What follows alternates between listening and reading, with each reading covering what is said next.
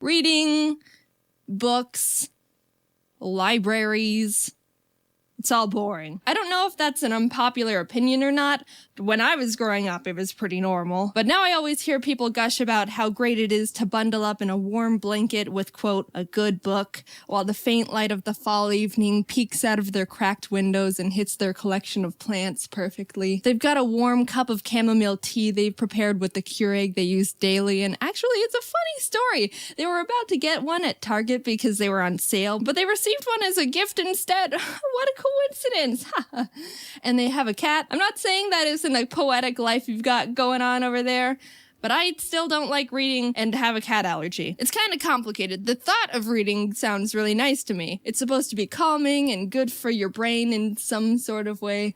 I don't know how exactly, but people repeat it all the time, so it might be true. But I think I've got some weird reading PTSD from school because the other part of my brain thinks about how boring and slow and too quiet it's gonna be, and I feel like I have to take notes and memorize things and identify the plot points and know the names and symbolisms and To Kill a Mockingbird.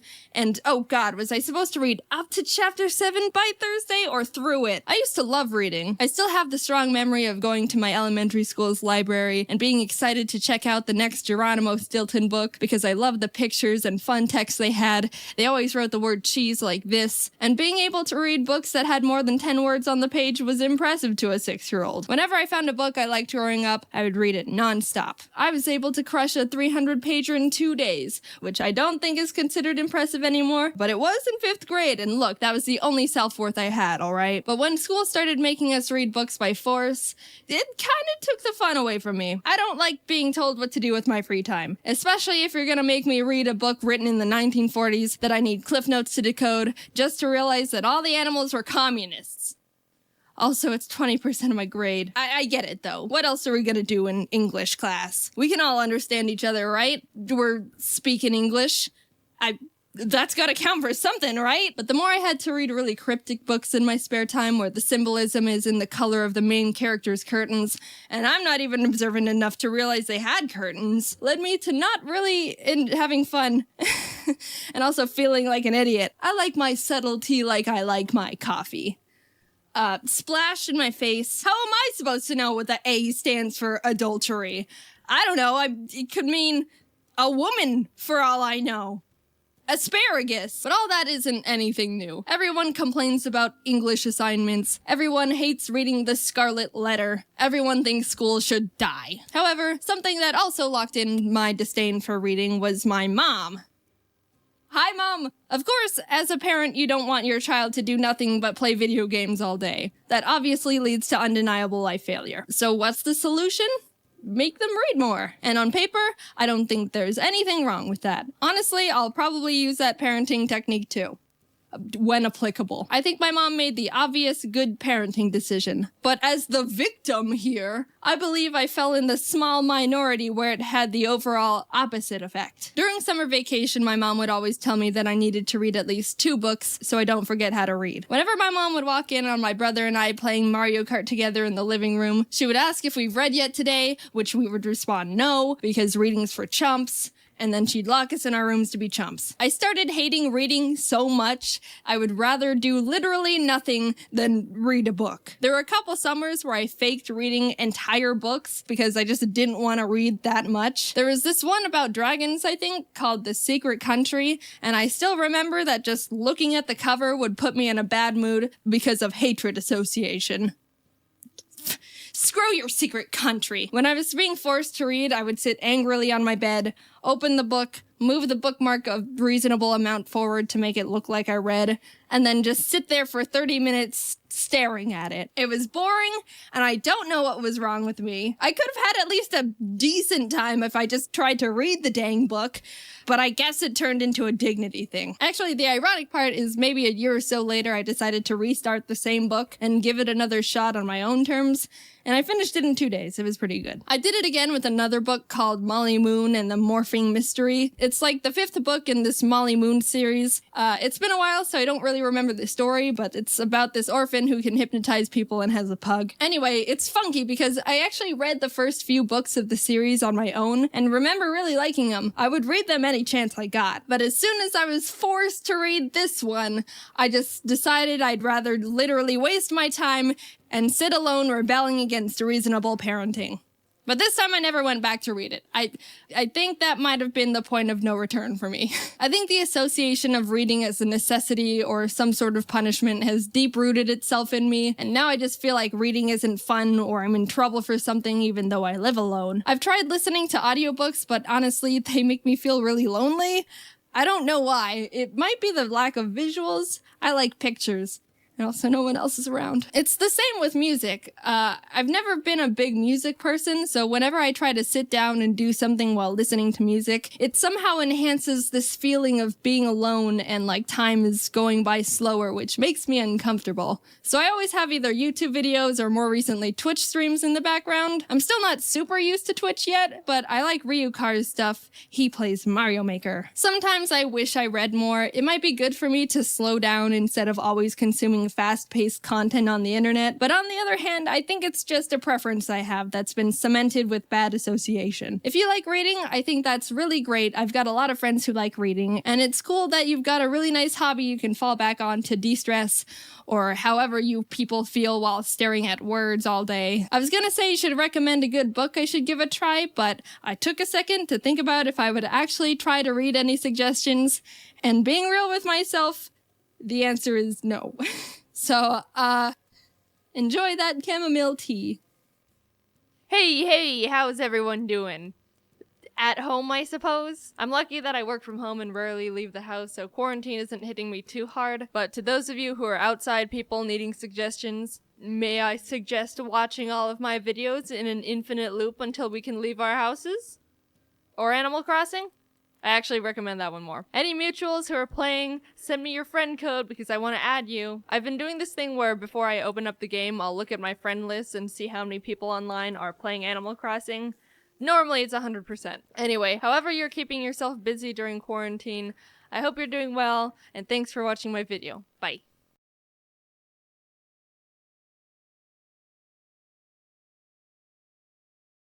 I know absolutely nothing about Digimon. Pokemon is my entire life, so why would I need to branch out? Well, I happen to be a very open-minded person, and the only way to prove that is to play a Digimon game for the first time. I wanted to see if, putting all my bias aside, I could bridge the gap between the two, and they could live together in harmony in my tiny little brain hobby drawer. So thus began my journey on finding the perfect Digimon game to start out with. At first, I didn't think that would be a difficult feat. Every community kinda has the general agreed consensus on what media is best to consume as a newcomer, right? All it takes is a quick Google search, I play what the internet people tell me, and now I'm a Digimoner. Well, apparently not here. I've come to realize that it's a bit complicated for them. Everywhere I looked, there were threads upon threads of people trying to agree on what Digimon game is even good in the first place. Pretty much every comment I read said something along the lines of, "This game is pretty good, yeah, except for these things," or "This game is great,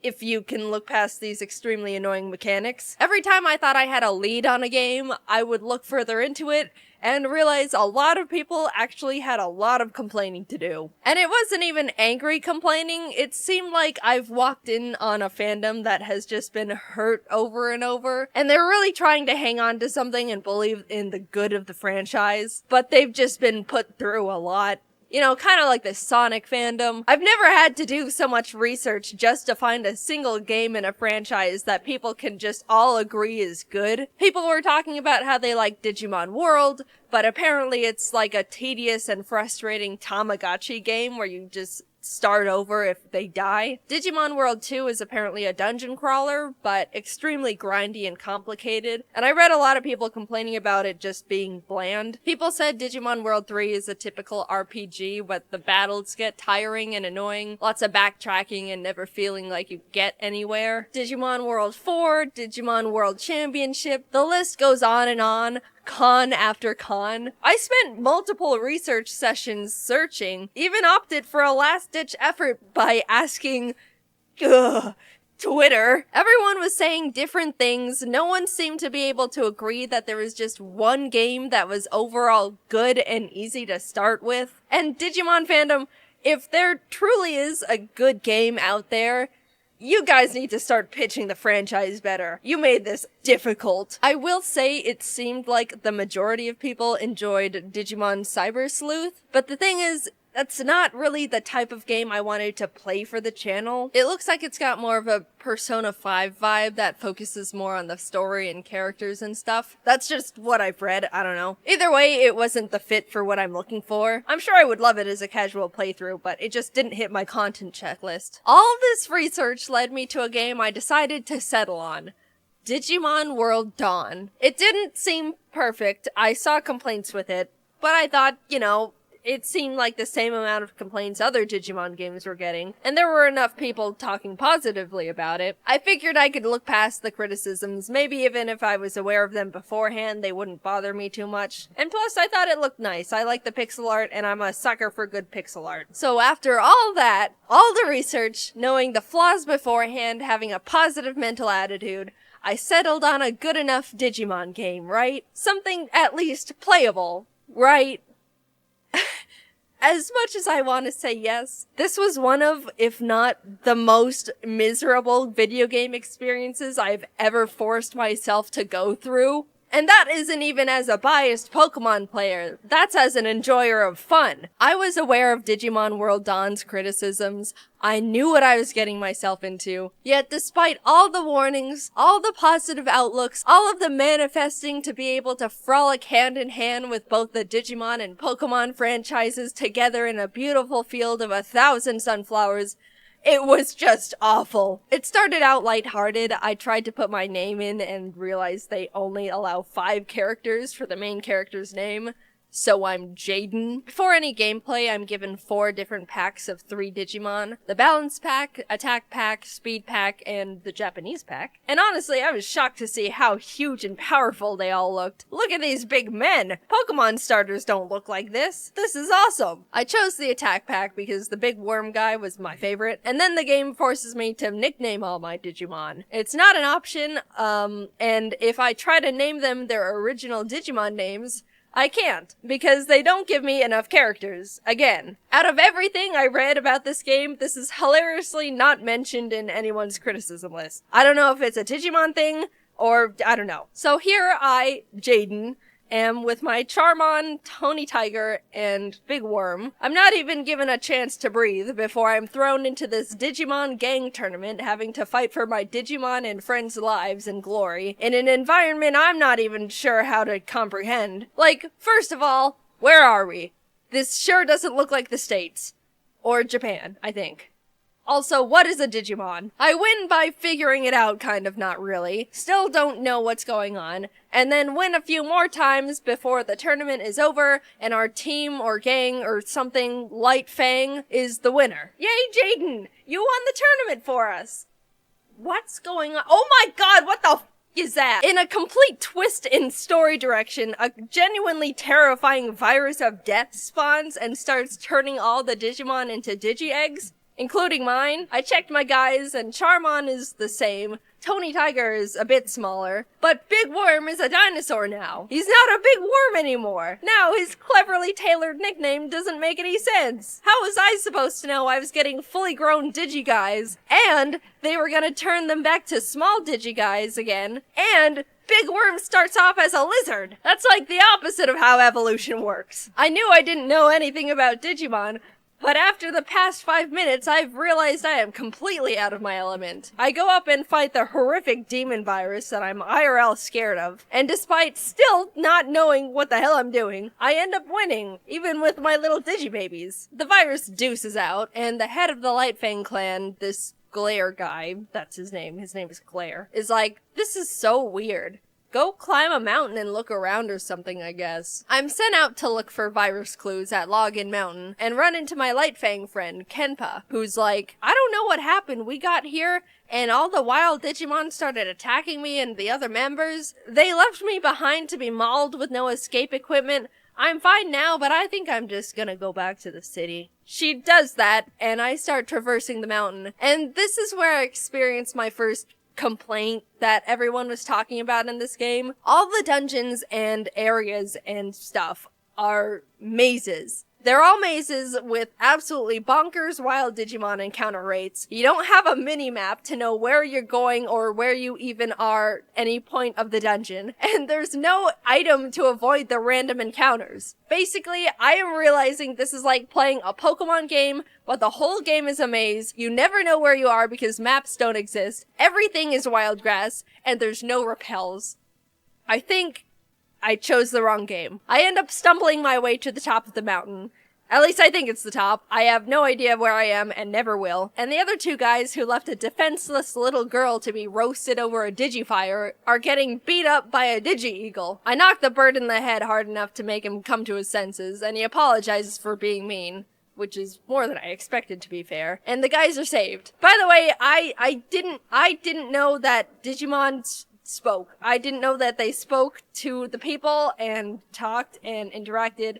It's weird to me, and I never quite got over it. We return to the city and everyone's like, "Great job, Jaiden," and then suddenly I'm left alone with absolutely no idea what to do or how to continue progressing. I'm trying to figure out if I have to, like, talk to someone or walk into the right room and someone's like, Jaiden, we're all being traumatically and irreversibly turned into Digi-Eggs over here, or something, I don't know. And I do want to make sure you guys know that even the main hub is a maze. The amount of time I spent trying to figure out where I even am in the supposed safe space of the city overworld was pure comedy and frustration. Why is everything in this game perfectly designed to try and make me never open my DS ever again? I am just wandering around, walking in what I am 60% sure is a circle, left in the dark on what actions I need to take to keep playing a game I no longer want to play. I look it up and figure out that if I want to progress the story,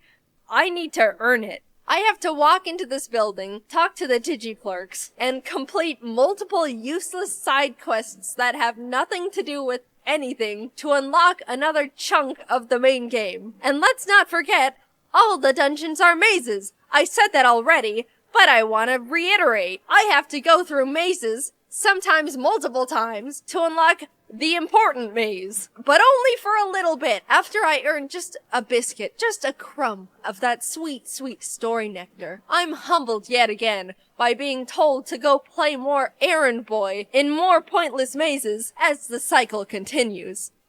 Surely this game is not serious. Surely this game didn't get an overall average to decent rating on multiple game review sites. Surely the people who said this game was pretty good, all things considered, were secret enemies hoping to pull innocent victims into their dark, dark digiweb, looking to either break the weak or torture the strong. What is going on? Am I the only one who thinks this game was meant to be given to hostages to torture information out of them? I'm 3 hours in and I'm straight up ready to spill my mother's maiden name. And I still don't even know how to play the thing or what a Digimon is, because no, I do not want to read a Bible's worth of tutorials. I'm gonna do it. I'm gonna be the first person to use a Nintendo DS to kill a man. Let me cut this whole show short and just tell you the entire non-fluff plot of the game. Evil Fountain of Youth of Death virus turns all the Digimon into Digi-Eggs. Lightfang Clan thinks Nightcrow Clan is behind it because their chief is acting strange. Nightcrow Clan thinks Lightfang Clan is behind it because their chief is acting strange. The two realize neither of them are behind it because they've been mind-controlled to act strange. They find out there's an evil Digimon virus thing behind it all. Jaiden beats it up. It fades away, and credits roll immediately. Bruh. How long did it take me to experience that story? 15 in-game hours. And I was cheating! I was using speed up, and EXP codes, and guides, and ibuprofen. That time could have easily tripled if I was being a good little squeaky clean angel playing the game in its purest, most intended form. But if I did that, I would have thrown myself into the ocean. And even using all the resources I could find, it still was not a fun experience. Here's a clip of me trying to read a guide after my 5th time of being completely lost in a maze dungeon. If you've unlocked the Macro Sea, go there and head south, then go up and right to head to the south path leading to another screen, then go left after another screen, then go to the big bridge looking thing on the left. If you don't have the key, head south. Oh my god. I didn't understand any of that. I'm freaking out, dude. Not only was I subjected to maze after maze after maze, wild encounter after wild encounter, but throughout all of that, the game still expected me to do a cement mixer amount of grinding. No way, Jose! Do you know how many layers deep this agony cake is already? You want more? Sir, I am but a husk. As you can see, there's not a molecule of serotonin, dopamine, or endorphins in this lifeless body. There is nothing left for you to take. You have created a human raisin. I'm really sorry, Digimon fans. I really have nothing against Digimon as a whole. In fact, I absolutely loved a lot of the Digimon designs. When it comes to monsters and creatures, I have to admit, I am an edgy bitch. So I absorbed those guys like they were a little puddle of muddy water in a scorching barren desert. Because metaphorically speaking, that's what they really were to me. Look at all these fellas! I'm surrounded by everything I could ever want in a monster. Pokemon could never. Maybe Aggron. I even got Big Worm back. He's my friend forever. Despite all my efforts, I chose the wrong Digimon game. I really did try. I'm sorry I didn't play Cyber Sleuth. I didn't know the other option was 1,000 punches to the skull. Regardless of the pain this game has inflicted on me, I can, against all odds, say I am coming out of this experience a bit of a Digimon enjoyer. Maybe I still don't know a single thing about any of it, but I have some favorite guys. I think they're cool. This evil game somehow didn't tarnish my view on Digimon as a franchise. I am damaged, but I forgive. One day I will play Cyber Sleuth and hopefully be able to commit to being a fully fledged Digimon fan. That's how I think it works. Until then, Digimoners, I'm worried about you. Please seek therapy. Hello, thank you for watching another video. If you're still here, I would like to announce secretly that I have an announcement, and it's gonna be announced in a couple days, so stay tuned. Alright, cool. Thanks. As of now, Jaiden Animations is officially 10 years old. Yes, I know I technically made the channel in February, but shut up, I don't count that. On July 23rd, 2014, I uploaded my first ever animation to YouTube. Hey everyone, my name is Jaiden, and welcome. Alright, that's enough, you get the point. It's kind of old news that a lot of content creators have started retiring, especially after hitting the old 1-0. Making content on YouTube for 10 years has significantly changed the entire trajectory of my life. I started Jaiden Animations when I was 16. At the time, I was super shy, quiet, anxious, knew nothing about the world. I could count the number of friends I had on one finger. But not in a sad way, I liked my simple little life. For the longest time, I didn't even realize YouTube had channels or that people were uploading things like vlogs and series and skits. I mean, it was definitely less established at the time compared to now, but I saw YouTube as just the place to watch funny cats and compilations of people getting hit in the crotch. The way I found out about this whole online world was after coming home from school one day to find my laptop not turning on. Meaning, I couldn't play Minecraft anymore. We've all been there, it's tragic. To satisfy my desperate Minecraft hyperfixation, I typed Minecraft into the YouTube search bar to see if anyone just so happened to upload any Minecraft-related videos. And oh, were there people uploading Minecraft-related videos. My world expanded exponentially at that very moment. YouTube channels, subscribers, people uploading content for an audience that looks forward to their videos. The first channel I ever subscribed to was a Minecraft YouTuber who... I don't even, I'm blanking on the name, but I was now aware of YouTube as an actual community beyond funny fail compilations. Watching videos became a huge part of my day-to-day life. I put stuff on when I wanted to relax, laugh, needed background noise. If I was having a tough day, I would lock myself in my bathroom, lay on the floor, and watch videos on my phone, and I'd feel better. Even before making content myself, YouTube was an essential part of my life. I branched out from from Minecraft to general gaming videos, even the occasional vlog series, until I stumbled upon a very special video in my suggested feed. An animated story time from a YouTuber called Domix. It was his emails video. I remember it so clearly. After watching it, I immediately binged his whole channel. I loved his animated stories. They made me laugh so much. For the first time ever, I thought to myself, I want to do stuff like that.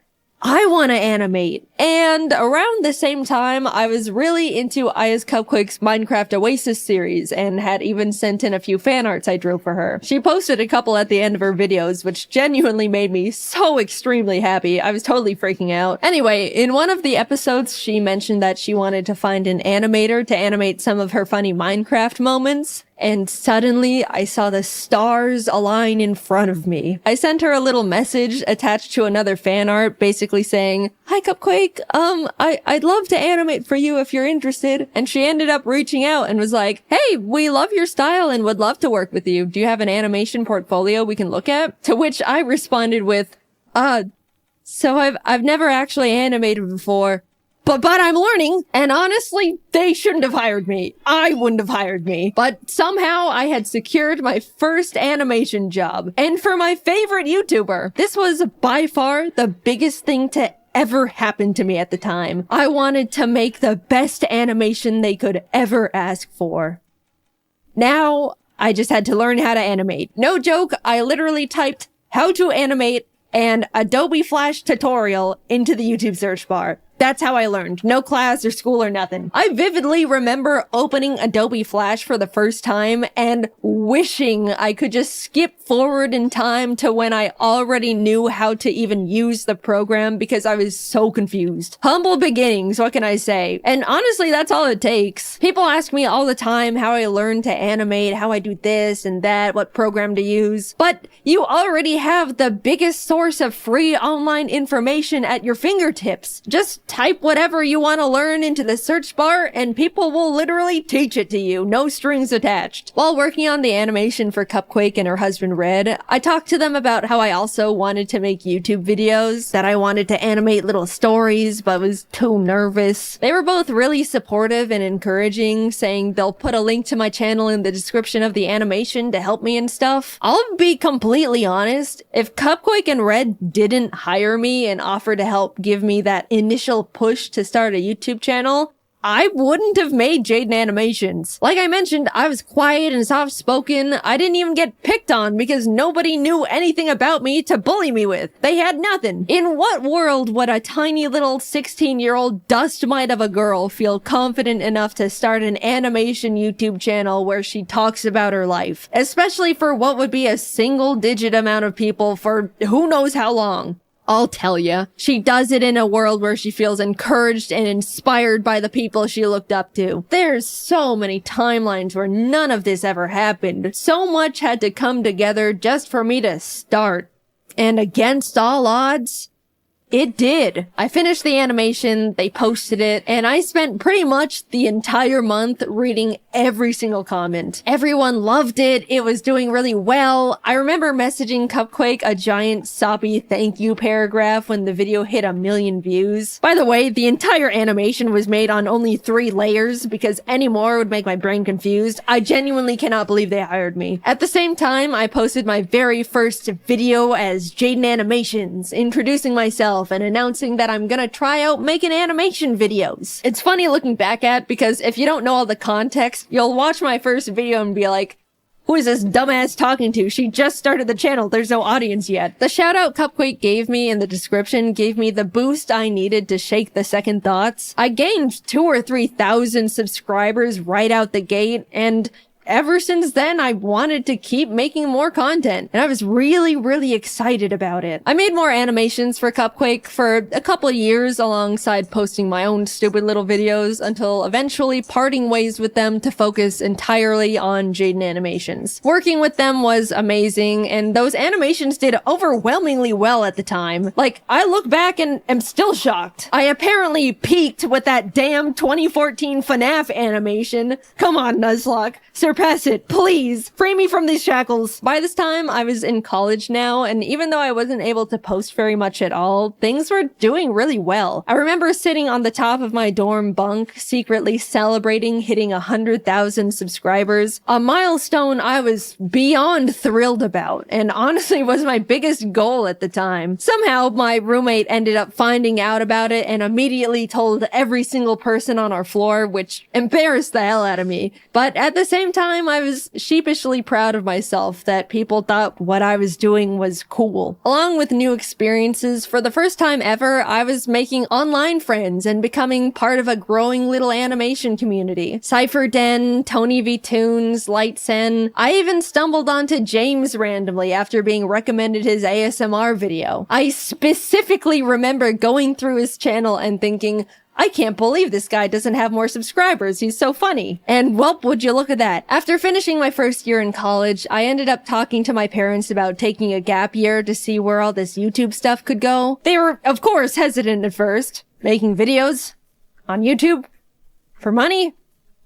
Can you even do that? But eventually agreed and have been my biggest fans ever since. I was officially doing YouTube full time. I don't really know what happened, but a few months later, James started blowing up. In our little animation group chat, we were like, whoa, James, congrats. What's happening? And he was like, I don't know. Oh my God. And then I started blowing up too. And suddenly the entire Storytime animation community was rising and thriving. It felt like we were strapped onto a rocket heading straight for the stars. People really loved watching Storytime animation. We went to our first ever VidCon and there was a whole line of people that wanted to meet us, which is a crazy experience for our first convention ever. Since then, everything has kind of just been history. I kept posting, obviously, met new people, made incredible friends, started building my own animation team, learned a lot about the world, but most of all, being on YouTube forced me to grow thicker skin. I'm sure most of you can relate to some degree. Mindless hate, online arguments, people nitpicking and speculating that you're actually a horrible human being. Because of how normalized posting content is now with TikTok, Instagram, Twitter, YouTube, I'm sure everyone has gotten their fair share of the hate hammer, but 10 years ago, it was pretty much only big online personalities who were familiar with it, and it comes at you pretty fast. Suddenly, you have to figure out how to hide your personal information and tell family members to private their Facebook accounts, which they don't know how to do. Scary emails come in, uncomfortable comments, lots of uncomfortable comments. I got doxxed one time because someone speculated I was a narcissistic liar because I claimed to be shy and introverted, but would get loud sometimes when reading scripts. Also, fun fact, I never planned on being public with my full name, but the reason it got leaked is because my old high school published an online article about my channel and dropped the full government without my permission. I'm still pissed about that one. And I know, this is genuinely what you just have to expect when you make content online. It's awful, but it's the truth. I didn't want to quit, so I adapted to the horrible things awful videos made about me for attention. There's nothing a passerby hate comment can say that could surprise me anymore. If anything, they're all the same and it's just annoying at this point. Not saying I'm happy that I went through all of it and it should have happened. People can be genuinely awful. But I'd like to say I've come out of it all a version of myself that wouldn't have existed otherwise. Not because of all the shitty things, but in spite of them. I've learned how to stand up for myself, grew my confidence, learned how to separate myself from my work and not take comments personally. All things you learn out in the world over time as you grow up. But cranked to 100 and during the most insecure years of a person's life. It was hard, but hey, I'm still here, aren't I? I look back and see my mistakes, bad takes, stupid ideas, regret here and there. It's overwhelmingly stressful to grow up and learn and change while in the public's eye, even more now than ever. But all things considered, I believe I was always trying my best in the position I was in, was constantly trying to be the best person I could be, and I won't ever be upset at myself for that. Also, I do want to say a big thing that's followed me throughout almost my whole career at this point is the fact that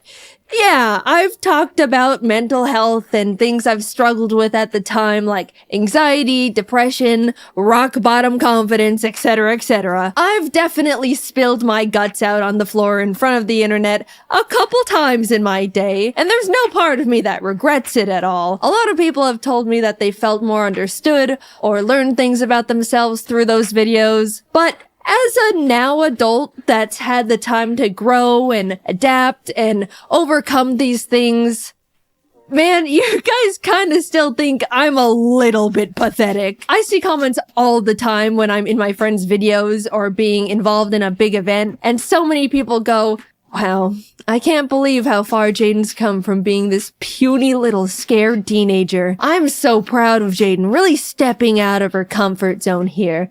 She is just so brave for showing her face after dealing with such low confidence. That one's always funny because it can definitely come off like I should still be self-conscious, which I'm not, by the way. I get what those comments are saying, I really do. But guys, not everything I do has to be brave. I'm just doing fun things with friends on camera. We don't need the 24/7 Jaiden cheer squad busting out the trophies and medallions every single time. And we also don't need the Jaiden defense squad scrapping with anyone that says anything non-positive about me. It's the internet. People have the right to not like me for whatever reason. I promise, it's okay. I'm an adult. I'm doing fine. I appreciate the concern. At this point, it just comes across like I'm very pathetic and puny and can't do anything. Now, somehow, a decade has passed. I'm not the tiny, small 16-year-old who's afraid of everything and can't talk out loud for more than 15 minutes without straining her throat. That's true, by the way. I spent 15 minutes recording audio for my first video and my throat was dead afterwards. It was pathetic. Now I can record for an hour, which still hurts my throat. You can probably hear it, but that's a 400% improvement right there. I'm 26, created hundreds of hours worth of content, have the most wonderful team in the world behind me, am surrounded by amazing friends, live with the most important person in my life, with the most important little creatures in my life. I've gotten to meet content creators I've looked up to, got to tour and travel the world with talented friends, talk on panels to hundreds of people who wanted to hear what I had to say, been able to tell the people that inspired me how big of a role they've played in my career, and even got to stand next to them as an equal. I'm happy. Sure, it's always been and still is difficult dealing with the stress of being in a big spotlight. I went through some bad stuff, navigated rocky mental health, trusted people that hurt me, had to pretend not to be affected by things that were genuinely hurtful just to not empower people that wanted to see me break, all while in the eye of the public where one wrong step could crumble everything I've ever created. But I'm really happy with the place I'm at, the person I've become, and the environment I've built around me. So, what's that leave me with now? A full decade, man. Damn. 10 years of the most difficult, enjoyable, terrifying, exciting, stressful, grateful, soul-crushing, unforgettably special moments of my life. How lucky and grateful I am to have the privilege to say I've gotten to experience so many impossible things, to have so many dreams created and come true, to see myself persist through such a difficult position to be in. After taking a lot of time reminiscing and thinking about what could come next, the direction I want to take to follow what could keep making me happy, I've come to accept that YouTube isn't gonna be part of it. I'm happy with what I've accomplished. I had my rise and grind years. I experienced real and true passion. That's all I could really ask for here. There's not much else I want to do beyond it at this point. But before you freak out, I'm not quitting right this moment. I still absolutely love making content and still have the desire to keep making videos. But my YouTube years are numbered now. I fantasize about logging off as Jaiden Animations and becoming a normal person again. I want to move to a random-ass town in a random-ass place, have a little house with my creatures, have a normal job with normal hours and normal problems, live a life where people don't know who I am before I introduce myself. Not saying I don't like being recognized. You can come up to me, I promise. I don't mind. But eventually I just want to feel like a person again. Normal is rapidly changing nowadays, but I don't want this chronically online lifestyle forever. How nice it would feel to one day not have to triple check every single thing I say in fear of people's pitchforks, or fear for my safety when people maliciously leak my private information, or even be constantly surrounded by strangers' opinions on me and every version of myself I've ever been, every moment of my life. I hold it all together pretty well, I'd say. I mean, it's my job to. And none of these negatives have and ever will outweigh the positive aspects of this incredible opportunity that you guys have allowed me to have. I don't want to come across like I'm complaining. I very much understand this is just unfortunately part of it all, and I'm very privileged and very grateful. But I can't do it forever. And I don't want to. I want to feel like I have the time and mental energy to pursue new hobbies, experiment with other things that can make me happy. Making content for YouTube never leaves my head. It's the case for every single content creator on the platform. There's no clocking out, there's no weekends, there's no breaks. You can't just leave an office and not think about it. You're constantly brainstorming ideas, managing everything, schedules, employees. Sure, you can work and live anywhere you want, go on vacation at any point, build your own schedule, but it's always there. Like a black hole in your mind. It's just so exhausting. I haven't felt like I can sit back and enjoy something in 10 years because I simply do not have the time if it isn't for a video. Yeah, that's just how self-employment works, but don't forget about all the other fun stuff I've already mentioned on top of it all. I don't know what I want to do career-wise after retiring from YouTube, but I romanticize the idea of just getting to rediscover myself. Maybe I want to learn how to make custom plushes and open my own little shop, take art commissions, be a teacher, maybe an art director. It's gotten to the point where I think about that little life every day, and I'm actively aiming and walking towards it with every decision I make. Oh, let me tell you, I genuinely cannot wait to live it one day. But there's this other side of me that's so terrified. I've spent my entire young adult life in front of an audience doing pretty much one thing. I don't know what it's like to live without a platform, surrounded by a huge audience anymore. It scares me. Like a lot. I don't want to need this, but I'm scared that I do in some way. When the time comes, I'll definitely work on that fear in therapy or something, but I do think about it a lot. I'm not done with YouTube just yet. I still want to make animations and tell stories, animate little gaming videos. I still just love it so much, and I'm not going away just yet. Sorry to disappoint some of you. I just wanted to let you guys know how grateful I am that you've helped me be right here. I've gotten to meet hundreds of people who told me how much they liked my videos, felt inspired, discovered something about themselves, even did something as small as laugh at one of my stupid ass jokes. I can't wrap my head around the idea that a lot of you grew up watching my videos and are like functioning people in society now. That one always feels like, I know you're not calling me old, but you're calling me old. I'm grateful for all the art people have drawn for me. Even now, it's still so surreal. From the cute little doodles from kids to jaw-dropping, fully rendered pieces from artists of all ages. Like, you guys are better artists than me at this point. What do you mean I inspired you? Why does my art look like that then? The whole reason I show fan art at the end of my videos is because I look back at the feeling I got when Cupquake put my art in her videos, and I want to be able to give that back to other artists. People have told me they watch my videos to laugh, listen to while working, to feel better after a crummy day. All the ways I used to consume YouTube back in my day. Even though it's easy for me to tell myself, they're just little stupid videos I make. What's the big deal? It kind of also feels like I get to contribute to a cycle I used to be on the other side of and pay it back. I don't know, it just feels good knowing I've made stuff that's made people feel better in a way that other content creators used to make me feel better. I've rambled quite a bit, but thank you for letting me make these silly videos for 10 years. I never would have thought any of this could have happened to little old me, and definitely not for this long. I absolutely thought I would have been tossed aside and forgotten by now. I look back at when things were starting to roll, and I was like, I've got like a 3-year shelf life left. I'm forever grateful for you, my friends, my family, my team. I don't know what my life would have looked like if I didn't type Minecraft into the YouTube search bar when I was 14. Who knows how much more time we have with each other, but just know it has been and still is an honor to be here. And until then, I'll be doing my best to keep doing what I've been doing for 10 years and just make these silly little animations. You know, the timing is a little awkward to have just won a giant Mr. Beast YouTuber challenge that put a lot of eyes on my channel, only for the first thing for me to put out since winning is me talking about how I'm really tired and want to retire one day.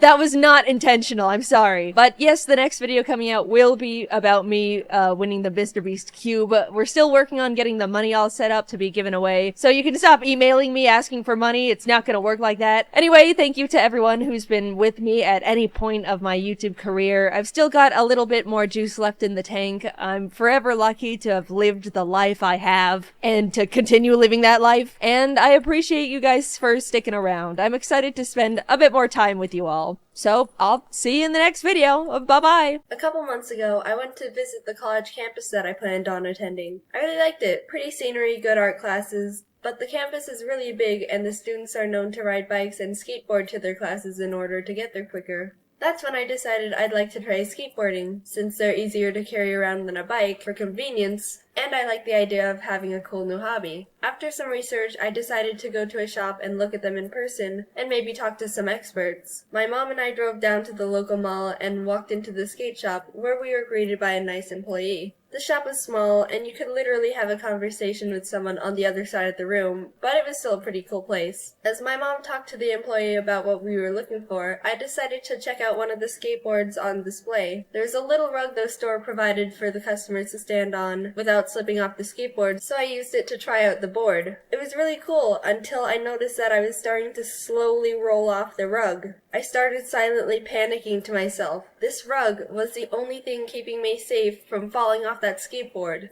I needed it. I trusted it. And it was betraying me. Stop it! People have different reactions in panic situations. For me, everything goes in slow motion. All I could think about was the horrible ways that this could end. I felt like Mufasa when he was above the cliff with Scar. Rug! Help me! Long live the king/queen, because technically you are of the female gender, but the quote uses the male counterpart. No! Wildebeests. I was having a mental breakdown in the corner by myself. Half of the board was on the tile now, and it was starting to pick up some speed. I quickly glanced over at my mom to see if she noticed the peril that I was in. Still talking. I had to do something before I was cast away into the abyss of free space. So slowly, I started putting my foot down towards the floor. I should be able to just step off the board, nothing else.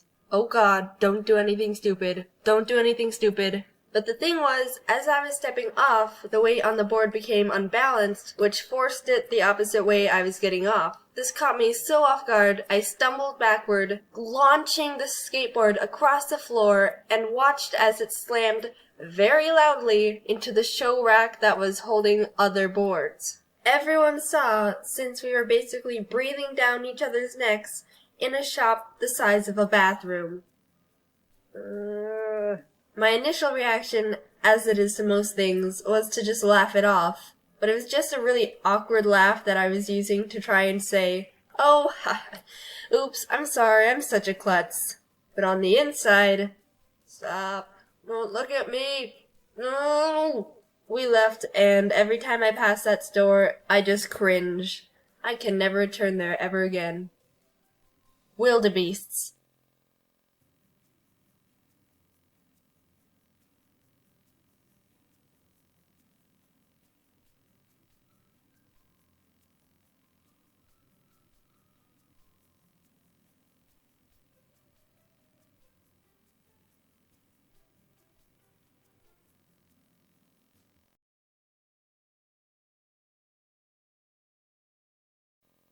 Back in April, Chikawa started teasing their newest project, Chikawa Park. Despite them not revealing any follow-up details at all, I was obviously frothing at the mouth. Over the next few months, information slowly started being unveiled until finally, teaser photos.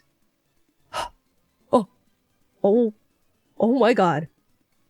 Chikawa is real. I had to figure out how to go. But to anyone who knows how Japan works, you'd understand this is a much more difficult mission to accomplish than suggested, because practically everything is executed through randomized lotteries. You can't just camp a website and refresh 5 times a second in hopes of being the first to buy all the tickets to resell like the barbaric ways of the West. You apply alongside 100,000 million people, then pray on your hands and knees to the gacha overlords, knowing you ultimately have no power in this world whatsoever. I lit my manifestation candles and let the overlords choose my fate when I secured tickets.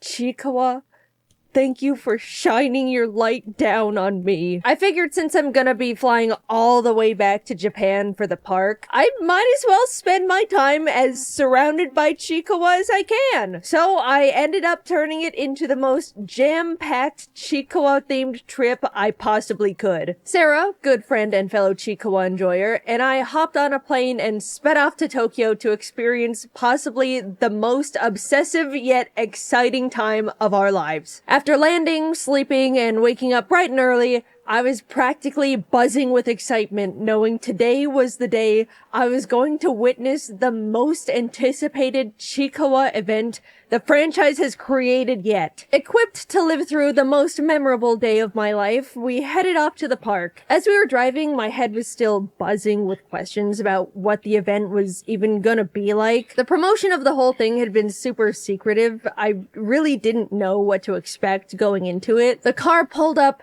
and we were greeted by giant Chikawa and friends wrapped around the building. This is how I knew it was gonna be huge. Please prepare yourself. We walked through a very hypnotizing Chikawa portal that opened up to the welcoming first room. You could sit in Raku's car, see Shisa and Ramen Yoroi-san chatting together, and even spot a cheeky little Momonga and Furuhonya. Also, naturally, there is a huge wall of Chikawa hats and headbands for purchase right out the gate, so you could walk around sporting your Chikawa Oshi. I will say they went all out on the character headband selection. Almost every single guy in the series was there, including the random enemies. As someone who tends to like super obscure side characters in series, it warmed my heart. Deeper into the room, you can find a real-life replica of Chikawa's actual home. Please don't disturb them too much, though. They're very busy studying for their reading exam. Good luck, Chikawa.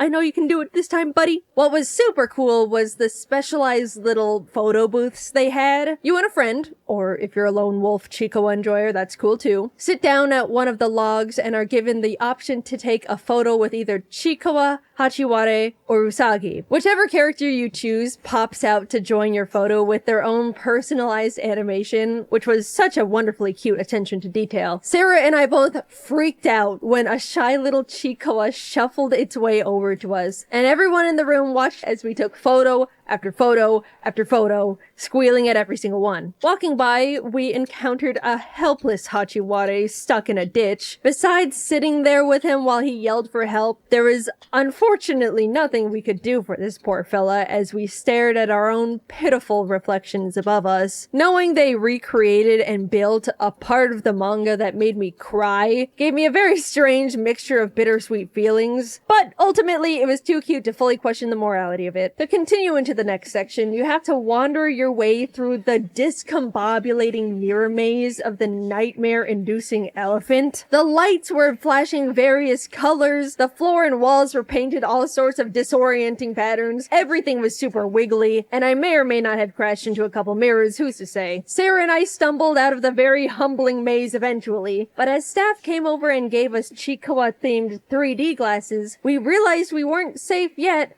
as there were multiple screens of various enemies hacking and slashing and call fat spitting in our direction. You really don't realize how many evil, treacherous creatures there are in the series until you sit in front of every single one as they try to get you. In fact, I'm realizing now a lot of the experiences Chikoa Park puts you through are the evil, messed up, life-threatening parts. True Chikoa fans know the series isn't all sunshine and rainbows like you'd expect looking at it from the outside, but that is the part about Chikoa that I love the most. Even in the most wholesome of lands where there can be giant rivers of miso soup, meadows of plants bearing toasted buns, and friendly neighbors that just want to buy cute pajamas, you can still get hit with 8 whole days being kidnapped, starved, and thrown in goblin jail for eating the wrong stupid-ass mushroom.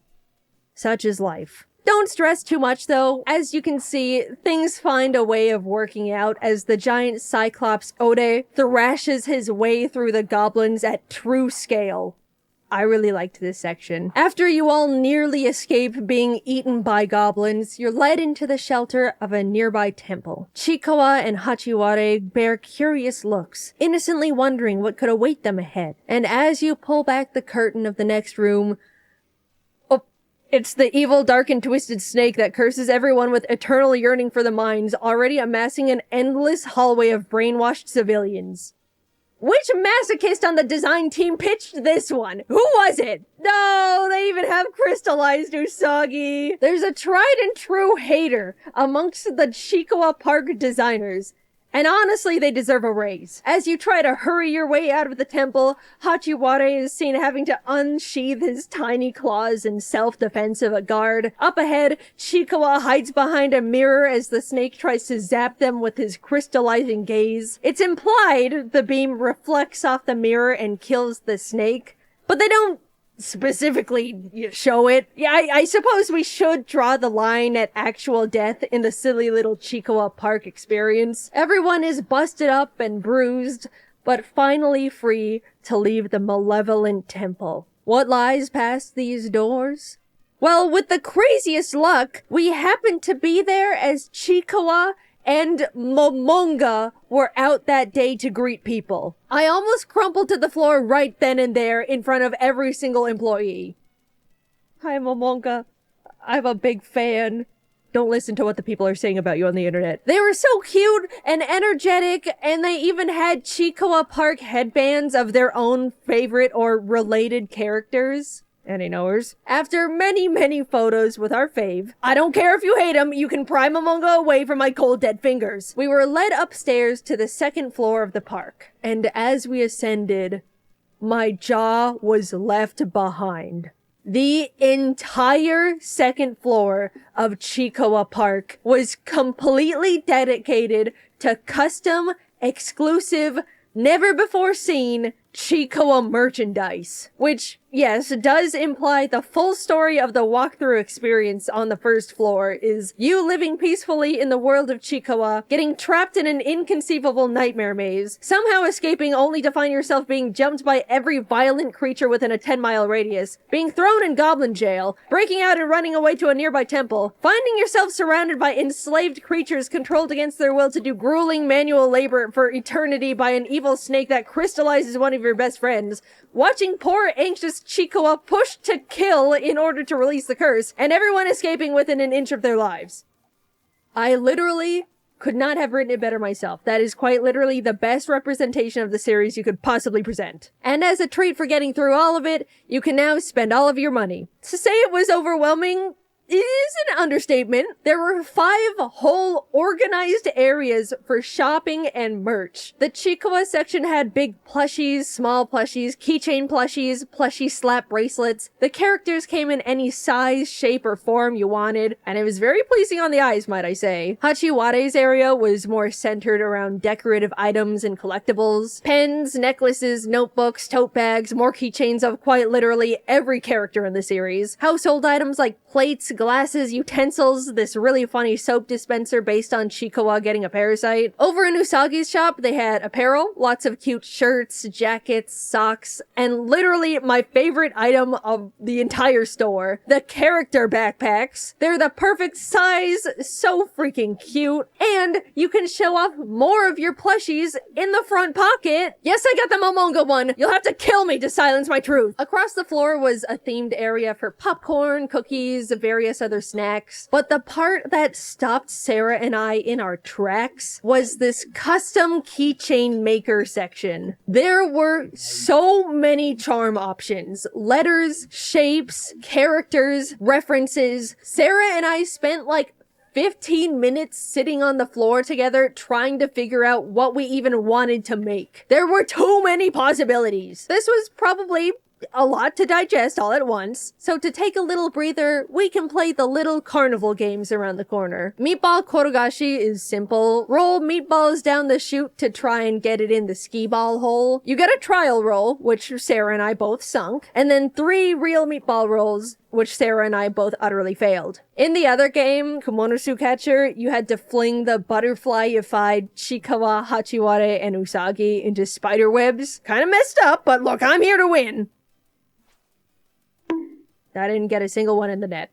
I was just trying to keep them safe. Sarah actually got one in and won a giant Chikoa pillow. Questionable morality yet again being presented in this twisted establishment, but God, it's a good pillow. Chikoa Park is such a wonderful celebration of the franchise, and I'm so happy it's been successful enough to earn such a grand building and experience. There are so many little details crafted with love and dedication that any Chikoa fan would appreciate, and the inclusivity of all the characters means there's something for fans of any creature. Yes, even that evil goddamn star that I want to splat with a fly swatter. Alright, well, that's, why are you're looking at me a little funny, I don't know what you want from...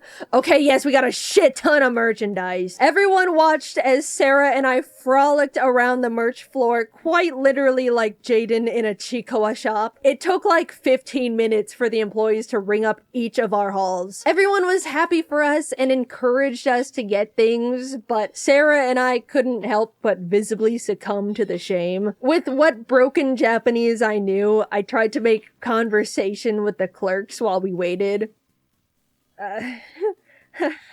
Sumimasen. Chikoa daisuki. Hazukashi. If you're wanting to see the Chikoa Park Hall, you're getting a bit ahead of yourself because you might have forgotten we still have more Chikoa locations to go to. There's more.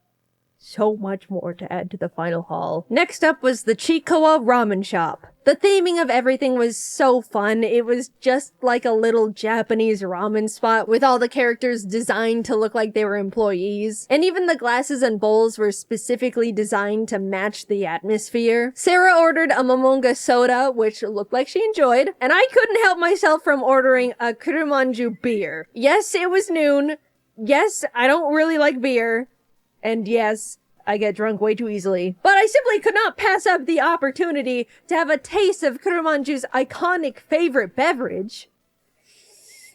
While I very carefully sipped on my breakfast, the staple and only food option of the restaurant arrived. The Chikoa Ramen. Since it has pork in it, I unfortunately chose to abstain. Sarah got to eat it though and said it was delicious, so I believe her on that one too. Also, I think I'm drunk now. Luckily, the next stop was right across from us as we walked directly into the Chikoa Cafe. And thank the Lord because I needed something other than alcohol in my stomach. Sarah and I were fawning over the menu because not only was there more variety, but everything was so cute. Momonga Furuhonya jelly beverage, Chikoa yogurt drink, Hachiware and egg blanket plate, spicy Chikoa curry, Usagi flan, Momonga parfait, interactable Chikoa weeding tiramisu. Look at this menu, you guys! Humanity has peaked! We took turns tasting everything, and it was surprisingly all pretty good. Nothing was bland, none of the desserts were too sweet. I've seen some comments that the curry was a bit too spicy, but honestly, I respect the cafe's commitment to an actually higher than average spiciness, especially when it's colored bright red. By the way, the special cafe collectibles were so cute. Everyone had a little cafe uniform on, and oh... Since we'd finished up our meals, we hit up the Chikoa store in the Tokyo Station Character Street, as well as the Chikoa Land shop in Shinjuku, which were both simpler, but still very great for general shopping. We were very meticulous to go through and appreciate every section of every aisle, so even though they can be seen comparatively as just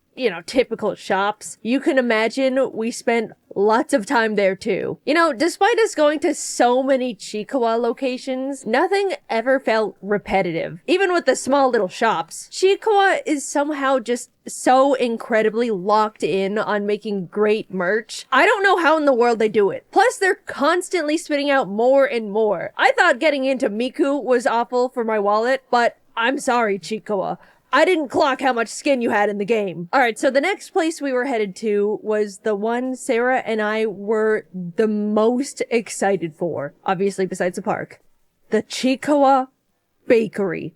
And it absolutely did not disappoint. The design of the shop was divine, from the colors to the decorative characters, all the way down to the actual baked goods. Oh, it was like nothing we'd seen before. And at this point, we had seen a lot of Chikawa, so you can imagine how much weight that statement has. The treats looked so beautiful inside the display, and there were a ton more options than I was expecting. Everything was, of course, really good. I really liked the matcha momonga croissant, but I thought the Kurumanju red bean bun was the funniest little guy because it just looks exactly like him. I have consumed his beer, and now I have consumed him. Admittedly, Sarah and I absolutely lost a lot of control over the bakery's merch. Every few minutes, one of us would be like, no, I can't justify buying this thing, even though I really like it. Buy it! You'll statistically never come back here ever again! You're right! This was the perfect day. I woke up, was surrounded by Chikawa for 12 hours straight, and then went to sleep. But I'm sure you want to see the damage. Alright, you've been patient. Witness the spoils of our Chikawa adventures through Chikawa Park, the ramen shop, cafe, bakery, Tokyo Station, and store. I admit it looks pretty extreme, but I have an explanation that's not mental illness. Since I've dragged so many of my friends into the Chikawa rabbit hole alongside me, I wanted to get them all gifts to, in a way, celebrate this experience with them. I was only able to bring Sarah along for this trip, but given the opportunity, there would have been so many more people by my side for it. Just that thought alone hit me a bit hard and made me feel really grateful. I grew up with, at the time, pretty niche and uncommon interests, and for the longest time didn't really know what it was like to actually be able to bond with people over shared fixations. Over time, I made friends that got me into their favorite franchises, but Chikawa felt like the first time I was able to get them into my favorite thing and have them genuinely enjoy it. Watching the people in my life take the time to actually get into the manga or anime, talk to me about their favorite characters, send me Chikawa art or memes they found and wanted to share, it felt really new, and I guess I just didn't realize how special it could be to me. So I wanted to spoil as many friends as I could, and given how insane the haul in the end was, it actually made me digest how many friends were impacted by my general excitement, and how many people I can share a mutual interest with now. Any character you saw in the pile that wasn't Chikawa, and in some cases Momonga, was meant for someone in my life that I got sucked into the franchise alongside me. A symbol of someone who I've spent hours talking to over this little thing, and someone that's made me feel really appreciated for simply taking the time to give my favorite thing a try for the first time. To break up the sappiness, I will mention that as soon as I finished setting up this giant wall of Chikawa merchandise to record that shot, Sarah brought her Japanese aunt and cousin over to our hotel room. So these two wonderful, normal ladies who did not speak a lick of English simply walked into Sarah's friend frantically hunched over a giant hoard of probably the most obsessive and off-putting mound of greed they'd ever seen in their entire lives. Without being able to explain it all. Jugo Tomodachi. Chikawa Tomodachi. Hazukashi. Since my last Chikawa video, I've seen more and more people finally get into the series as well, and it makes me so happy. It's a long way out, but I hope that one day America can have even a fraction of a Chikawa park that Japan has built, because it's awesome. Thank you for watching, happy end of the year, and long live Chikawa. A while ago, I went to the bank to get a new debit card. I walked in, the lady asked, "Can I help you?" And I said, "I'd like a new debit card, please." Her face scrunched a bit, and then she replied, "Let me see what I can do. Would you take a seat for a moment?" I sat in the lobby chair for 30 minutes, assuming that she was doing everything in her power to get me a new debit card, and when the lady finally came back, she simply said, "No, we don't do that." But you're the bank. For the longest time, I've been tossing around this little thought. I don't know if it's just me, but it kind of feels like the world around us doesn't quite work anymore. At least compared to, say, a decade ago, it seems like everything has gotten less efficient, and dare I say, stupid. Anytime I go out to get something done, I come back 3 hours later with nothing accomplished and a fresh desire to punch a wall. I've tried to gaslight myself out of it. Maybe I'm overreacting here. Humans have always been flawed creatures, so of course it's doomed to bleed into the construction of our society. But I just keep thinking back to those 30 useless minutes in that bank chair. And I simply don't believe it. You're not gonna convince me that a bank has always been incapable of giving people new debit cards. And also that it took 30 minutes to tell me. Something has changed. It really dawned on me when I watched the Always Sunny in Philadelphia episode Dennis Takes a Mental Health Day, where Dennis tries to have a normal, relaxing day, but is faced with inconveniences at every corner that spike his blood pressure. Highly recommend watching. The whole show is phenomenal, but that specific episode was so real and truly made me process things are getting less efficient. And it's not just in my head. First of all, like the episode addressed, everything needs a goddamn app now. The thermostat, air filters, light bulbs. I bought the cats a new automated litter box, and guess who now has a litter box app on her phone to get it to even turn on? I'm sick of the stupid apps. They don't make life easier no matter how many times these products try to convince me they do. The UI is always clunky and confusing. Nothing is optimized. Companies act like you can part the Red Sea with their apps, when more often than not, I'm stuck trying to connect it to the device in the first place. When was the last time you bought a new anything and had it completely set up and working within 5 minutes of unboxing it? At this point, if my Wi-Fi goes out, every electronic in my house becomes a useless block of metal because none of it works on its own anymore. Everything needs Wi-Fi, an app, an account linked to my email, a subscription service, and on top of it all, they sell all the information I hand over against my will to random other companies so they can send me stupid junk mail. Also, when did unchecking the sign me up for online newsletters and discounts just not work anymore? Every single time I buy something online, I make sure to not sign up for the website's stupid email notifications. And what do I find fresh in my inbox when I wake up the next morning? Check out this month's wacky deals.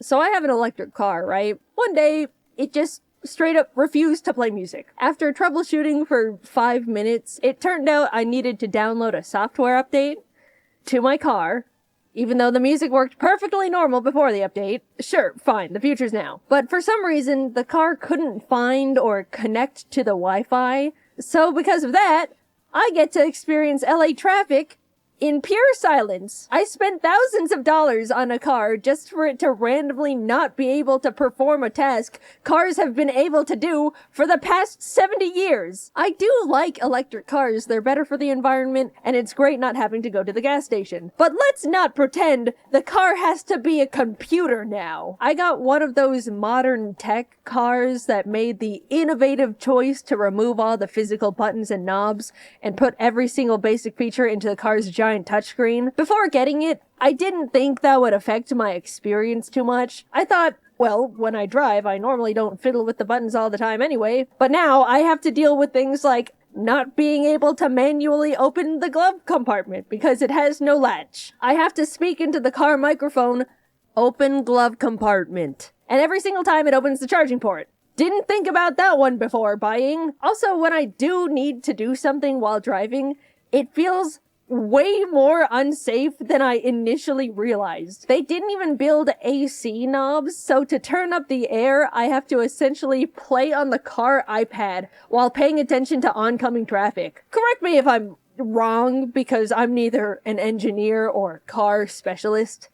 But that feels stupid. Apparently, enough people started complaining about the lack of buttons in high-tech cars, so they started putting them back in, which now puts into question these experts making these decisions in the first place. What do you mean thousands of people had to say using a giant iPad while driving is unsafe? Before they were like, you know what? These people might be onto something. A few weeks after I bought the car, I accidentally stepped on glass and needed to go to urgent care. So Jacob and I hopped in, and as we started driving down the neighborhood, the screen got covered with "Software update required." Thinking it was a simple fix, Jacob pulled off to the side of the road and clicked download, to which the car completely locked and became undrivable until it finished the download, which was 45 minutes. I ended up having to call an Uber to go to urgent care, despite owning a fully functioning car. Lesson learned, I suppose. They got me again. Also, I don't know how a car can download a software update on the side of the road and not in my own goddamn garage. It all just feels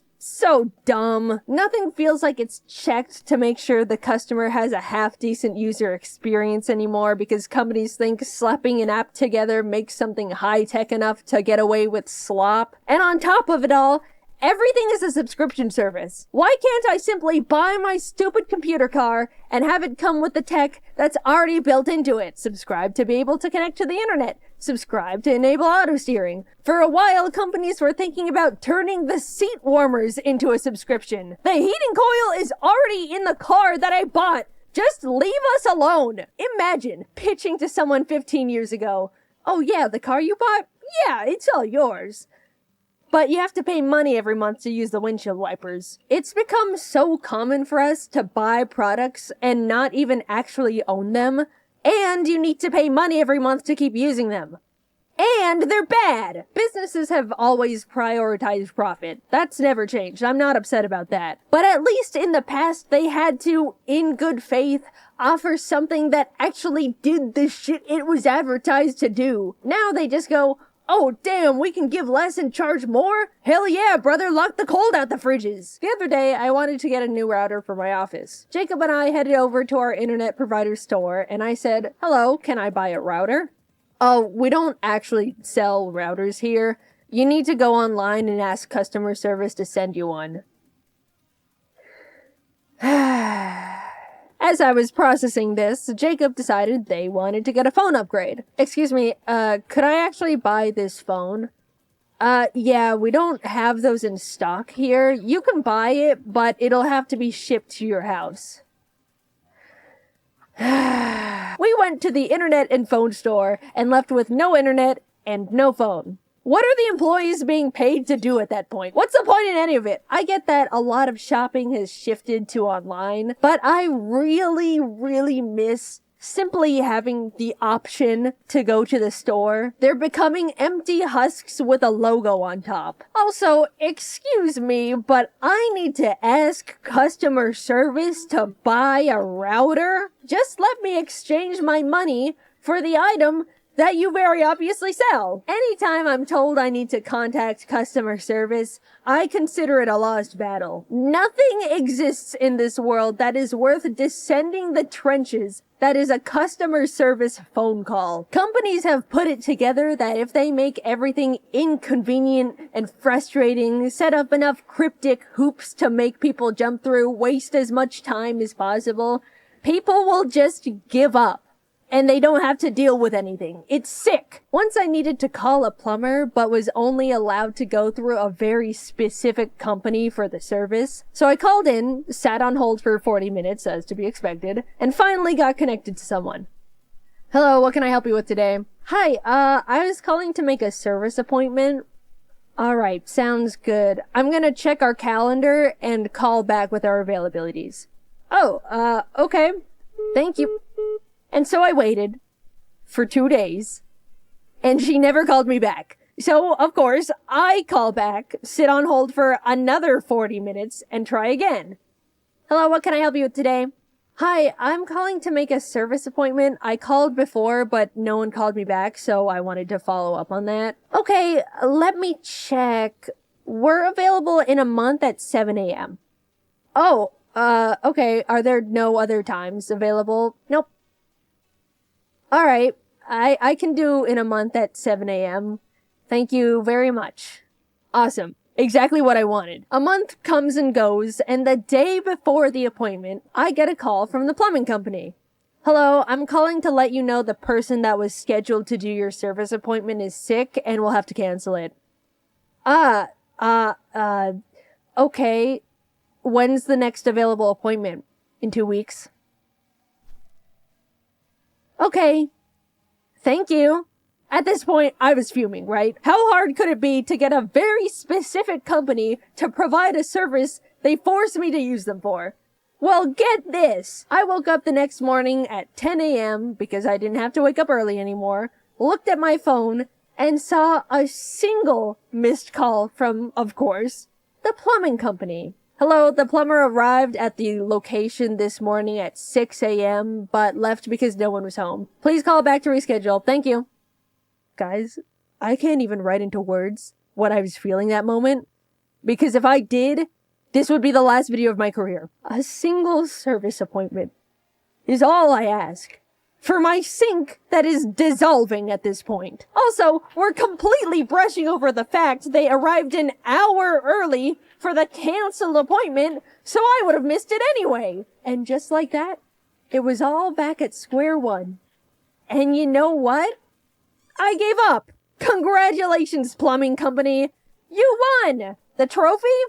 My sink is broken. I was justifiably feeling upset, so I wanted to go out and get myself those Pillsbury Halloween cookies with the pumpkins and ghosts on them, because it was the season. I looked online to see if the grocery store had them, and the website said, in stock, confirmed in the past hour. So I got dressed, drove over, and lo and behold, the store had 0 Halloween cookies. I did the same charade 2 more times until I just went home and cried. What's the point anymore? Really, my car doesn't work. The stores don't work. The litter box needs Wi-Fi. I'm just so tired. We're doomed to be wrung of every single dollar we have, cursed to scroll endlessly on social media because it's evil now. It's nothing good anymore. We're being left behind over here, and no one can do anything about it cares. I don't want to get too doomer in the silly animated YouTube video. Sorry, maybe a bit of reality started to seep in there between the funny little stories. Quickly, I'm going to talk about things that do spark joy in my life. There's been an influx of people going back to old tech as a way to step out of the overwhelming and predatory modern innovation era, and I am also in that boat. A while back, I started playing on my old 3DS, and something about using a classic handheld rewires my brain in the best way. Being all bundled up with your DS, no second monitor content, maybe some snacks, it feels like my mind gets to heal from the constant rot, cleansed from the addicting flashing colors and stimuli of current media. Another way I heal from the evils is by seeing all of my best friends. Truly going out and being with people in real life is the medicine that heals all. I'm not joking. No matter how much the world breaks me down, a good hangout with friends to vent and blow off steam really does take the edge off. And getting to turn annoying moments that piss you off into something to share with your friends as a funny story is a great way to laugh it off and just move on. I'm sure many other people have their own ways to break free from the ever-looming capitalist clutches, but overall, I've just been trying to go back to basics, depend on things less, not constantly overwhelm my senses. I think it's unfortunate that a lot of us have gotten to the point where we need to police ourselves in what we consume because everything is trying to be the most addictive little parasite ever created by humans with no empathy. But until the pendulum eventually swings back the other way, it is possible to break out of the bubble. And if you've been feeling similarly to me, I recommend giving it a try. In the meantime, even though everything feels like a constant mess, I suppose it does make for funny stories to share. I didn't realize I scripted 2 different complaining videos in a row. I'm really sorry about that. I didn't mean to, and it comes across really negative. But the next video is very, very, very positive. I'm really excited for you guys to see that one. I've been excited about that one for a long time. Thanks for watching. I'm done complaining for a while. It's all out of my system now. Hello everyone! Sorry I haven't uploaded in a while. As you know, as most of you should know, I was really busy working on the new iOS Cupquake animation, the Surgeon Simulator one, but I am back and I'm working on my next animation for you all. But for now, here's some questions that you've sent to me through Twitter and DeviantArt. Where do you get your animation ideas for your channel? I've just gotten all my ideas from society and the world around us, whether it be from noticing things, just walking around, embarrassing real-life experiences. So basically, all the stories that I'm animating for you all are just from the juices of life. Do you have any animation tips or tricks? When I was just starting, like I said in my last Q&A, my first animation experience was a huge project, and at the time I had no idea how to actually animate or do anything, and it was scary, it was intimidating, so I would say don't start off with a huge idea or skit because chances are it'll get overwhelming, it'll get confusing, you don't know what the heck in the world is going on, so start off with the basics. I don't know, like a bouncing ball or a walking guy, just to get an understanding of the animation process, and then you can go from there. Will you make animations for other YouTubers? I would love to work with other YouTubers. Working with Cupquake is so awesome, they are amazing people, and I'd love to reach out to some other YouTube channels. I've recently become obsessed with British YouTubers, so I feel like it'd be fun to work with one of them. My favorites are Dan and Phil, most of you should know them, and I feel like they would have some really great animation ideas. Maybe you guys can help me get in contact with them, like tweet them or something. I don't know. Moving on. Am I Team Torchic, Team Trico, or Team Mudkip? Pokemon Ruby was the first ever Pokemon game I ever played, and it's my favorite. And the first time I ever played through it, I picked Torchic, and ever since I was hooked, I love Torchic. Torchic is bae. Also, Blaziken is tied with being my all-time favorite Pokemon ever. Not to say that I dislike Trico or Mudkip, I still love them both, but I always go with my fiery karate chicken. What is 2 plus 2? Do I need to?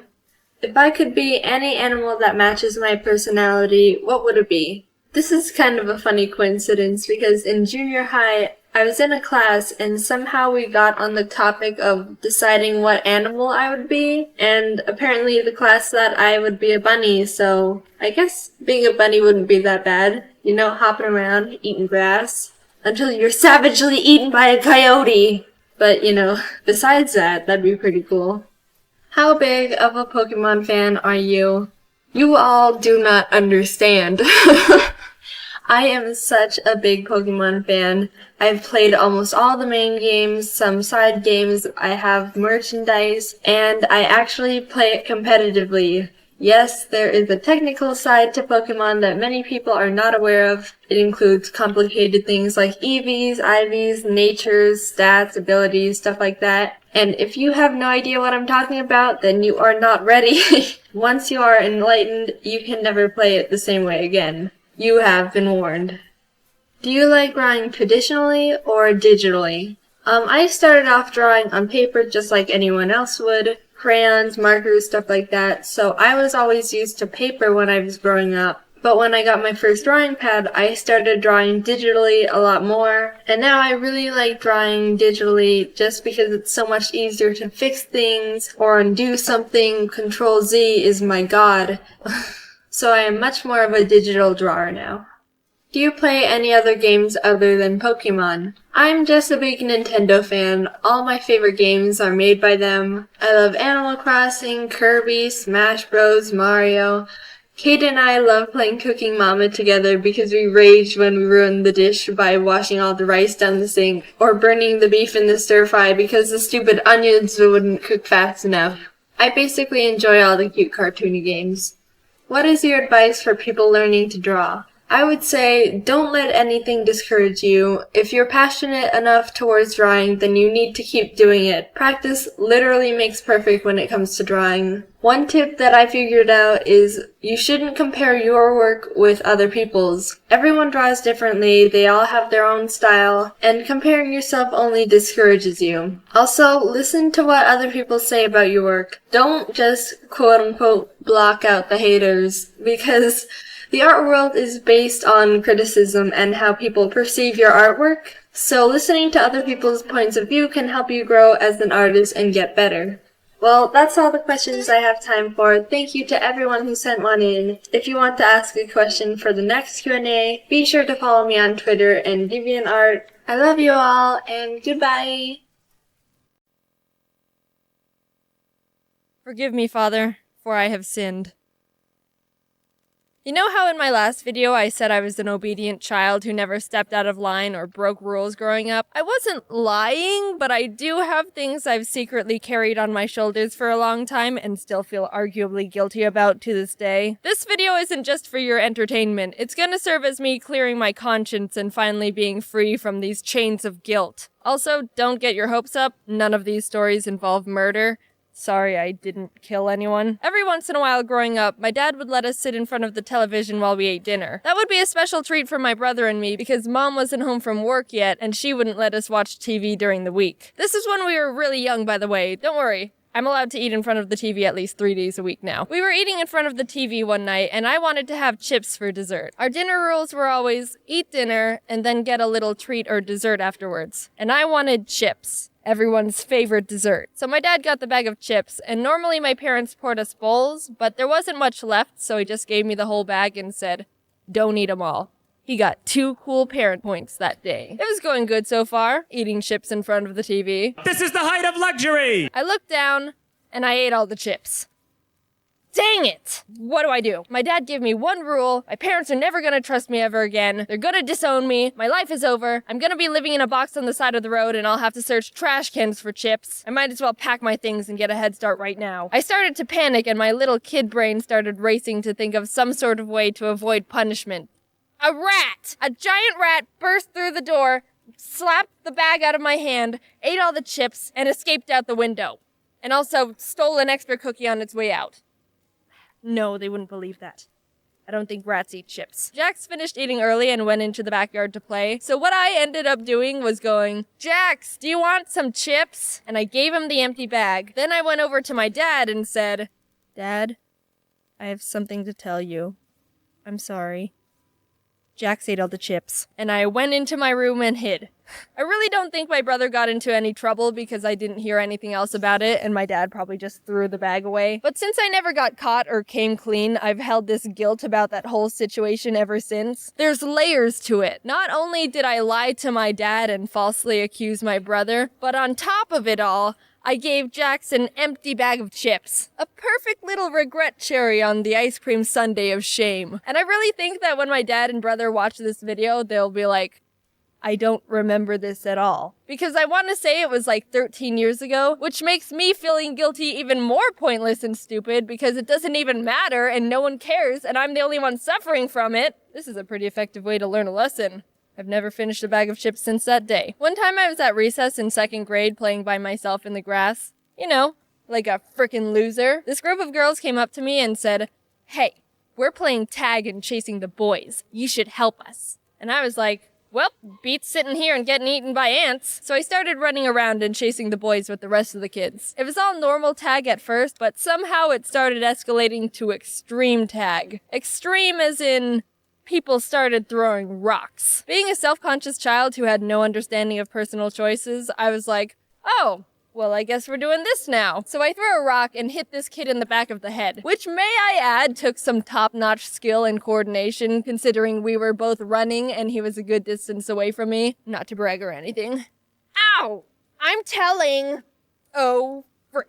I watched this kid start running off to tell a teacher, and I knew I had to think of something fast. And don't tell me I should have just stood there and faced the consequences of my actions. You know, as a kid, you wouldn't have done that. This only works if we're all honest with ourselves here. The first thing I could think of was to go hide in the bathroom, because everyone knows teachers can't burst into kids using bathroom stalls. That is definitely illegal and weird. I camped out in the girls' bathroom until I heard the recess whistle and went back to class. Obviously, the teacher was told what happened. I couldn't have run away from that, so I still got in trouble. But the guilt trip doesn't end there. The teacher told me I wasn't allowed to go to recess tomorrow, which is reasonable. I can own up to that punishment. But she also said I needed to write a letter to my parents telling them what I did. I don't know what pushed me to do this because I always did what grown-ups said, but something in my head told me, you're not writing that letter.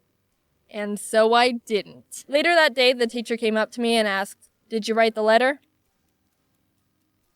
Yes. Please don't ask to see it. Please don't ask to see it. Good. And so my parents never found out. Until right now. In this video. Please don't ground me, Mom and Dad. I don't know the statute of limitations on throwing rocks at little boys, but it's been 8 years.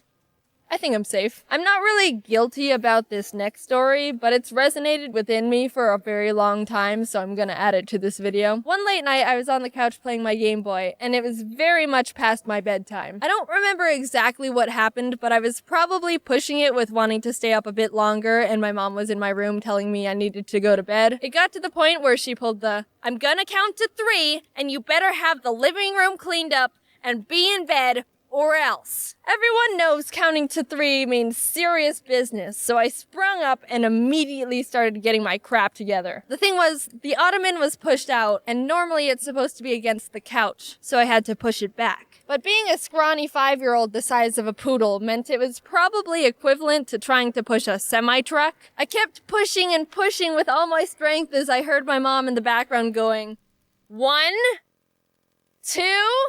Eventually, I just crumbled to the ground in defeat and started crying, and my mom found me on the floor curled up next to the ottoman. I felt guilty I couldn't move the ottoman. But hey, you don't need to feel bad for me. Look at me now.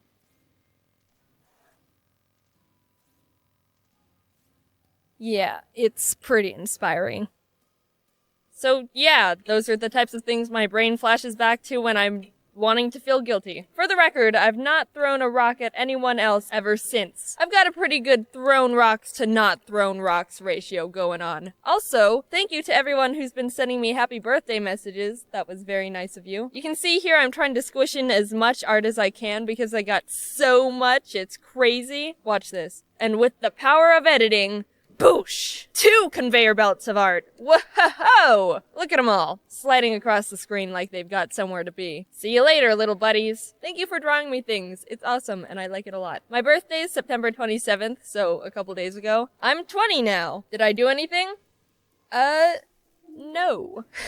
I'm not the biggest person on doing or planning things for my birthday. For some reason, I feel selfish celebrating it.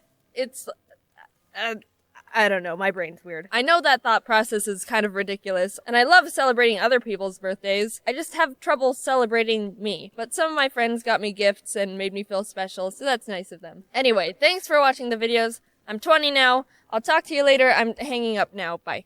When Carl Jacobs popped up in my DMs asking if I wanted to be in Mr. Beast's upcoming video, I'll be honest, my gut reaction was fear. Mr. Beast has basically become YouTube's own mad scientist. He can snap his fingers and shape reality at this point. Despite part of me thinking I should just stay in the comfort of my own home, I felt really honored to be invited and kinda just wanted to show up, say hi, and then realistically go home within the first round of eliminations. I accepted the ominous invitation, and before I knew it, was flying to North Carolina being handed a custom uniform, all before even knowing what I actually just signed up for. I didn't even know if there was a prize for the winner at this point. Walking into the green room, I was expecting to not know anyone, but to my relief, I saw a lot of familiar faces. I even used this time to ask Matt Pat what it was like to meet Scott Cawthorn, and he told me FNAF secrets. So already this trip was more than worth it. Eventually, we were herded down a long, mysterious hallway until we saw it. The Mr. Beast cube. After everyone was filed inside, we were told the last person to leave the cube would be deemed the winner. And also win $1 million for their subscribers. This is for $1 million?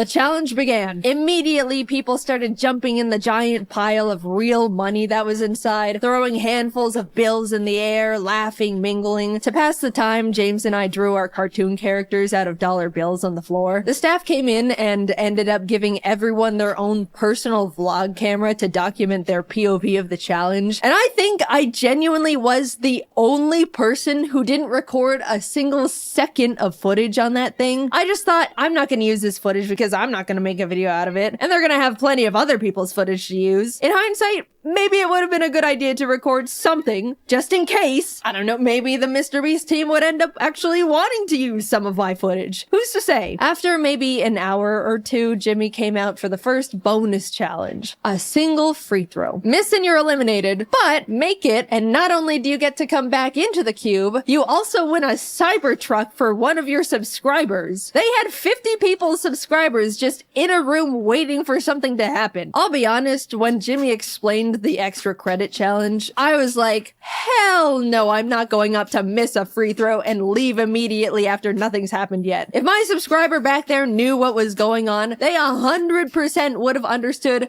they weren't getting called up for nothing. If I remember correctly, maybe 2 people ended up making their baskets and 3 people were eliminated. I could be wrong. I don't remember because I didn't vlog it. While chatting with friends, Ludwig walked up and asked if I wanted to do a dice bet. With nothing else to do, I agreed. And to no one's surprise, I lost. And an evil expression washed over Ludwig's face. All right, since you lost, I want you to walk up to Kai Sanat and introduce yourself with, "Hi Kai, I'm Jaiden. So which of my videos have you seen?" Maybe I should have just missed a free throw. "Hey Kai, there's someone I want you to meet." "Hey man, I'm Jaiden. Nice to meet you. So which of my videos have you seen?" Excuse me?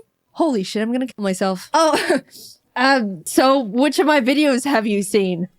"Oh, I'm sorry, I haven't seen any, I don't think." "Ha! That's okay. Nice meeting you. Bye." Kai was super chill and nice about it, but oh my god, I wanted to rip my skin off. I'm stuck in this cube with him until further notice, and it's all Ludwig's fault with his stupid dice. I hate it in here. Let me out. Oh, hi, Jimmy. We were told to gather up in groups of 5, designating one as a team captain who will have immunity for the next challenge. I was with James, Schlatt, Ludwig, and Charlie Moist Critical, using the dice to choose the captain. This time, I actually rolled highest, but reassigned it to Ludwig because I couldn't cope with the idea of possibly being responsible for a teammate's elimination. And then it was revealed captains would just have to assign their teammates a shape for the Squid Game Honeycomb Challenge.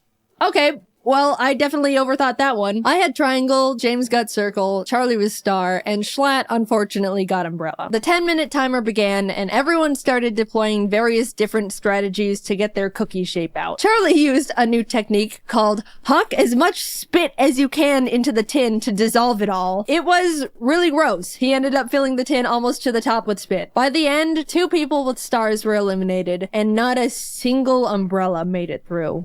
Bye, Schlatt. It was very funny seeing MrBeast lift the lid off Charlie's tin and immediately reel back in disgust, though. A total of 14 out of 50 people have now been eliminated, leaving 36 people. Honestly, that was good enough for me. Losing at any point going forward was already further than I was anticipating. We were fed our little thing of rations and left to wait again. It probably doesn't seem like long in MrBeast's video, but it was like 9 p.m. by the time we began the second real challenge. After being directed to choose a partner, James and I shook hands, ready to take on the next game as a team, and froze as it was revealed we had just chosen our own opponent. Another Squid Game tactic. I probably should have seen it coming, I just didn't expect the double up. The Beast staff revealed the next challenge as they rolled in a giant Jenga tower. Winner stays, loser walks. Unfortunately, the very first game of giant Jenga between KSI and AJ ended up taking literally 2 hours. Doing the math in our heads, we all kind of figured we probably didn't have the time to play Jenga for the next 30 hours. But just as AJ won, KSI hoisted him over his shoulders and ran out of the cube. No! Huge drama! Everyone was freaking out. AJ was stunned. No one knew what to do. Was that legal? Can you just carry people out of the cube? Jimmy had everyone take a vote, and pretty much everyone opted to bring AJ back in. Yes, out of the kindness of our hearts, but also out of fear of being manhandled. So since Giant Jenga was a bust. Production ended up scrambling to try and find like 12 sets of normal Jenga at midnight in North Carolina. A feat that seems impossible, but I feel like Jimmy could just call up the president of Jenga and have it all delivered via helicopter within 30 minutes. It took a bit, but the slightly larger than normal, yet still reasonably sized Jenga towers were all set up. As our game was going on, James and I ended up making a pact that whoever was eliminated would relay to the outside world that the other was okay, because we didn't have our phones, by the way. Our friends only knew we were in the Mr. Beast cube and haven't responded for 14 hours. Our game of Jenga was pretty intense. Eventually it got to the point where as I was watching James pull out a final piece, I realized there wasn't any left for me to safely remove. I'm about to be eliminated. And a flash of bliss washed over me. Sure, I'll be gone, but that's okay. I'll be set free into the outside world again. The cube is harsh, unforgiving. It's taken so many of my friends from me. The glass floor is hurting my butt. I'm ready to go now.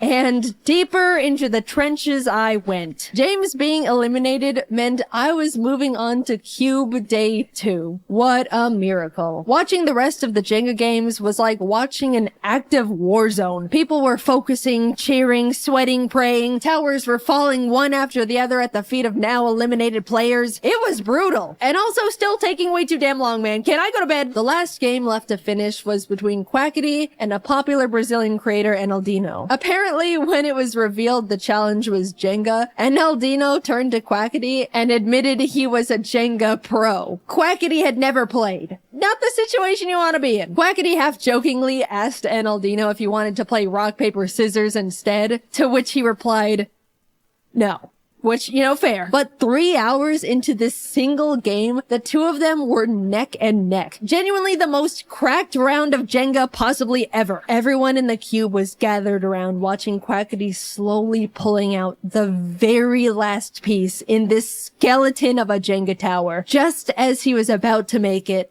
Enaldino asked, rock, paper, scissors?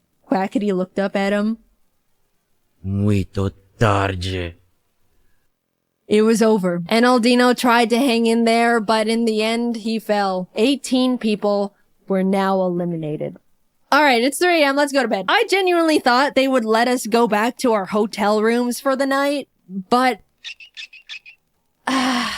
Man, now this is just great. I won myself a ticket to a night in the Mr. Beast cube, sleeping next to a bunch of people I barely know, and I was probably just gonna get eliminated first thing in the morning anyway. As I was getting ready for bed, Kai walked by. Hey, I gotta check out your videos sometime. Oh, I'm sorry, man. I lost a bet to Ludwig and he made me say that. Oh, shit. Okay, damn. Oh, well, that makes falling asleep a bit easier. Thank God he only thought I had a huge ego for 19 hours straight. Crisis averted. In the morning, production had to prep for filming again, which meant they turned on every single light in the building, flash banging all of us. They were turned off, and then these loud-ass brrrr sounds from construction started blasting. They turned the lights on again a few minutes later, but this time in a crazy strobe light effect for some reason. After breakfast rations, Jimmy returned, pointed to the entrance hallway, and in walks I Show Speed. With too much energy for a group of people that just had the weirdest sleep of their lives. Alright, you guys have the chance to vote Speed into the cube to join you in challenges. The kind thing to do was to let him in, but we all just survived trenches no one could even understand. We were trauma bonded together. And also, it wouldn't be fair. The majority of us moved to the voting side of no. Admittedly, me too. Mainly because I was a bit scared of him. Speed looked at Kai. At least shake my hand, man. You're gonna pull me out. As the two of them argued about a friendly handshake, Ludwig stepped up. I'll shake your hand, Speed. His hand now extended to Ludwig. The moment their hands touched, Speed started yanking Ludwig towards the outside world. We all started screaming and panicking. We couldn't lose one of our cute brothers like this. Ludwig was holding onto the support beam for dear life. Some of the guys managed to pull him back in, and as Speed walked out, unable to take any souls with him, he exclaimed, "This ain't the last time you're gonna see me, and I remember all y'all's faces."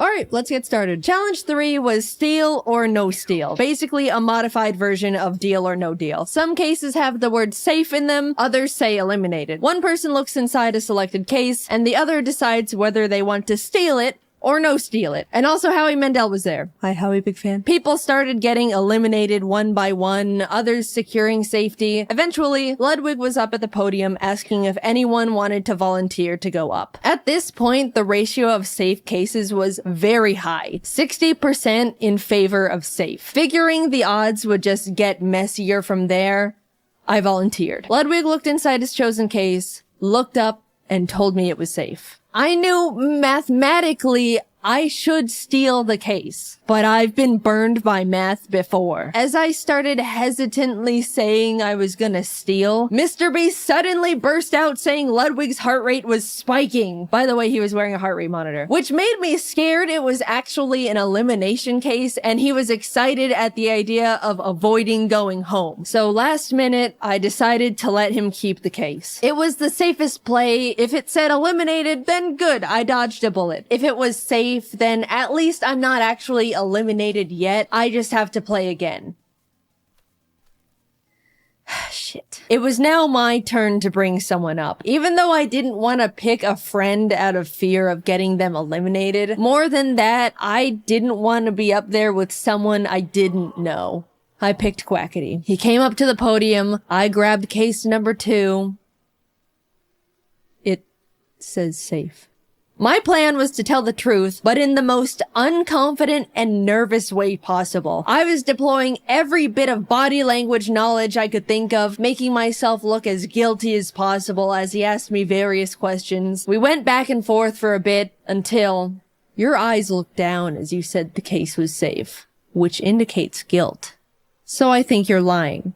I'm not gonna steal it. Without a word, I shifted the case onto its back, unlatched it. Safe.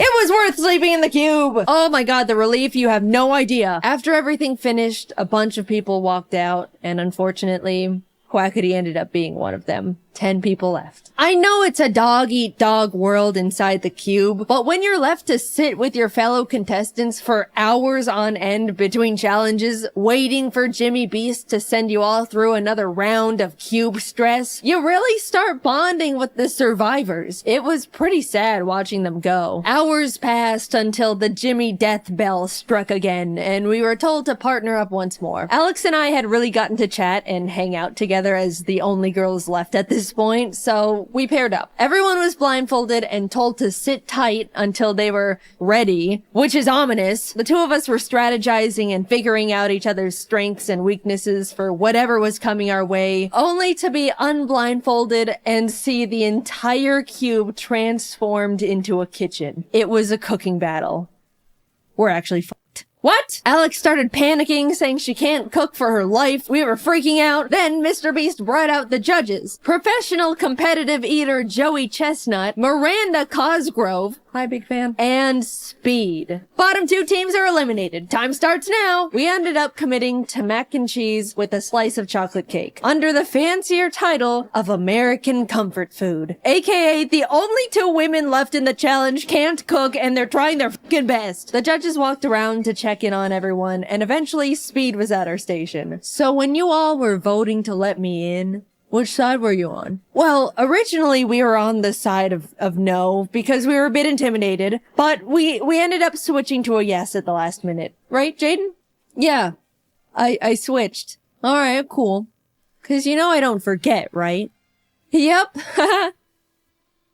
Later on, during the challenge, Mac and Nolan from the Beast team came up to ask what we were making. At the time, I was grating up Feastables to sprinkle onto our cake for decoration, and I thought, oh, it would be funny to have them ask what we're making, and it's just their own brand of chocolate. So I was like, close your eyes and open your mouth, and gave Mac a piece of chocolate, and immediately, without chewing, he was like, is this Feastables? And I was like, yeah. And he kind of stood there for a second with his mouth still open, and Nolan was like, oh, he's allergic. And they both had to leave. Oh my god, guys, I felt so bad. I apologized so much when he came back. Max said it was fine and is a good sport about it, but I still have so much guilt about being such an idiot. Ludwig and Amixem presented first with their fried chicken and asparagus dish. The judges all really enjoyed it, giving them a total of 26 points, which is really unfortunate because I definitely thought Speed was gonna hold a bigger grudge against Ludwig and tank their score. We were up next, and thankfully they really liked our food too. Joey was the first to score us and ended up giving us a 10 out of 10. And in the moment, as a joke, I wanted to turn around and flip off Ludwig as a, friendly fake gloat, but I accidentally turned around and flipped off Amixem, and I felt so bad again. He was not the intended target, and now I was just being rude, and this challenge was going horribly. Not because of the cooking part. I've just been nonstop fumbling socially. We also got a total of 26, putting us at a tie with the French boys. But now, Logan Paul and Nick DiGiovanni were presenting. And I haven't mentioned it yet, but Nick is actually a goddamn chef. They even gave us all his own cookbooks as a helpful tip for the challenge, which is just a knife twist in my opinion. So yeah, they knocked it out of the park, got a 29. The judges were licking their plates. After them was Kai and AJ, who had a great presentation, but their food, not so much. They got a 16. After eating, Speed got up and started smashing the plates on the ground, and Logan Paul saw this and got really excited because he wanted to smash plates too. Without thinking, he ran out to join Speed, and we all shouted at him in panic. Confused at the sudden change in the air, Logan looked back at us before realizing he left the cube. To this day, none of us are truly sure if he did it for the content or it was a genuine accident. In his defense, the set was so cosmetically different that it really did feel like we weren't in the cube anymore. Either way, he content created too close to the sun, and even though he had a guaranteed spot in the finals, he was eliminated. The last team of Rubius and Spriter went up with their Spanish tortilla, but turns out Spriter is a huge fan of Speed, so he made a special Thai dessert just for him that the other judges weren't allowed to eat, which is honestly hilarious. We all held our breath as the judges flipped through their scores. 22. Alex and I made it to the finals. I never in my life thought I was gonna be getting this far, and suddenly realized I need to actually think about what I would do if I won. I went into this thing not even knowing if there was a prize at all, and was now facing the reality that I could win the whole thing. Hours passed as the 5 of us sat together in the cube until Mr. Beast emerged for the final time. Someone was about to win $1 million for their subscribers, and it all came down to this last challenge. Honestly, among the group, there wasn't a single person I thought didn't deserve to win. Everyone left were good people who all wanted to do something really positive with the money. It was great getting to know them all over the course of 2 cube days, and I was really proud to be standing next to them in the finals. 5 briefcases were piled in the center, 1 for each finalist. We were to each take one, peek inside our chosen case, and within the next 10 minutes, discuss who to vote out. If you're voted out and your briefcase is empty, you're eliminated. But if you're voted out and your case has the $1 million inside, you win instantly. It was basically like Reverse Among Us. The first round started, we all grabbed a case, peeked inside. Holy shit, I grabbed the $1 million case round 1. I started shaking. I didn't know what strategy to use. I didn't know how to make myself look like I should be voted out. And during the discussion time, it definitely showed because I was really quiet and nervous the whole time. The 10-minute discussion wrapped up. We all unanimously wrote our votes down, and it fell into a tie between voting out Ludwig and somehow me. It could end right here. We had a few minutes to discuss again and recast votes, but Alex and Nick were able to figure out I voted for myself, so Ludwig was eliminated. The cases were reshuffled, we each grabbed one. I pulled it again. In that moment, I froze. Since I was in the hot seat last round, I was probably gonna fly pretty under the radar this time. Someone else is gonna be voted out, and I statistically will not see this case ever again. If I'm not voted out here, I basically lose. The second round began and it was pretty much a blur from there. I was trying to talk more because being quiet last round got me found out, but was still flying 2 under the radar. Amidst trying to keep up with the conversation, strategize, and hold myself together, I couldn't find my win con. But with a few minutes left, Amixem said something that I think shifted the entire game. What are the odds Jaiden pulled the million case twice? There it was. Gambler's fallacy, save me. Save me, gambler's fallacy. I couldn't mess this up. I don't know what to say to that one. Everyone's attention was now on me, and I could tell they were all thinking about what was just thrown into the ring. We all looked down at our papers. I wrote my name as quietly as possible, worrying the sound of the letters were gonna out me. Jimmy read them all out. Jaiden. Alex. Jaiden. Jaiden. They voted me out. I slowly walked to the middle of the podium with my briefcase. In that moment, I was the only one who knew what had just happened. Everyone leaned in as I unlatched the case and revealed the million. I won! Confetti cannons blasted. Everyone immediately started congratulating me. All the eliminated contestants left in the green room ran out screaming and jumping around me in celebration. I started to tear up for some stupid emotional reason. So yeah, I won $1 million to give away to my subscribers. That is a Looney Tunes amount of money. First of all, top 5 all agreed that whoever won the million would give the other 4 $100K each to do something for their subscribers too. So a total of $400K will be going to Ludwig, Alex Botez, Amixem, and Nick DeGiovanni. With the remaining $600K, I decided to put it towards paying for as many people's art degrees as possible. It's really scary going into the art field right now between the animation industry hitting their rough patches, AI threatening to take artist jobs. The overall career path is extremely intimidating and difficult to break into. I'd really like to encourage and make it easier for some of the up-and-coming artists by being able to send them through art school stress-free. I have no idea how to set it all up, but I'm currently working with as many qualified people as I have available to me to make it happen. As my and Mr. Beast's team figures it out, I'll keep you all updated through my Twitter. We'll get it sorted. I entered the Mr. Beast cube ready to just talk to my friends and screw up in the first challenge, but instead I was isolated from the world for 48 hours, watched my peers fall one by one in front of me, and left with $1 million for my subscribers. Thank you, Carl, for inviting me. Thank you to all my friends who made the cube so much more enjoyable. Thank you, Mr. Beast, for creating this incredible opportunity I can now use to support artists. Despite being put through cube trenches, I had a really great time. And of course, huge thanks to the Beast crew for making it all happen. It was something I'll never forget or experience ever again. Hopefully. If you're an artist currently enrolled in art school and are hoping to have some of your tuition paid for with the cube winnings, you can now apply through the form I'll have linked in the description and the comments of this video. The form will be available for a week starting the day this video is uploaded, so be sure to check the calendar and apply before it's closed. I assume there's gonna be a huge amount of applications we have to go through, so expect a few months wait before we announce the winners. Thank you for your patience. I'm not sure how many people we can financially help out because everyone's tuition will be vastly different, but I'm looking forward to going through your portfolios and hearing your stories. Thanks for watching, and thank you to my team for dropping everything to work on this sudden video jump scare. Alright, until next time, bye-bye! You know those parent or adult parties your parents had when you were little, where all the adults would get together at a house and push all their kids off into another room and say, "Now play together"? Well, one time when I was probably about 6 or 7, my family had a parent party, and all the kids decided to play hide and seek together.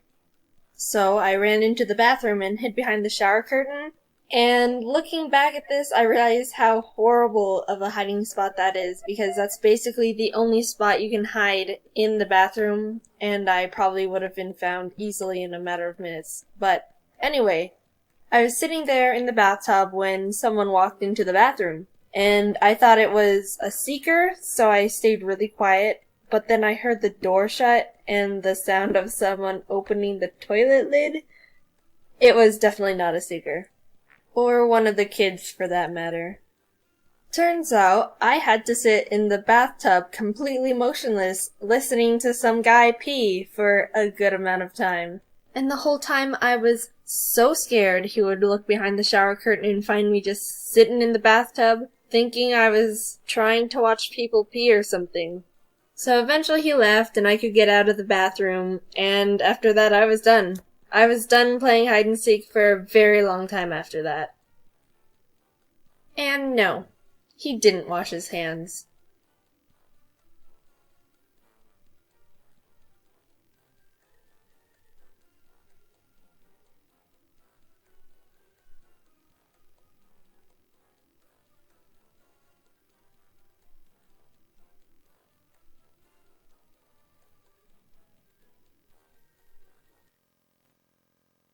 導け星影最後まで戦えるように泥まみれだって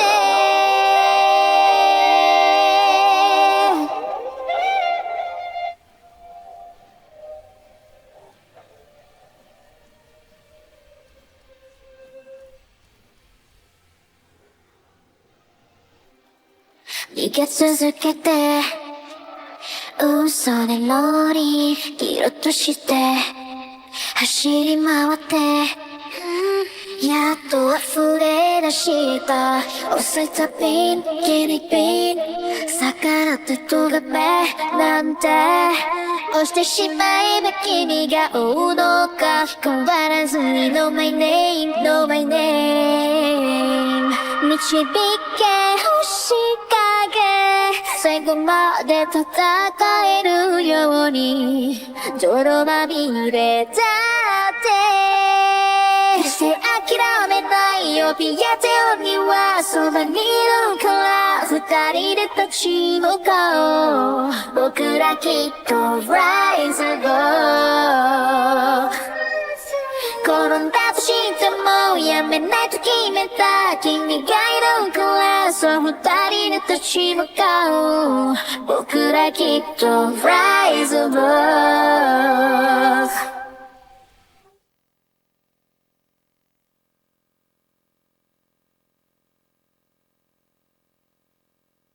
Hey, just wanted to mention you can buy our new Jaiden Anime figure bundle on JaidenAnimations.com. Cool, thank you.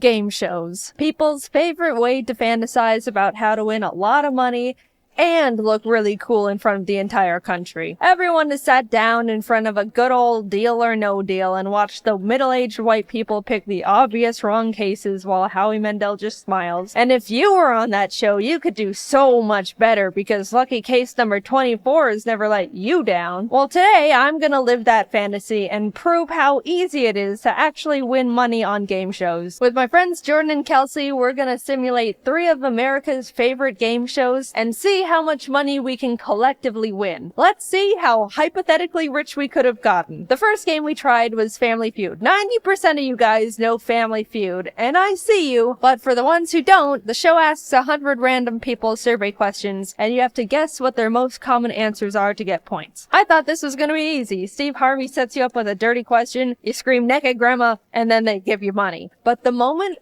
this poser of a host walked out, I knew I was out of my element. Family up against the Ari Tofus. Let's play family. That's not Steve Harvey. The game lets you build your family, and I was just gonna make me and my 2 birds, Ari and Tofu, and randomize the last 2 members. Looking back, I probably should have just made Jordan and Kelsey because they were right there. But somehow the game randomized to Walter White, so we just kind of went with it. You can see them like the stretching. Walter White. That's Walter White. It's really him. That's good. Look, That's it's so good. The prompt we were given first was name a president whose face appears on money, to which we buzzed in Lincoln, and the opposing family, the Hortons, answered Roosevelt. And America must have been thinking the same thing I was, which was, wait, Roosevelt is on money? Because we got the higher score and got to keep guessing more answers. We very confidently punched in Washington, which was first, and then realized we didn't have any more guesses. Obama? After 3 strikes of wrong answers, the Hortons buzzed Hamilton, which is stupid because Alexander Hamilton wasn't even a president to begin with. Everyone who experienced 2015 knows that. Does that mean they steal all the points? No. If Hamilton? They get it. Well, like the he wasn't Alexander. It's time for you to score some points. If I know something, Hamilton is not a president. Like the Graham Bell. Alexander Graham Bell. No. They took all the points. BS! Name a president. Alexander Hamilton. Ding, ding, ding, ding. Here's all the points. America is so dense and uneducated, they are literally pumping wrong answers into Family Feud, and I am suffering because of it. Name a fruit. Hot dog. Going into round 2, we were down just a bit at 0 points to 96, but we swept the next prompt. Something that helps a baby go to sleep. Milk. Round 3, hit the fan again. Something you might lose as you get older. We were on a roll with hair, teeth, memory, hearing, and memory. We got a strike because I said parents, and even though that's literally 100% correct, guaranteed, it wasn't on there. There was one answer left we needed to figure out, and we came up with vision, which we were very confident in, but received another strike. Flabbergasted. How is hearing on there but not vision? We threw out a half-assed walking, got our last strike, and it was given to the Hortons. Strangely enough, they ended up passing. Guess they couldn't think of anything. But you know what the answer was revealed to be? Eyesight. America is so lucky the Hortons passed on answering, because if they answered eyesight and took all our points again after we said vision, it would have started my villain arc. With a strong point lead of 224 to 96, we are now entering a double points round. What's something people alphabetize? Names. Soup.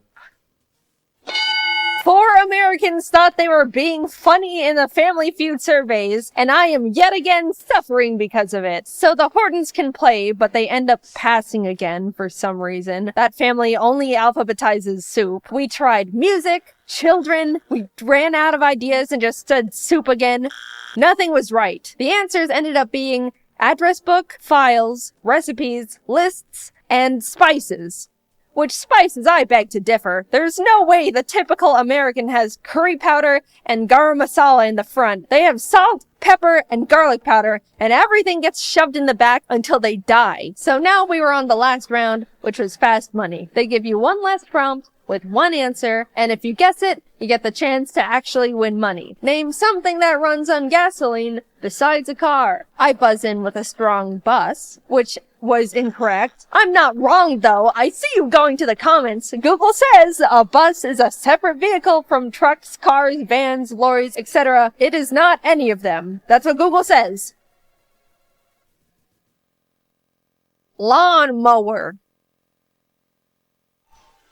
Dude, whatever. All we proved was America is bogging down Family Feud with their stupid wrong answers. I don't want to win that dumb freedom money anyway. With $0 in our pocket, we moved on to The Price is Right. I've actually never watched this game show before, so I was learning as we went. 4 lucky contestants from the audience are given a random item, and the closest one to guess the actual price of it without going over, is selected to come up on stage and play more games to earn money. And I learned that even if I was one of the lucky 4 people selected, I wouldn't even get the chance to be on the actual show. The game gave me 6 chances to be the closest one to the price of the items, and I lost every single one. But hypothetically, even if I miraculously was the winner and taken on stage, I still would have won nothing. I tried twice for content and still ended up with $0. So we're entering our last game show of the day, and we've got a whopping $0 to our name after being on 2 of the most popular shows created. We really need to make this one count, because I am going to look like such an idiot if I was on 3 game shows and came back with 0 money. We walk out on stage. The spotlight finds us.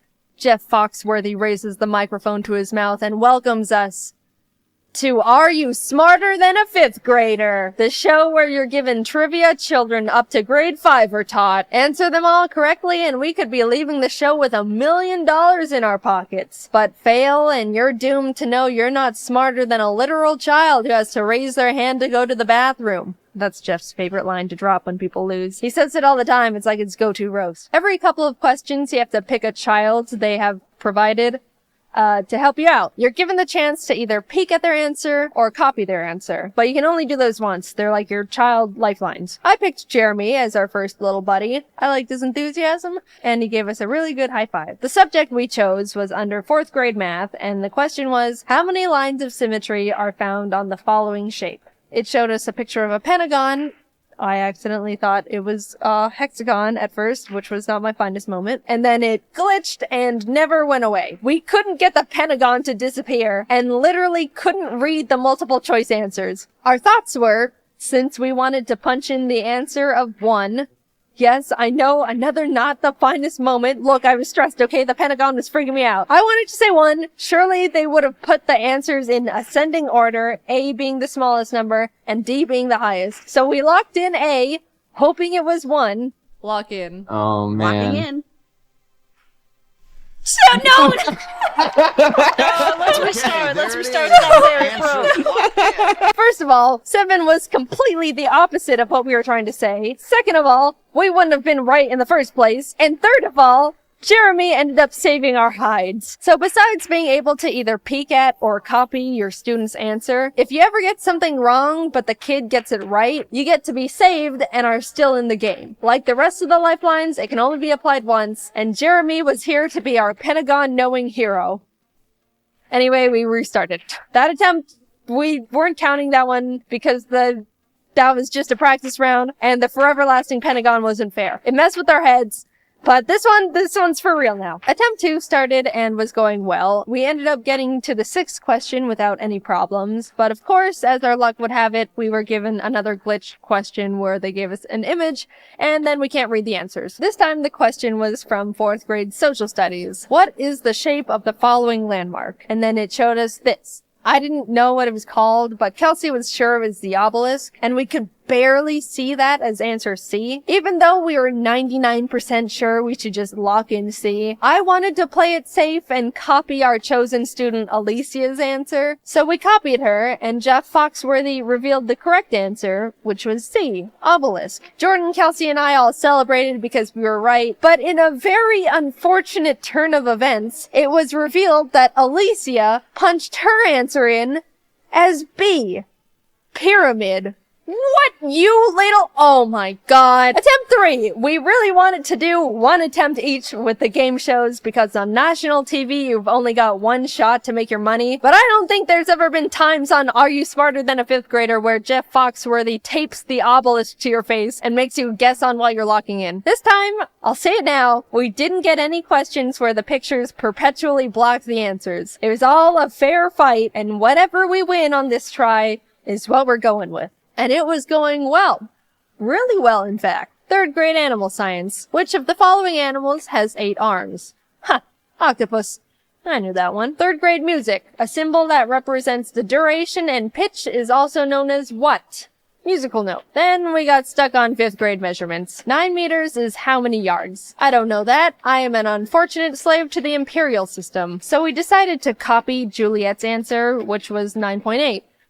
She was right. We got to move on, even passing the $25,000 benchmark question. That means if we end up flunking out from this point on, we still get to leave with $25K. Solid, but we're going for that $1 million. By the way, I had no idea you could win that much money on this show. They could ask you, what's this? And then you say the color wheel, and then you can walk out with $300,000. That's absolutely bonkers. Anyway, we were getting far. Really far. 50,000, 100,000, 175,000, 300,000. We were still in it. The $500,000 question arrived. 4th grade inventors. Which inventors' improvements to the steam engine were instrumental in starting the Industrial Revolution? We didn't know. None of the choices seemed right, as in, We didn't know who any of them were besides Benjamin Franklin, and I don't think he did that. After a lot of back and forth, we decided to guess on Robert Fulton, which was the wrong answer. We were out. But then we realized we still had hope. We hadn't been saved yet. If the student we chose during this round got it right, we can still keep going. Jordan, Kelsey, and I looked to our side to realize Alicia, the girl who thought this was a pyramid. We're doomed. We had no more child lifelines left. Where was Jeremy when we needed him? She reveals her answer. James Watt. She was right! We were saved! You were just saved by someone who needs to raise their hand to go to the bathroom. Jeff, we made it. We got to the $1 million question. Apparently, they tell you what the subject is gonna be, and if you don't want to take it, you can still walk away with $500,000, which is very generous. But the catch is, it's not multiple choice. You have to submit your answer yourself. Which, being real, if I was really on this show, I would just be like, alright, cool, see ya, and settle on the $500,000. Are you kidding me? That's $500,000. I've proven enough here. I'm going home now. But for the sake of the video, we went all in. The subject was Earth Science. And the question was, what do you call the process of heating water into steam and then cooling it to purify it? To which I was like, I don't know. But miraculously, Jordan knew it. I might know this. Fucking, Oh my god, I don't know this. that's distillation. Is it? Good job, babe. Yeah, right? How do you spell that? DIST. Isn't that what you do to alcohol? Yeah, ILL. Distill. I'm pretty sure. It's a better word than I would have said. I would have said, Jeff, I don't know. Locking in. I hope so. I hope they're not like, right. actually it's distillation. Here's the correct word. Condensation. Now locked in for the final time. Oh my god, fingers crossed. Is on the line. Everyone First in of the all, audience crossed their congratulations arms for at the getting same to the end of the time. line. They're It's not pissed. easy. You will lose $475,000 and walk out of here with $25,000 is still a juicy $25,000. amount. That's a good amount. Like, I'd still be happy. Like, very happy. Me too. No, I'm sorry. No? What? What is What it? is I it? can't believe what a moron I am. You're This not is a my moron. bad. Show us the What- correct answer, please. I swear to God. We were right. We were right. We were right. No. We won that million. I don't care what the game says. We won that $1 million fair and square. It's distillation, not distilling. Shut up, Jeff Foxworthy. Go back to making barbecue sauce. So let's see what we made. Family Feud? Nothing. Price is Right? Wouldn't have even made it on stage. Are You Smarter Than a Fifth Grader? Hypothetically, $1 million. I'm happy with that. Thanks for watching. I wanted to mention again, we're selling a really cool Jaiden anime bundle that includes a new figure, vinyl record with Japanese and English versions of our Rise Above song, Ari cards, stickers. Go to JaidenAnimations.com and follow our shop Twitter at Jaiden Shop for updates and sneak peeks on what we're working on. Alright, thanks for letting me shill. Bye bye. Jaiden, what is this? 2 Pokemon videos in a row? Yeah, and you clicked on it, so I've already won. Back in April, I went back to Japan and had the pleasure of being invited to the Pokemon Cafe alongside Jacob, Brayden, Captain Kidd, and his girlfriend too. Courtesy of Pikachu himself. And the Pokemon Company. Legally, I have to disclose that. But it was mainly Pikachu. Apparently, we were the first creators who have ever been personally invited to the cafe, which absolutely blew my mind. That's insanely special, and I felt so honored. So, naturally, I thought, why not channel a bit of Emily's aura and make a video about the experience? We walked in and were greeted by a wall of the cutest cafe-themed Pokemon merch. Chef Pikachu plushes, plates, cups, decorations. Oh, it was beautiful. We'll come back for you, my beloveds.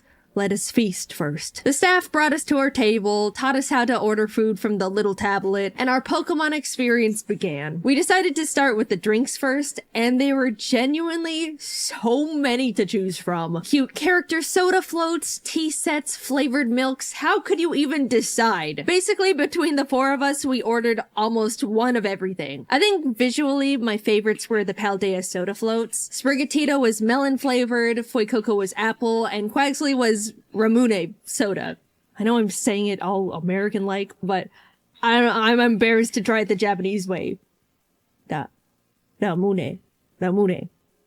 I don't know. Personally, I absolutely love soda floats already, but put a cookie of a little guy on top, and I'll definitely pay for that. Fuecoco is my favorite Pokemon of the three, so I've convinced myself that it was also my favorite flavor-wise, but all of them were actually really nice. I also tried the Pikachu float as well, which looked the prettiest. I'm not really a big fan of lemon flavored things, so I only took a few sips, but if you like lemon and also Pikachu, I think you would really enjoy it. There are also little choose your Pokemon lattes where you sift through a giant menu of practically any Pokemon you wanted printed onto the foam of a latte. Everyone chose their respective favorites. Of course, I got me a little Aggron. Look at this guy. He was born to be on top of a latte. Delicious. Jacob also got the chocolate Moo Moo milk, and it was super cool because they brought out a little set of like Moo Moo milk, chocolate, and a shaker. So you basically make it yourself. Jacob said it was good, so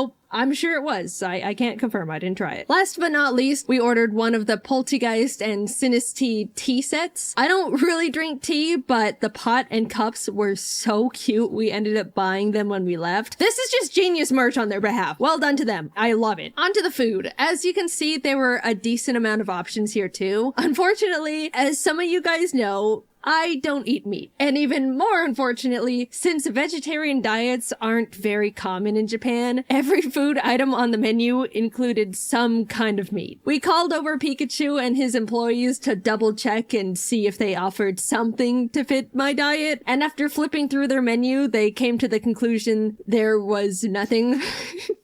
And oh my gosh, I genuinely felt so bad because they looked devastated and like personally disappointed in themselves for not having anything. Like I frantically told them it was completely fine and not to worry about it. It's okay. But as they left, they gave us a very deep bow, and oh, I just felt really, really bad. Pikachu, if you're watching, I'm sorry. I'm so sorry. Please don't be upset with yourself. I promise. It's really okay. I'm really sorry. Luckily, I came up with a solution. Their Eevee mixed rice plate included a lot of various vegetable sides, so I ordered that and just avoided the tiny little meat part. Normally, I try not to spend money on any meat, even if I don't plan on eating it. But yeah, if you're vegan or vegetarian and really want to make something work, that's the best option you've got currently. No disrespect to anyone at all. That one's just a difference in culture, and I don't expect to be catered to my specific diet just anywhere, especially Japan. Anyway, I ordered the Eevee rice thing. The full government name is the Last Resort Japanese Mixed Rice Plate with Eevee and Colorful Friends, according to the website. And I just think that's wonderful. Taste-wise, it was decently good, very colorful and pretty to look at. I didn't know most of the things I was eating, but it was tasty. Jacob, Brayden, and Tu got the other items, which also all turned out super cute and fun to look at. There were 3 types of Pikachu curry, all respectively themed around the Kanto starters. All of them were pretty much the same thing besides a few ingredient changes and different Pokemon cracker on top, of course. The Snorlax lunch plate was a chicken and rice dish. Jacob said it tasted good. Also, for a limited time, they were offering a special Tatsugiri bento box set. I think this one looked the best. Genuinely beautiful plating right there. I loved it, even though I could only pick at it.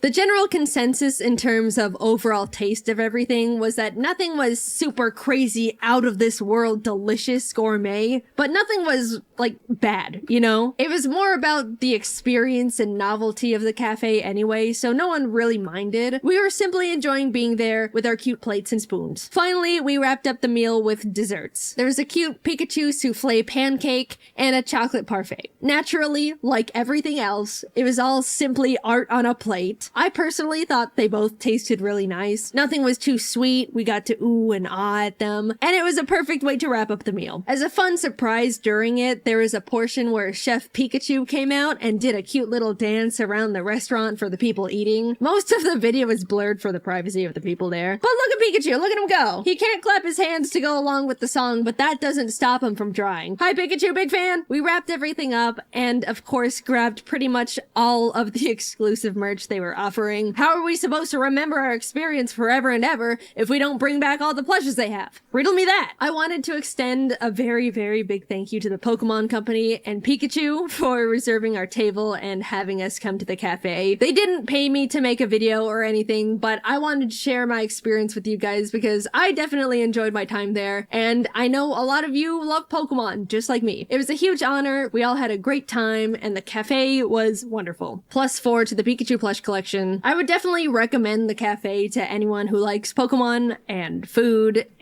shaped like Pokemon. Due to its popularity, you absolutely have to get a reservation to eat there. You can't just walk in and expect to be seated. And double unfortunately, reservations are also very difficult to get because, again, so many people are reserving tables all the time. So good luck to anyone trying to get in, but I'd say it's very worth it. All right, that was my thoughts. I had a great time. Thank you, Pikachu and company. My next stream, I think, is to visit the Chikawa Cafe. Maybe one day. Themed cafes are really cool, and I wish that America did them more, but then again, it's probably good for me that I have to travel all the way to Japan to go to ones of my favorite franchises, because otherwise I would absolutely have no personal restraint. Thanks for watching. I don't really have much to say this time around, so I'll just say it. Next video is about Chikawa. You knew it had to happen. Alright, I gotta go. Bye-bye. So if you're new here, hi. I've done this before. Last year I made a video about my first ever Pokemon Nuzlocke, and the game I played in it was Pokemon Ruby. It was fun, so here I am again, doing another. But this time I attempted to Nuzlocke Pokemon Platinum. I'll explain again super quickly how a Nuzlocke works. You can only catch the first Pokemon you run into per route. If a Pokemon faints, it dies and you can't use it anymore. And you have to nickname your Pokemon so you grow more attached to them. If you still don't understand, that's not my problem. Let's get started. Hoo boy. This was my Pokemon Platinum Nuzlocke. Pokemon! So my friend and neighbor Barry is practically dragging me all over the place with his hyperactive squirrel brain, frantically trying to get a Pokemon as soon as possible from this Professor Rowan he saw on TV. He drags me out to Route 201 and is about to leap into the tall grass when, hold it!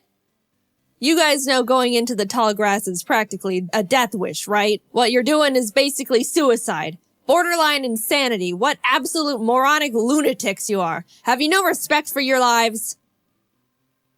Do you have any Pokemon? No. Do you want some? And like that, I have a Turtwig. I named him Turt and immediately used him to bash in Barry's Chimchar. I was making my way through the routes, but right as I was about to nab the Shinx I found on 202. Don't kill it. No! So no Shinx for us. But that's alright. Shinx isn't that great this early anyway. Then I locked eyes with our first trainer. The first battle. Let's see how we fare against youngster Tristan and his level 5 Starly. Oh my god! So in the first trainer battle I ever fought, I almost immediately lose my starter to a critical hit. Why do I suddenly have a very bad feeling about this? Nevertheless, we kept going onward through Jubilife City, where we caught Kronk the Zubat in the cave above Route 204, and Magikarp on 218. Hi, Magikarp.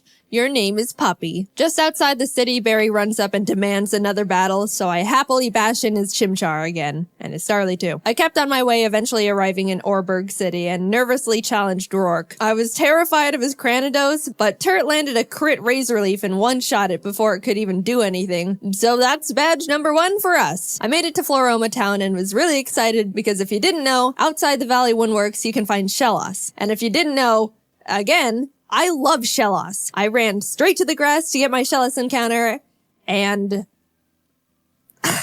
I'm not gonna pass up an encounter, so I very depressingly caught the Shinx and named it Failure to vent my sadness and frustration over not getting a slug. While there, we found Team Galactic messing around, stealing electricity, and this little girl's dad. So I beat up the grunt guarding the door, broke in, beat up the grunts in the building until Turt evolved, then found Galactic Commander Mars at the end of the corridor, who I was scared of because she's got a fat cat that hits like a semi-truck. But I had a plan. Back in the Orberg Mines, I caught Dwayne the Onyx, and I brought him to the fight because in case things got dicey, I would switch him in to buy time and heal up my other Pokemon. Basically, Dwayne was death fodder. Turt took out Mars's Zubat, and when Perugly came out, Kronk plucked off the Oranberry it was holding. But she got hit pretty hard in the process, and since Turt needed a bit of healing before he could get back into it, Dwayne can take a scratch.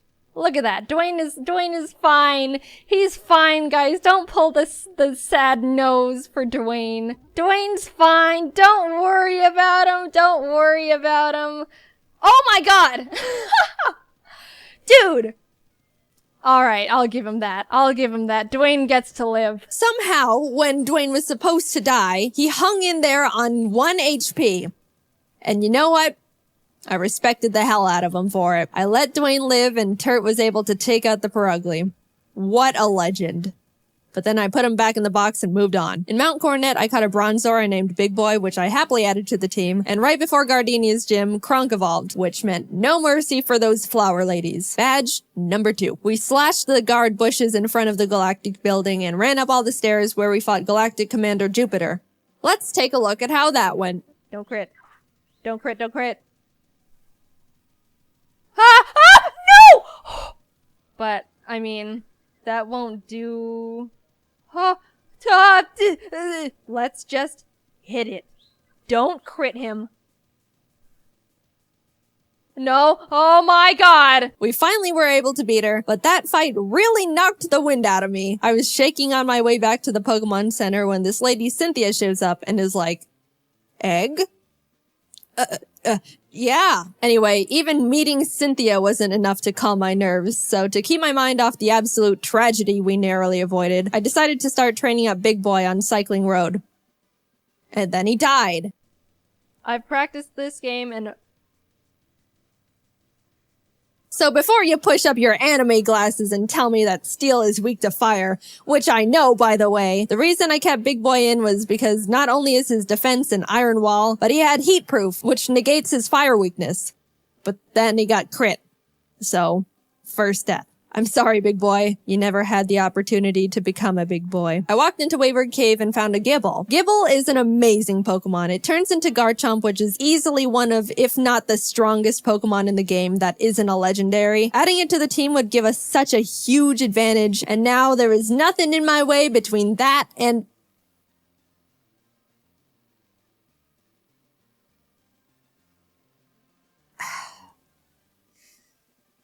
And we're moving on. We arrived in Hearthome City where I caught DeVito the Ralts, Kronk and Puppy evolved, we had a clean win against Fantina, and some lady gave us an Eevee I named Milk. Things were starting to look better now. I was leveling up DeVito against trainers, and when fighting this lovey-dovey couple...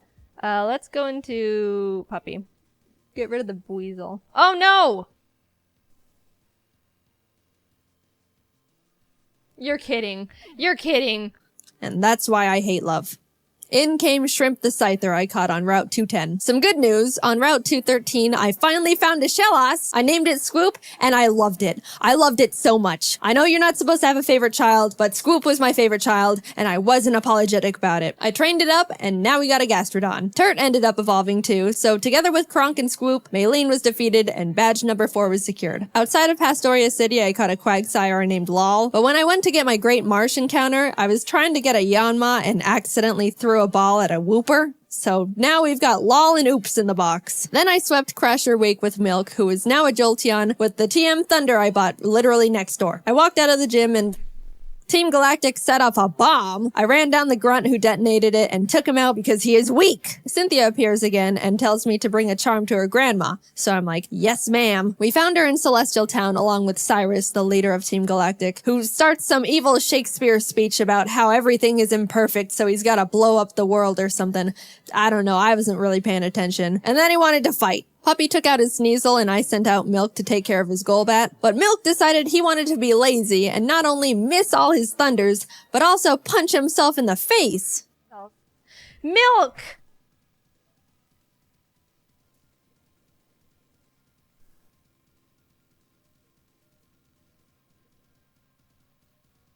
You can't be doing this. Kronk came out and killed the Golbat because Milk was being difficult, but I gave him a second chance and he took out the Murkrow. Anyway, here's your dusty charm. I went out and caught a Magnemite named C, then arrived in Canalave City where we barged into Byron's gym and demolished his team with Swoop and Turd. Then Team Galactic sets off another bomb, this time at Lake Valor. So Barry, Professor Rowan's assistant Lucas, and I split up to check on the lakes. As I'm strolling past all the flopping Magikarp, I run into Galactic Commander Saturn, who we swept the floor with. After that, we headed over to Lake Verity where we did the exact same with Mars. There was a part where Turd got crit and almost died.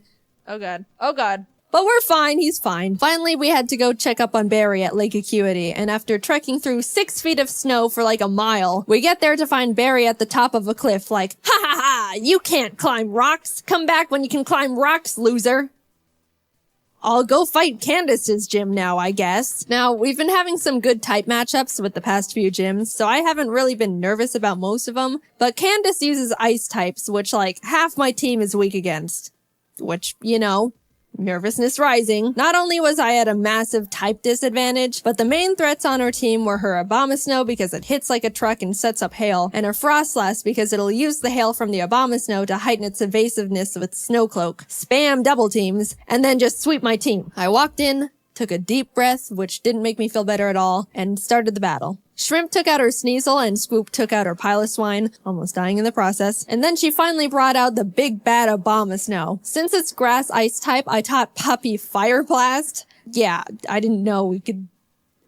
Anyway, I wasn't sure it could one-shot because Puppy's not a special attacker, and lo and behold, it didn't. It didn't miss. Please kill it. Please. It's quad. It's quad. What?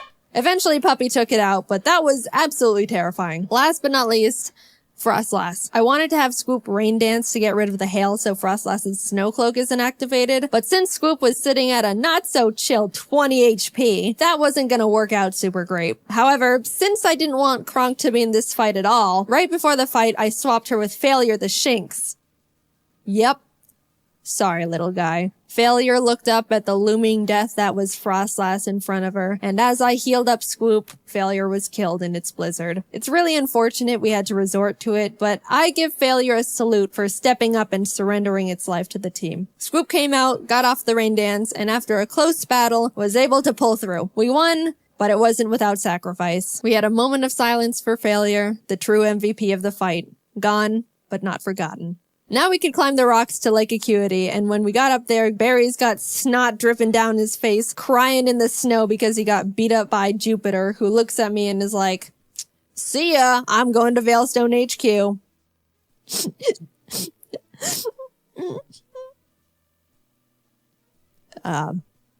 I'm gonna go to Veilstone. We start running through the base trying to find Cyrus, but when fighting this scientist... Psychic. Porygon 2 freaks me out. It is way too powerful, way too bulky, and it's way too weird. I do like Porygon 2 though. I would like a plush of Porygon 2. Very cute. What? No! No! Swoop! We lost Swoop! I wasn't okay. Turt came out and curb stomped the Porygon 2 out of vengeance, but to put it lightly, I wasn't taking that too well. My heart is breaking. I'm actually sad. But life doesn't stop when your dog dies, so I had to keep trucking and brought Law the Quagsire to the team. With an intense, blood-curdling thirst for revenge, I stormed into Cyrus's room. Fight! Shrimp and Milk took out his team in no time. I snatched his Master Ball and used his teleport pad to enter the basement where Mesprit, Azelf, and Uxie are all being held captive. Fight! And like Cyrus, Saturn was swept too. After releasing the Lake Guardians, we head to Mount Coronet because Cyrus wants to go there and destroy the planet, I think, and we catch up to him at the Spear Pillar. Before we can run up and attack him, Mars and Jupiter step in. Then Barry arrives. Honestly, I have no idea how he found us all here. And it's like, I'll help! Lal takes out both their Bronzors, Mars's Purugly, and Barry's Munchlax. So I thought, you know, it was all smooth sailing, right? Well... Wow, Barry. Really doing a lot for the team, aren't ya? Oh my god, no, it has Giga Drain? No.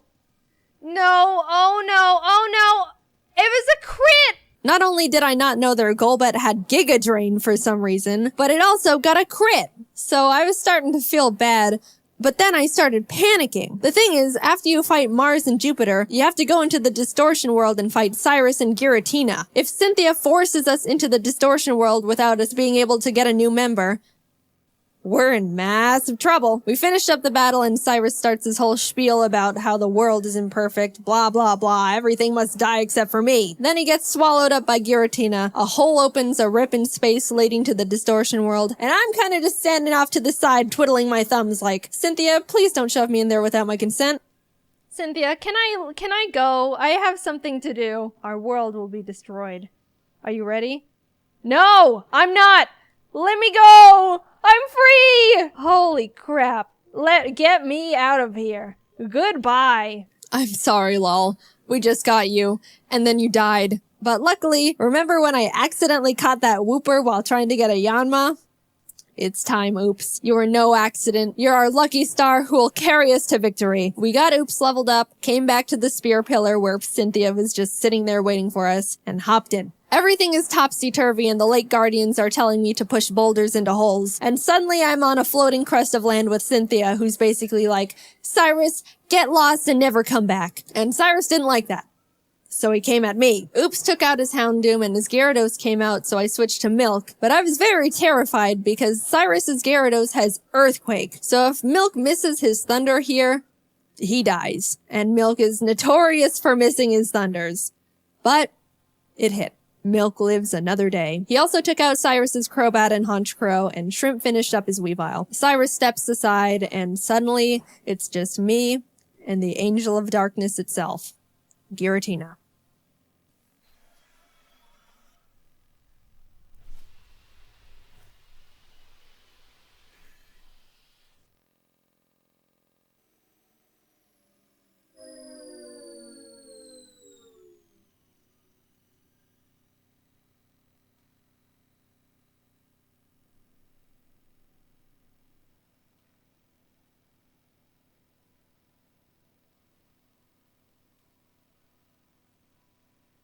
I threw the Master Ball, and like that, it was over. I saved the world. Now to get back to my gym badges. I arrived at Sunyshore City and started making my way through Volkner's gym. I know he's the 8th gym leader and he's supposed to be tough and apparently he's depressed because everyone who challenges him isn't good enough and he's bored. But I wasn't concerned. We have Oops and none of his Pokemon can do anything about it. It's not like they have Giga Drain or anything, right? They didn't, I checked. Oops was just Earthquake and everything, and at the end, I'll admit, I got a bit scared. Okay, don't crit. If you crit Giga Impact, that would be really Holy. But it's all good. We're all good. And with that, off to Victory Road we went, where we caught ourselves a Gabite I named Flakes. Would have been nice to have one, I don't know, near the beginning of the game, say, in Wayward Cave, you know. But whatever. Better late than never. It's good to have just in case something goes horribly wrong out of nowhere. Flakes is base 60. Yeah, it is. It's an amazing... Whoa, whoa, whoa, whoa, whoa, whoa. No! You're kidding. Oh dear. And that's the straw that broke the camel's back. After Puppy died, I stepped back and decided the team we go into the Elite Four with needs to be the best possible team we can build. The Elite Four here goes pretty hard, so I couldn't go in willy-nilly just hoping for the best. After literally a few hours of calculations and research, I settled on a team I thought would give us the highest possibility of winning. I added Flakes to the team in place of Puppy, and with a heavy heart, left Milk and Kronk behind as I brought C the now Magnezone and Colgate the Togekiss I hatched from the eggs Cynthia gave me. Even though I was sad to not bring Milk and Kronk into the final battles with us, they won't be forgotten. And it doesn't negate the fact they were such huge assets to the team, and I wouldn't have made it this far without them. I'll see you guys on the other side. I took a step towards the doors of no return, and immediately got interrupted by Barry, who wanted to have one last fight. Anyway...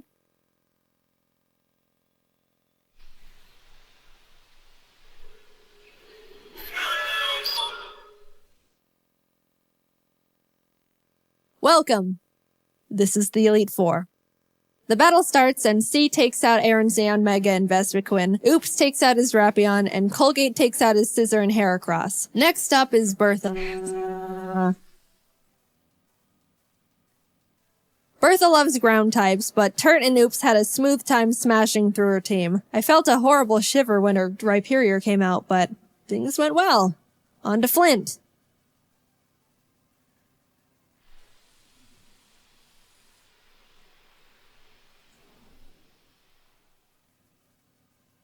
Flint has a pretty scary team, but luckily Oops and Flakes had no trouble plowing through them as well. And with that, we're on to the last member, Lucian. Now, Shrimp hasn't had much time to shine in these fights so far, so I decided I wanted to let her go all out. She set up sword stances and bullet punched everything. Proud of you, Shrimp. And suddenly, I'm at the entrance to the champion. The trainer who's been known to crush dreams in a single battle, and many still fear to this day. I took a deep breath. Things are going surprisingly well, and I don't know how to feel about it. But I looked up, and there she was. At this moment, I have only one last objective. Defeat Cynthia. She leads with Spiritomb, which has no weaknesses, so I sent out Turt to hit it as hard as possible. Flakes takes out her Togekiss, and then her Garchomp comes out. This is known to be one of the toughest boss Pokemon in the entire franchise. And rightfully so. That thing was made by Satan himself, and I'm sure even he fears what he has created. I immediately switched to Oops, who's the only Pokemon that can lead us to victory here. I planned to put it to sleep with Yawn, and then Ice Beam it until it died. That was our only hope. But then, Oops was crit.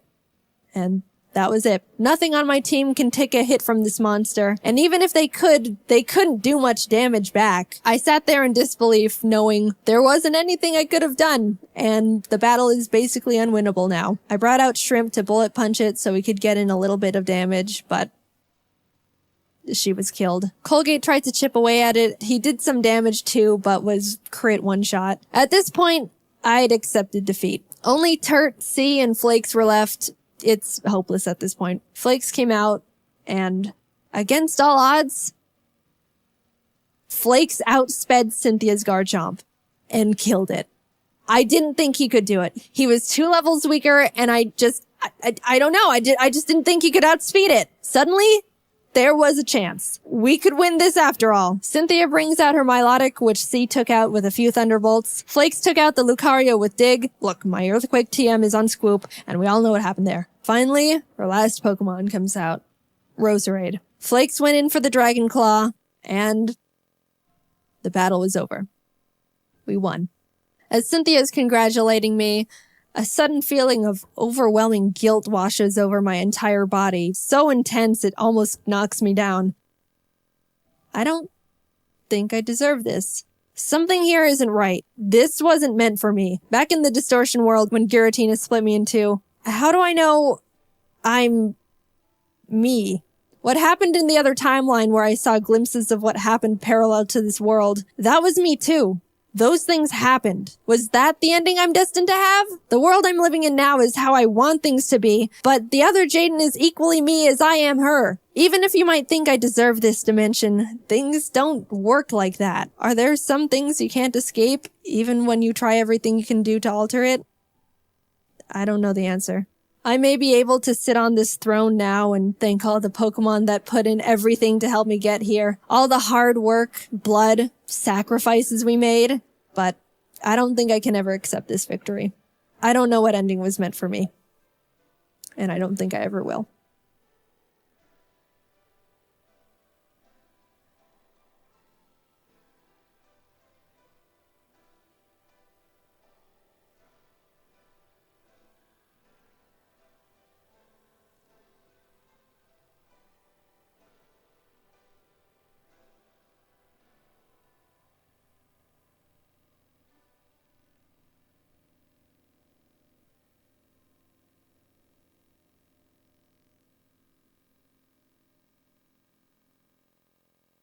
As you know, most games are pretty flexible in terms of getting to go as fast, or slow, if you're lame, as you want. And honestly, it's pretty hard to limit that from players. Maybe you could turn the main character into an old man who has trouble walking or something, but that's not fun. At least in theory, I don't know. But you know the one video game genre that forces everyone to play at the same pace? Rhythm games. Rhythm Heaven is one of my favorite games, especially in the rhythm category. I played it constantly growing up, and I wanted to come up with some dumb excuse to play it for a video. So today I'm speedrunning a rhythm game. How does that work? In actuality, I have no idea, but this is what I laid out for myself. As the video game masochist I am, I wanted to make sure I had some sort of challenge capable of driving me to the brink of insanity, so I'm gonna be running the all medals category, which means I only have a certain amount of mess-ups per minigame before I fall from award-winning gaming greatness into low-life scum. And since I'm not running a game no one else has run before, I have some competition for the first time. There's a decent amount of runs already submitted, so to compete with them, I need to make sure I get first try medals throughout the entire game, every time, all 50. I need to play 50 rhythm games in a row without messing up. I thought about going for an all perfects run, and then I did a test play to see how hard it would have been, and I was like, no, this would actually make me want to stop breathing. So here we go. This is my experience speedrunning the 14-year-old rhythm game, Rhythm Heaven Fever. For my first run, I just wanted to play through the whole game to simply see how it would go. You know, learn what I needed to practice, get my pacing. And you know what? It was kind of an insane first try. I only messed up on 2 games in the entire run. Figure Fighter 2, which is this game where you're a puny little shrimp man who gets inflated to punch a punching bag in front of a crowd of a couple hundred people. And Remix 10. Of course. If you've played Rhythm Heaven Fever, you know about Remix 10. The game organizes all the minigames into columns, and after you play 4 of them, there's a remix that's like a medley of the whole column. It's genuinely cool, but for the last remix, it's a nearly 4-minute game of every single minigame you've played up until that point. Like I said, very cool, but also terrifying from a speedrun perspective. Anyway, besides getting okays in 2 minigames, that means I was perfectly prepared for all the others. And I was shocked. That's not half bad. In fact, that's 96% not half bad. I even started thinking to myself, oh man, if I get this run faster than anticipated, maybe I can't even make a video for it. I was worried I would get it like attempt 2 and then not know what to talk about. Which, no, I do have a video for it. As you can see, I went into attempt 2 with a very heightened sense of confidence, ready to complete my run second try, and I immediately missed the first beat. Up! Jaiden. So that run's dead. Attempt 3 was going alright, making a few more mistakes than normal, but was still doing well enough to keep getting medals. Then I got to Donk Donk, which I hate. I hate it, and it's the worst one. You're this middle thing and have to dunk against the other things to make this blimp go fast or something. Honestly, the whole concept of this one is beyond me, but I was just barely missing the marks, and when I say barely, I mean I was still donking against them, but in a way that's like, I definitely didn't dunk perfectly. A few other games have this visual feature, and throughout the run, I was telling my friends Jordan and Kelsey, who were helping me take notes and keeping me company, and saying, I have no idea if that means I completely messed up or if it's a, that was a close dunk, but we'll give it to you type of thing. And then after the game ended, I need to like look up if that's bad or not. It is bad. Apparently it's bad, Baby Jim. Alright, well, run's dead. Well, alright, I guess I got that answer. I started another run after that and messed up at the very beginning before I could even do anything. The timer starts after choosing your new file and clicking yes when asked to continue. And then immediately after that, there's a very long tutorial. But speedrunning strat, you can actually skip that pesky little tutorial by after clicking yes, immediately clicking the home button and restarting the game. See, this run is cool. It's got cool skips and stuff.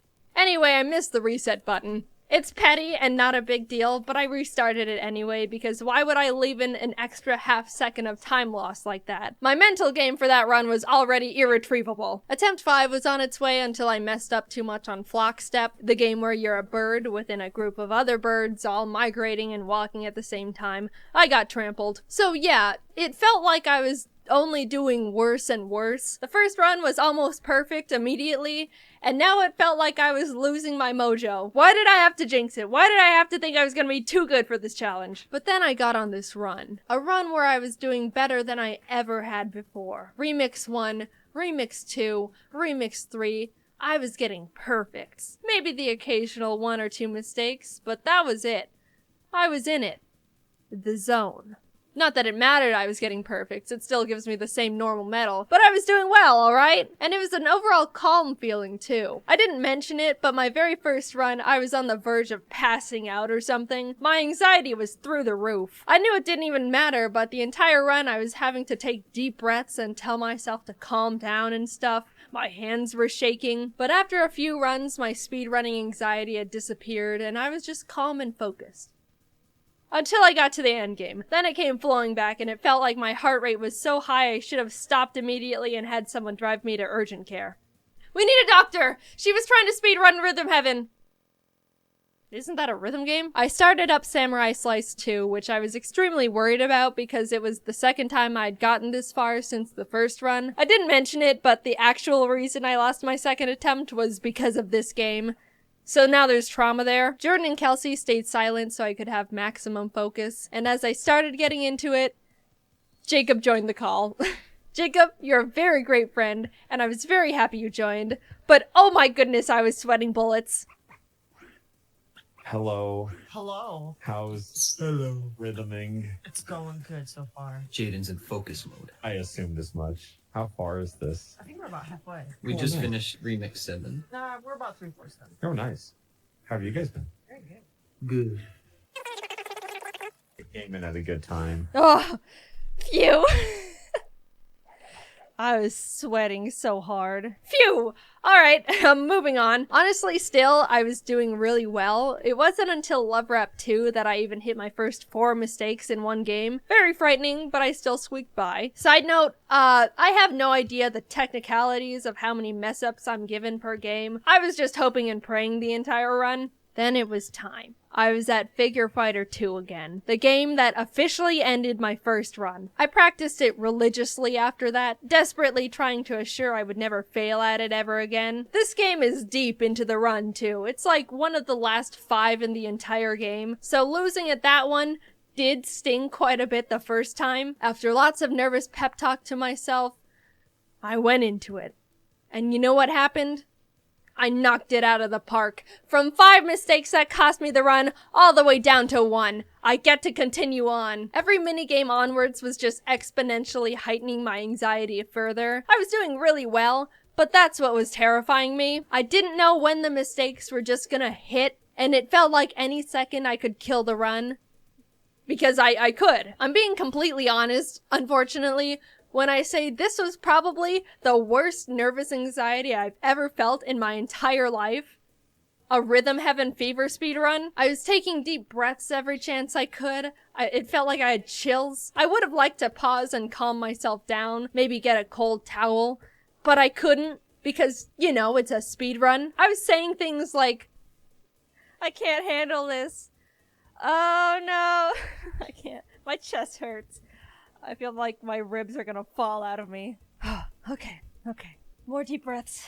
Some water, maybe. I hate this feeling. I don't want to live with this feeling any longer. Only 5 left. Maybe I was starting to hallucinate or something, but it felt like I was literally having nervous wreck heart palpitations. Both scenarios are equally likely, but I was somehow keeping it together on the outside and made it to the grand finale. Remix 10. This was also the game I practiced the most, next to Figure Fighter 2, so I was technically prepared, but not mentally. I was falling apart mentally. Crumbling, if you will. But I had no time to try and calm down. That would be time loss, of course. So without hesitation, I had to start it. All things considered, even though I couldn't hear the game over the sound of my heartbeat, I was doing pretty decently. But then the first mistake hit. I don't technically know how many mistakes that counts for, but it's okay. It's assumedly the first one. Then it happens again moments later. This is what I was talking about earlier when I don't know if that counts as an actual mistake or not. Can I look it up? Does the internet have the answer? I don't know, maybe, probably. But I'm in too deep to check at this point, so I'm not going to. The run continues. 1, 2, 3, go! Ready, and tap, tap, tap.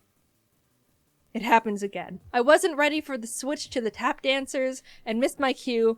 They literally harassed me in-game about it. It's all slowly falling apart now. I don't think I can make any more mistakes. Do I know for sure?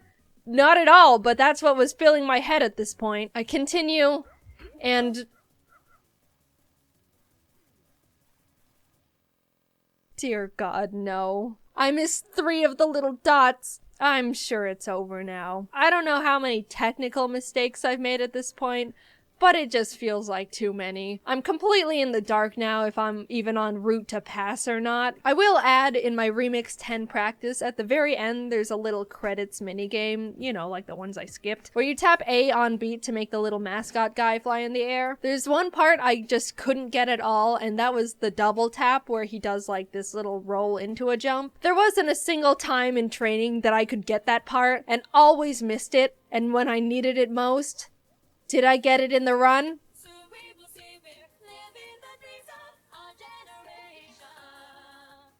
No. That's it. I don't know how many mistakes that was, but it was too many. My heart sank, dude. All that work just to fail at the very end. All that anxiety I'm gonna have to relive. I just didn't know if I could handle it. Like, physically. I wasn't joking about the heart palpitations / hallucinations. All I could do was sit there at the foot of Rhythm God and wait for my judgment. I don't know. I don't know about that one. I genuinely don't know. This one's mean. Careful. No, don't say it, don't say it.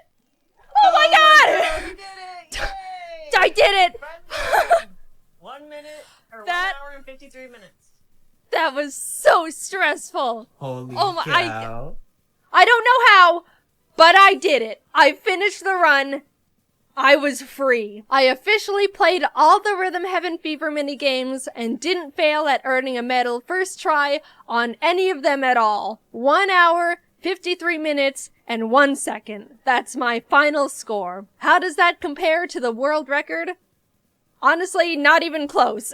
I don't really know how they saved so much time. My main guess is that playing on the Wii is much faster in terms of loading time. I was playing on a Wii U, and that could affect how fast everything loads. I don't know. But also, there's no way I'm gonna play on a Wii for YouTube. Do you know how crunchy that would make this footage? I'd rather take the time loss bullet so I don't have to cross my eyes just to rewatch my footage. So how does my run compare to the people who did the same run on the Wii U?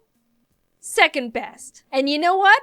I'll take it. I have no idea how this guy ended up saving like 10 seconds, but being the second best Wii U Rhythm Heaven Fever All Medals runner is fine with me. I am settling, and I am proud. Will I probably lose this record hours after this video goes up? Absolutely. But that's just how it goes.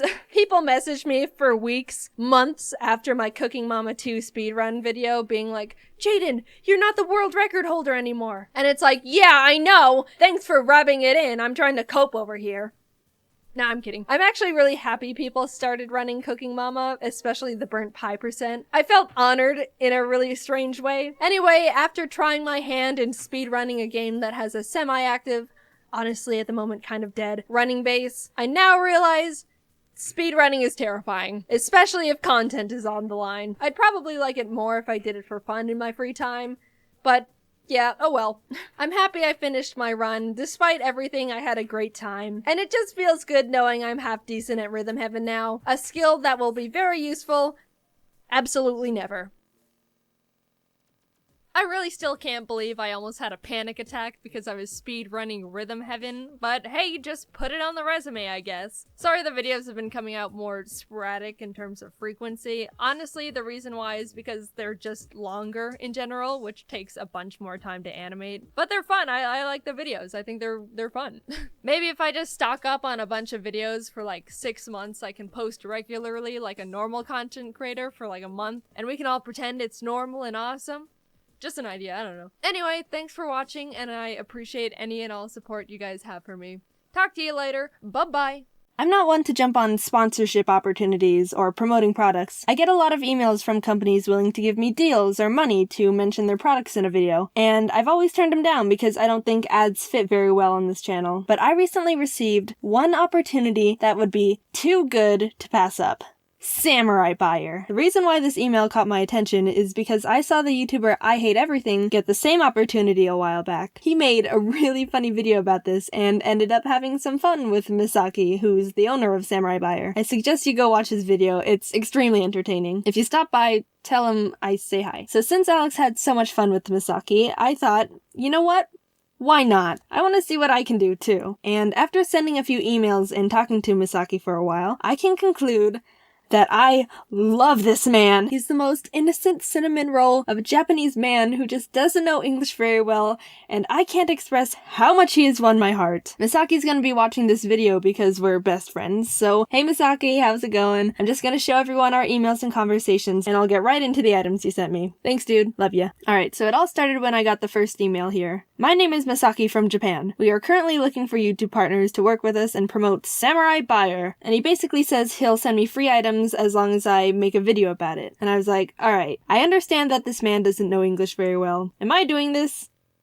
I'm doing this. Greetings, Sir Mizaki. I am Jaiden from United States. I am very in love with many of your store products and fantasize buying them on numerous occasions. I am quite honored that you desire to sponsor me gifts from your shop personally. It makes me feel very special, and I hope I have made you proud, good sir. However, on my YouTube company, I do not create content of unboxing the merchandises. This is a problem to say the least. Although I cannot produce a short film to upload for my people, if you send me a box of goodies, I am very willing to share with them on my social medias. Hope to hear from you very soon. Jaiden Animations. At this point, I wasn't sure if I wanted to make a whole video about this, so I thought maybe I could get him to send me a box and I could just tweet out the crazy stuff he sends me. But oh, do I have some stuff to share with you guys about this. It would have been a crime not to make a video about what I got myself into. Just stay tuned. It gets crazy. Hello, Jaiden. Thank you for your reply. I understand that unboxing video will not really suit your channel. However, we would like to offer you to make some tutorial video of how to use Samurai Buyer with your wonderful animation skills, which I personally like it. What do you think? Misaki. Dearest Misaki, oh my, that is a wonderful ideas. You are one brilliant man, Sir Misaki. I am blessed to be in your presence via electronic mail. I would love to share your products to the world with my videos through the magic of motion of animation. How many items will you be sending? I want to be able to make a long enough video so that my kings will be satisfied with me. I want to make them proud of me as well. They are my happy. Harambe 1999 to 2K16. Jaiden Animation, Jaiden Animations. Hello, Jaiden! I am reviewing your animation for past 3 days. I just like them. You can just tell me what sort of items you like to get. Maybe something like $120 at first. Misaki. I didn't know what he meant by $120 at first. I thought he wanted me to send him $120 to have him ship the items, and I was like, no, I'm not spending $120 on this. Peace and love, Misaki. I'm not sure what you mean by $120. Are you implying I send you money? I cannot pay money because my money goes to my dog that I have in my house. I have to pay him money to keep him happy. It is a complicated relationship. If you would send me the craziest and most insane things you have to offer in your shop, I will be a happy camper. I myself am quite crazy and most insane, and want to be blown away with the surprises you will be delivering to me. Wow! The more items the merrier. Send me as many items as your company can. I can handle it, don't worry. I accept the challenge. I shot the sheriff. Jaiden Animations, Jaiden Animations, Jaiden Animation, Jaiden Animation. And then he says, $120 for you to choose the items. Misaki. That didn't really answer my question. Mr. Misaki, am I paying for this? Or are you sending them for free? Just send me what you think I would like. I trust you, senpai. Jaiden Animations, Jaiden Animation, Jaiden Animation, Jaiden Animates, Jaiden Animations. And then he says, hello, senpai! Senpai? Okay, I pick up the best items for you. Misaki. Thank you very, very much, sir, Mr. Misaki. I will make a good video with them. I won't let you down. Before I send you my shipping information, I have one question you must answer. How are you doing today? I am curious because you are a hard-working man and I hope you are doing well. I await patiently for your reply. Jaiden Animation, Jaiden Animations, Maiden Animations, Jaiden Animation, Jaiden Animates, Jaiden Draws. Hello, Jaiden Senpai. I am great, thank you. Anyway, you have Skype? Notice me, Misaki. So, I'm guessing that since he's always talking to a bunch of other YouTube people who are also aware that he doesn't know English very well, they're saying things to him like, notice me, senpai, and he's picking it up and saying it too. Anyway, so I add him back on Skype, and he says, hi, senpai. Oh, he makes me so happy. Then we chatted a bit, and he asked if I could hop into a call. Now, I don't like calls. They give me anxiety. But I was like, you know what? I'll do it. I'll do it for Misaki. So we had a nice conversation for like 10 minutes. I got to tell him I'm half Japanese, my mom's Asian, and my dad's white. And he's like, oh, we're similar. And then he started joking about rice fields? Is that racist? I don't know if that's racist or not. So now he's talking about rice fields and goes on to say, oh, you need to visit sometime and see. I mean, all jokes aside, Misaki, if you want to fly me over to Japan, I am so down to come visit you since we're best friends now. We'll frolic in those rice fields. Just hit me up. And in the call, he also mentions iDubbbz. iDubbbz is a YouTuber who's also done a video about Misaki and Samurai Buyer. His video is more PG-13, so if you're not into that stuff, you probably shouldn't watch it. Otherwise, he has a pretty entertaining video too. So Misaki says, oh, do you know iDubbbz? You're both in the United States.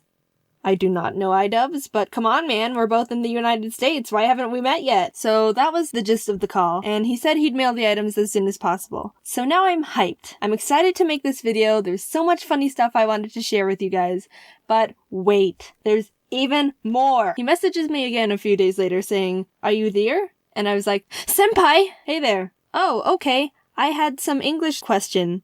Alright, we will be making banner on the top page of Samurai Buyer, like Pokemon, Dragon Ball, snacks, and Japan exclusive items. I am looking for the catchy phrase for each banner. Do you have any idea? Example Pokemon banner. Let's catch all Pokemon! Like a slogan for the entire website? And he goes, nope, on each contents. Banner. Ah! And then he says the categories again. So something I suggest can literally be on the official Samurai Buyer website, and I am freaking out. This just keeps getting better and better. I know what I need to do. Yes! What if for the Dragon Ball one you wrote, Dragon Ball, over 9,000? Over 9,000? Oh, power! Yeah, because in the show they say that. I am still open for everything. We do not have American staffs here, but we are selling items for American. Lol. I'll help you out, buddy. I love slogans. Thank you. Pokemon must go! I swear to God. I'm just sitting here watching this whole thing unfold perfectly right in front of me. How did I get here? What about for the Japanese exclusives? For all your weeaboo needs. Ha ha ha ha. Is it okay to use weeaboo?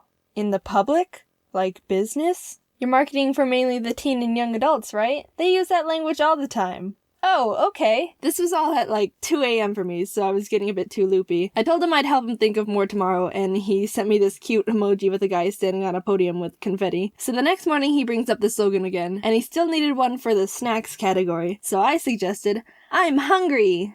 Because when you want to eat snacks, you're most likely hungry. He seemed to like that one, and that was that for a bit. I didn't really give it another thought until I decided to randomly look at their website, which I actually hadn't done up to that point yet. And look what I find! He actually used my slogan for his banner! Legit, it's on his website. You can go see for yourself. That's mine! Oh my god. I got so many of those happy, excited tingles. You don't even know. He also used his Pokemon one too. Pokemon must go! I didn't come up with it, but I take credit for it because when he suggested it to me, I was like, yes, use that! Oh, this makes me happy. Alright, one more thing before we get into the items. When I was in the call with Senpai Mizaki, he asked if I could put him in the video, like animate him, and I was like, freaking heck yes! And asked if he would send me a picture of what he looks like so I can draw him. He didn't want to send an actual picture, I'm assuming for privacy reasons. Don't worry bro, I totally understand. So I asked for a description of what he looks like, and he says, imagine a Japanese man, and that is what I look like. Now, Misaki, you're gonna have to try a little harder than that. I asked him to elaborate, and he sends me this photo to use as reference. Okay, sure. I'm pretty sure this is a girl character from an anime, but you know what? We're a progressive era. This is fine. So everyone, this is Misaki. Say hi. What's up, guys? This is Misaki from Samurai Buyer. Please call me as Weeaboo Misaki. Thank you. Please enjoy your wonderful selection of Japanese merchandise. See you later. So, without any further ado, let's get into what Senpai Misaki sent us. So I got the box here. This is what Misaki sent us. He wrote, welcome to Ricefield, Jaiden. I haven't opened it yet. You can see it's still, like, taped up. So, let's get into this. I'm excited to see what he sent us.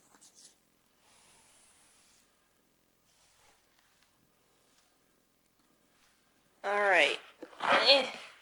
Alright, so the first thing I see in this box is a Full Metal Alchemist figurine. I haven't seen the anime, but I know that's a spicy anime right now.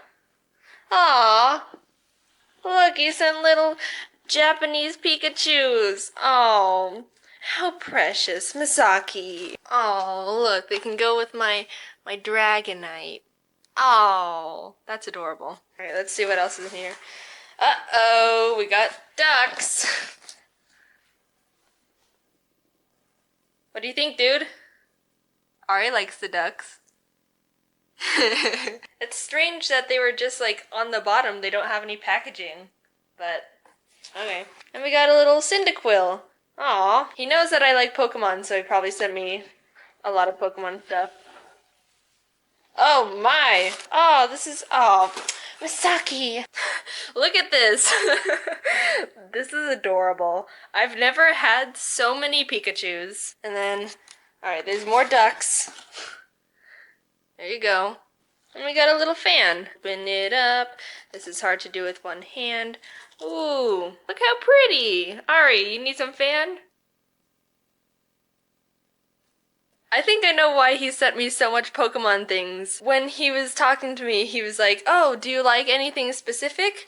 And I was like, no, you can just send me whatever you think I'd like. And then he's like, oh, you like Pokemon, right? And I was like, yeah, I like Pokemon. And he's like, do you like plush? And I was like, yeah, I like plush. And then he sent all the Pokemon and all the plush. Misaki, you're so awesome. It's like a big ol' happy family. There's the mom and the dad, and Ari's taking a child. Ari, no! No!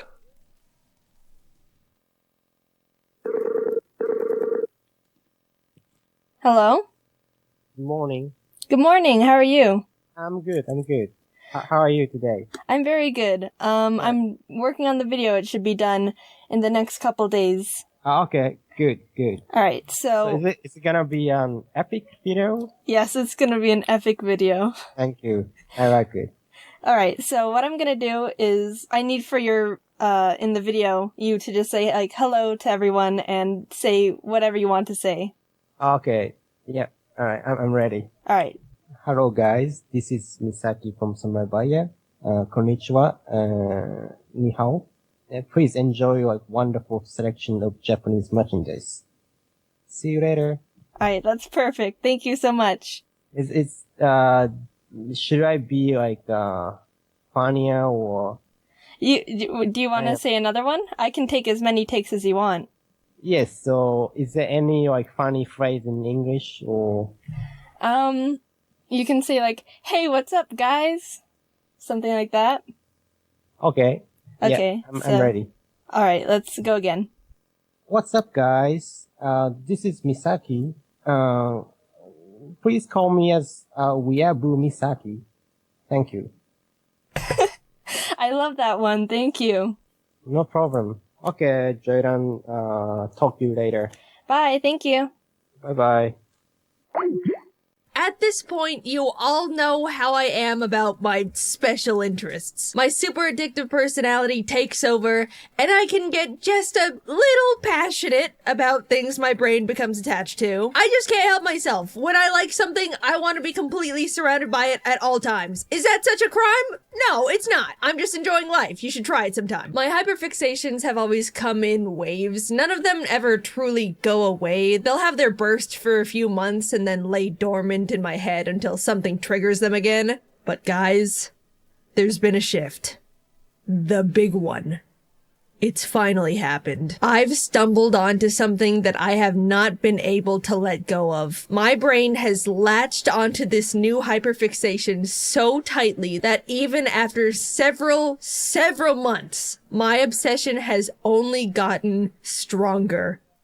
It's this little guy called Chikawa. When Jacob and I were in Japan, August 2023, I saw these silly little figurines in a claw machine. They were funny and cute, so I got one and proceeded to carry it around in my pocket for the remainder of our Japan time. But as the trip went on, I continued to see this tiny white creature almost everywhere. Plushies and collectibles lined almost every store, posters, collabs, manga. Whatever this thing was, it was absolutely a big deal. And with every glance, something deep within me, some overwhelming force, urged me to buy as much as I could. I didn't know a single thing about this character, but it was addiction at first sight. This is a picture of the Chikawa haul I took back home to give you a visual of how much I descended into Chikawa madness after just 3 weeks of exposure. And as an update, this is my current Chikawa collection, a year and a half after my first encounter with the creature. The brainworms have fully taken over, and I am actively still desperate to obtain more. Coincidentally, a few months ago, the very first Chikawa pop-up shop came to America, and since it overlapped with my birthday, I made all my friends go to it and watch me buy everything. It was the best birthday ever. To anyone who isn't familiar, Chikawa comes from an online manga created by Nagano. The series hasn't really made its way to America yet, but it is huge in Japan. I'm desperately hoping this video will get more of the Western audience interested in Chikawa because I need it to be here. I cannot keep buying scalped merchandise through eBay. My bank account is melting. Please, Chikawa, I'm begging. But Jaiden, this looks like any other of those cute Japanese character mascots. What makes Chikawa so special? Look,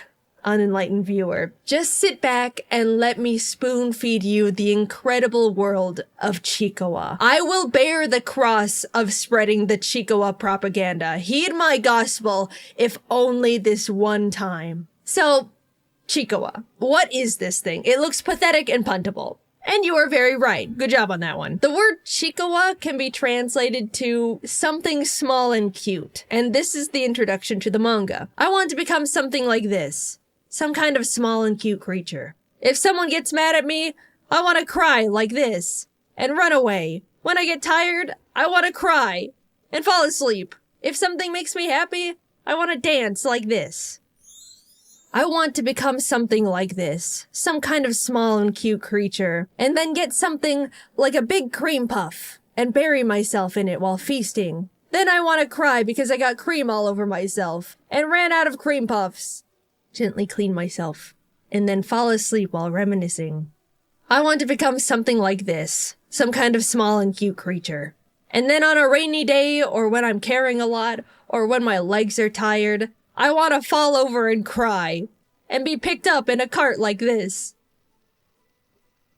And then get tossed inside my house. So right away, you kind of get who Chikawa is. It's tiny and pitiful in every way, with simple wants like good food and compliments. It's emotional and cries at the smallest inconveniences. I feel like at its core, Chikawa is a personification of the human desire to simply give in to the inner child's wants and emotional needs with no filter or judgment. It's extremely refreshing compared to the hustle and bustle of daily human life. After these first pages, the manga starts to take shape and becomes more like a traditional series with actual panels, new characters, and eventually there's even story arcs too. But sometimes a page is just about a character making good food, eating it, and enjoying it.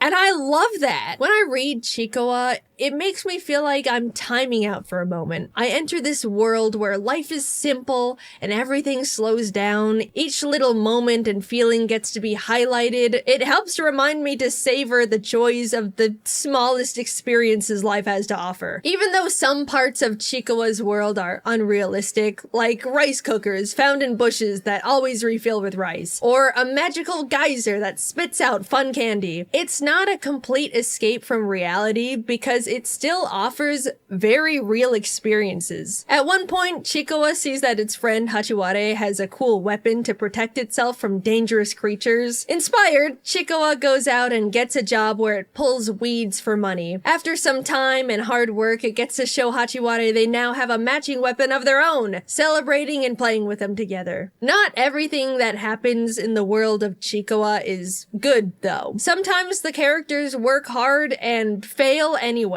Watching their tiny minds struggle to deal with defeat is such a whiplash because you definitely expect nothing bad to ever happen to them. I have to admit, the manga has made me cry on multiple occasions. No judging unless you've read it too. But when they do succeed, you really get to slow down and appreciate their effort to achieve things. It's so rewarding to watch them come out on top. You get to celebrate the characters' little achievements with them. I don't remember the last time I felt this happy even achieving something for myself. And here I am getting the warm fuzzies over a creature eating ramen with its best friend. I don't mean to make it seem deeper than it is, but Chikawa really makes me feel like I need to slow down and let myself feel more fulfilled by the smaller wins life has to offer. This manga is just so charming. Something about how Nagano draws these things makes me both extremely happy and also laugh really hard. This is one of my favorite pages in all of Chikawa.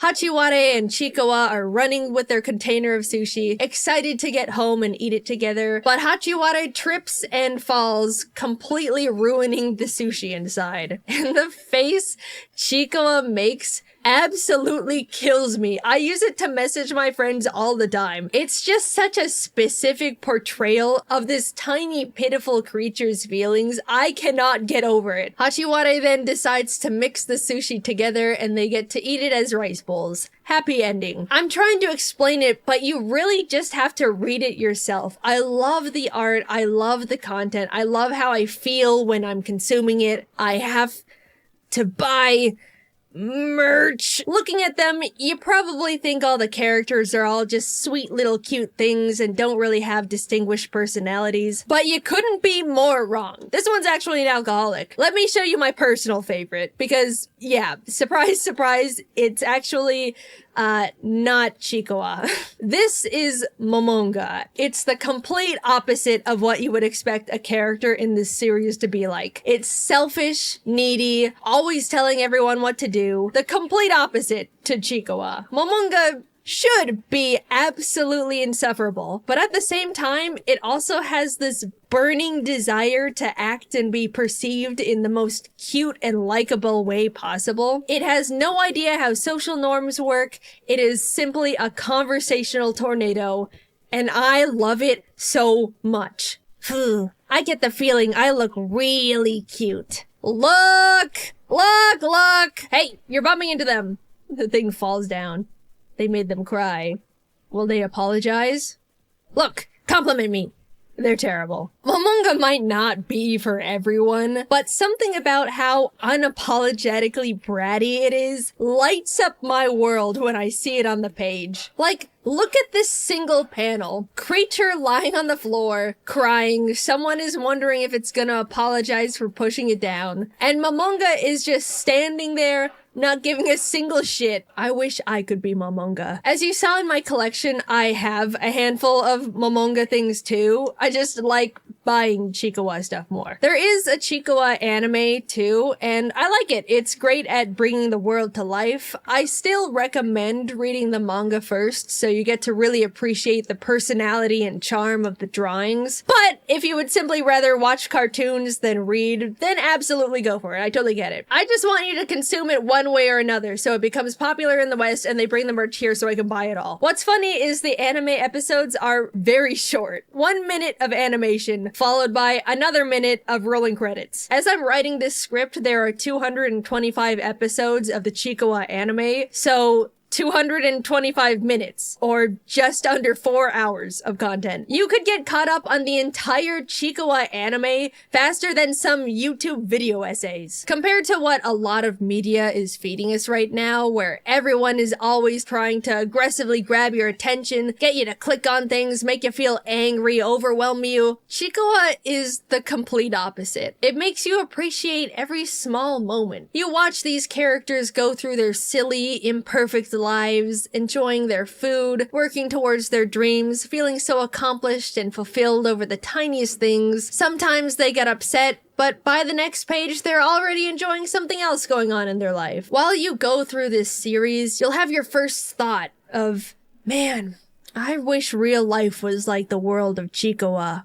But then you kinda realize it just can be. You can take a moment to enjoy your food like they do. You can celebrate a milestone and feel just as rewarded as they do. They live in the moment, not stressing over what comes next or how they're gonna top it. And you can too! It makes emotions feel real and valuable again to me. All through these simple little puntable characters. Chikawa isn't gonna resonate with everyone like it has with me, and that's completely fine, even though they're wrong. But I do hope that I've convinced at least some of you to give it a try. You can watch the anime on High Dive with subtitles, but unfortunately, there's currently no official English translations of the manga. You have to get a bit crafty to read it at the moment. Until we get official translations, there is a fan-made guide to Chikawa resources in the description with fan-made translations. But be respectful and normal, please. To be honest, I'm a little scared of all the attention I'm putting on this community all at once, but please just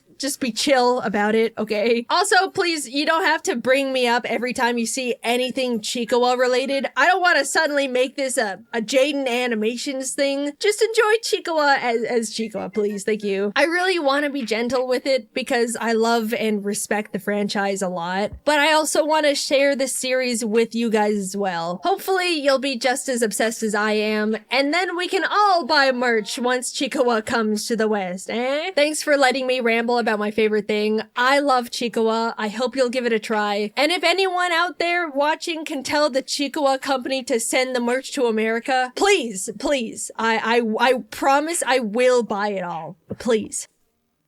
There's actually a chance I might have been pronouncing Chikawa wrong this whole video. I've heard other people pronounce it Chikawa or Chikawa. I really am not sure, so this is pretty embarrassing. Also, while prepping for this video, I sat on call with practically everyone on my team, and we all watched the whole Chikawa anime series together for research purposes, and then they all made Chikasonas. I cannot believe this is my job. Everyone, I have exciting news. We're having a baby! Well, okay, I was gonna hype this video up to make you think that we were having a child, but it's not a child. It's a dog! Aren't you excited? I know this is all probably kinda sudden, but I mean, come on. Everyone likes dogs. Save it. Now, before you all go crazy with your obvious dog hype, I bet you have some pretty big questions like, oh, Jaiden, what's its name? It's Ari. So now that we've got all the big questions out of the way, you probably want to see him now. Well, you can. Here he is. So, we just got back from picking up our baby. This is gonna be his first moments home. Hello. Oh.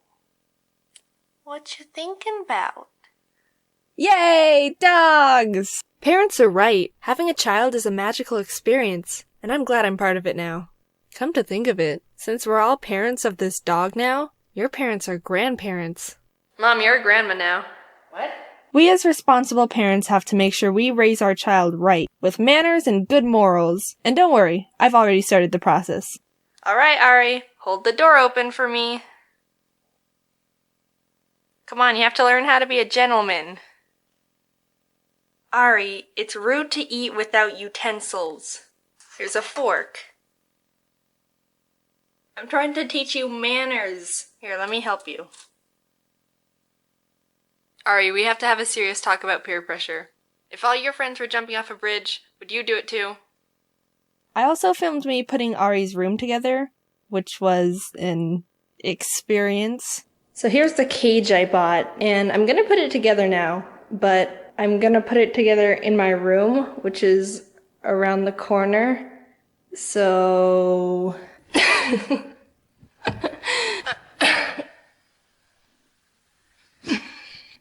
Huh. So I got a screwdriver, and we're gonna put this together. I don't know how it's gonna turn out because I'm not a handy tool guy, but I'll do my best. All right, where's the cut part? I'm gonna try and open the box now. Oh, here it is. Okay, hold on.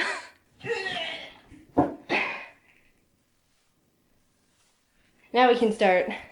I've never put something together like this before, so I apologize if I'm doing it wrong already. Okay. I have the things. Oh. This is the bottom, and this is like the lid. So I gotta flip it over again. Okay. Now I think I can just pop the lid off. Oh, that sounded promising. Alright, I think the best part to start with is the instructions. That's not the date, but I'll let it slide. And also, this is inspected by Kay. So thanks, Kay. Oh, this is instructions. Pictures. This doesn't help. I guess I have to read it. This is like a boat. I'm in a boat. SS. Someone else help me put this together because I don't know what I'm doing. So much bubble wrap. Ah! Oh. Show your love. Oh. Oh, crap. So now that I have everything out of the box, these instructions should start making more sense. The instructions say that these are numbered. There's no numbers on here, so I kind of just have to wing it. Is this 7? No, that's not 7. Oh. This one's the front one. Oh, this is 16. This is 16. 16. Yeah. What is this? Is this paint? It looks like the oil that's been leaked in the ocean. Wait, what? Are these the screws? They sound cool though. Is this ASMR? Alright, I'm gonna actually read the instructions. Place the main base upside down and insert casters into legs. Are those the casters? Bam! Okay, what's the next part? I don't... Please see our website. Oh, hold on. I'm gonna do that. Let me screw this. So I'm on the website, and it says that there should be a video about how to put it together. Oh, pros and cons. Cons. None. Well, that's good. I'm not finding an instructional video like it says it does in the instructions on the website. And I can only see, the only thing I can click on is buy from Amazon. I already bought it from Amazon, thank you. I want the next step. Shut up. Whatever, I don't need you. I can do this myself. I don't know what to do. So it said to get a mallet. So now I have a mallet. And it says to use the mallet to put the casters into the legs. But I was like, what's a caster? I don't know what the caster is. So I thought these were the casters. But no, I think these wheels are the casters. Why are you calling it casters? Just call it wheels. What the heck? This goes here. And then it says to use the mallet to... Oh. Did that do it? I guess so. Alright. This looks promising. So the next step is to put the front panel in, which is the door. Alright. Ah! Oh my god. Okay, step 3. Alright, slide the side panels over the metal sleeve at the bottom of the front and back. Well, wait, metal sleeve? Is this the metal sleeve or is this the metal sleeve? I don't know what the metal sleeve is. The only sleeve I know is the sleeve on your shirt. Okay, I figured it out. So, it slid over the metal sleeve that was there because there's holes under the bottom, and then you slide it in. Oh, yeah, that looks a lot better. If desired, slide the bottom grate into the track just below the front door.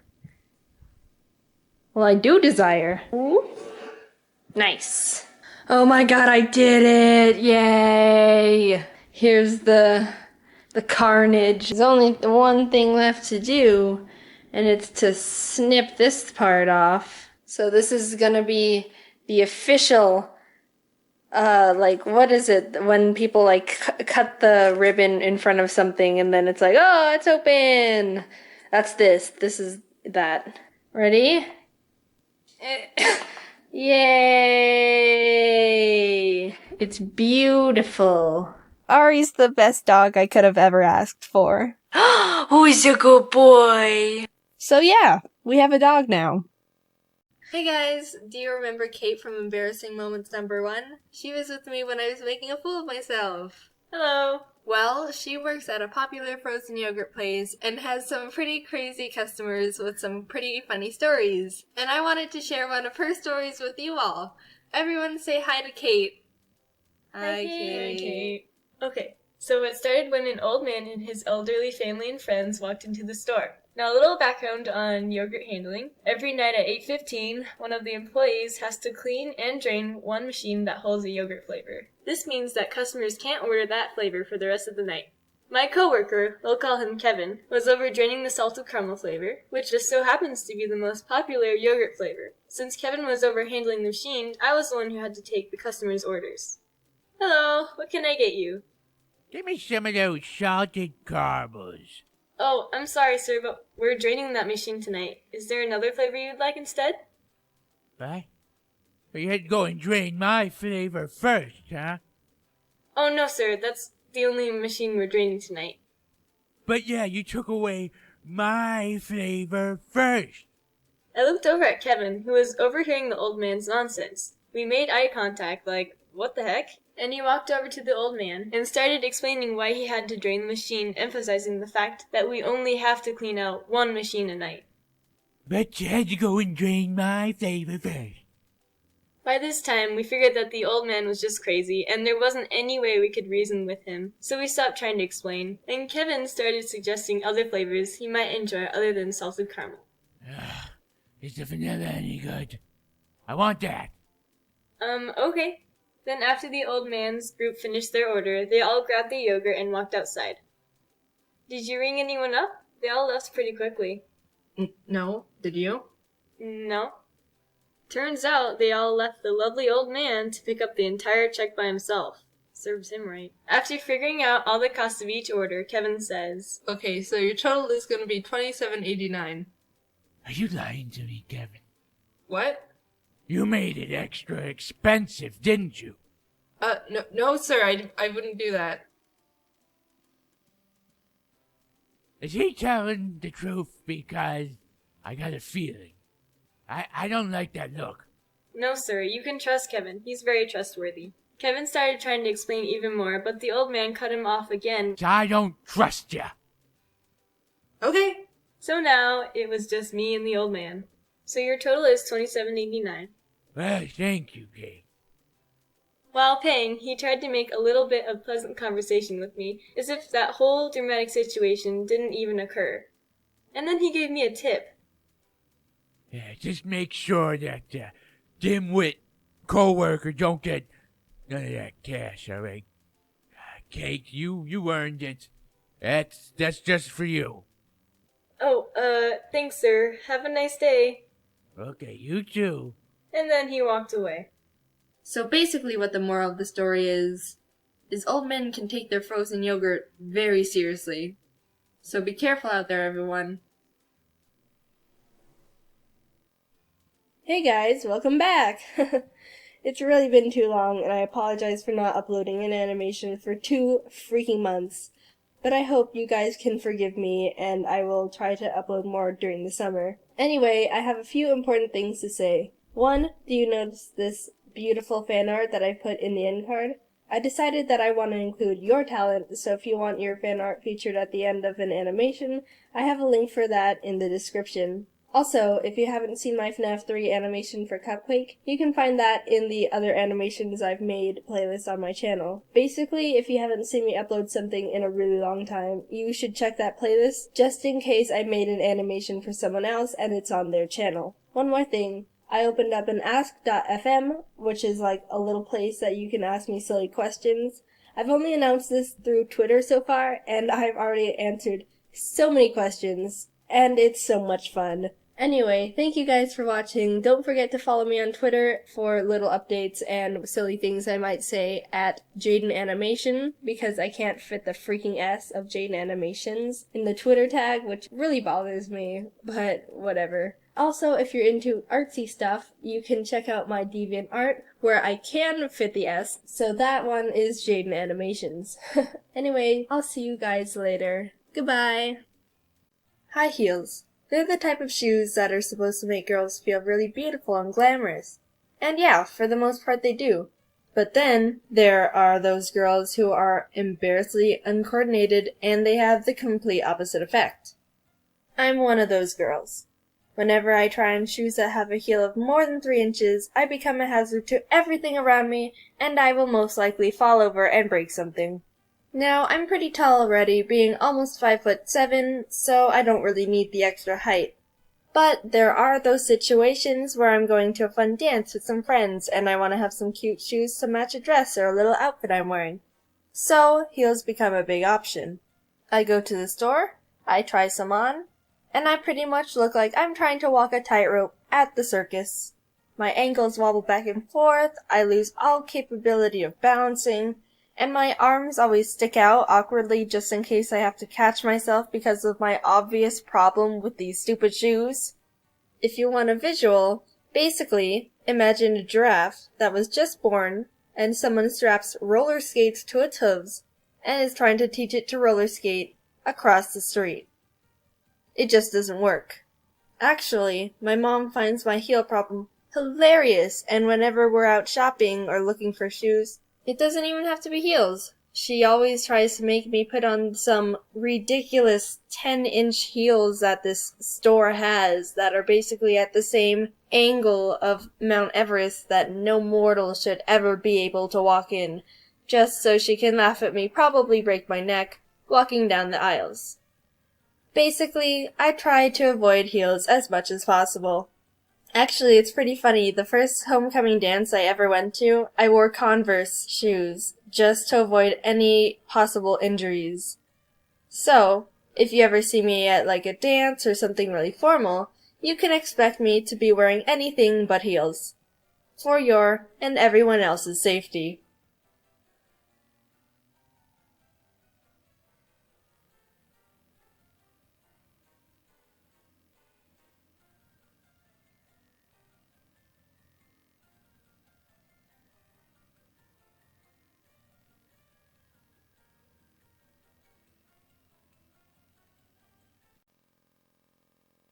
Hi! Oh god, I don't know how to start this. So, it's about time I remake this channel's introduction video, because the old one was the very first video I ever posted, and I cannot even look at it anymore. Hey everyone, my name is Jaiden, and Hello everyone, my name is Jaiden, and I recorded this audio on a toaster because I didn't have anything else at the time. Yeah, don't watch that anymore. Here's a new one. So, hello, I'm Jaiden, and I make stupid animations about my life and stories and stuff. Hopefully they're funny, but I don't know. I run the channel individually, and even though it's hard making a living on just YouTube right now, especially as an animator, I absolutely love doing it, and I think you'll enjoy the channel too. I hope you will. Not convinced to subscribe yet? Here's some lovely things people just like you are saying about Jaiden Animations. She's, cool, I guess. Wait, who is this about? Jaiden is great, and everyone should subscribe to her YouTube channel. She's a super awesome person and makes great videos. Is that good? Like that? What do you need this for again? Oh, she's great. Wait. Who are they? Hey, who's this video about? Oh, yeah, I love Domics. Wait, you said Jaiden? Jaiden Animations? I think I liked one of her tweets once. She doesn't post animations enough. There are so many things you could say about, Jaiden Animations. Can I have my $5 now?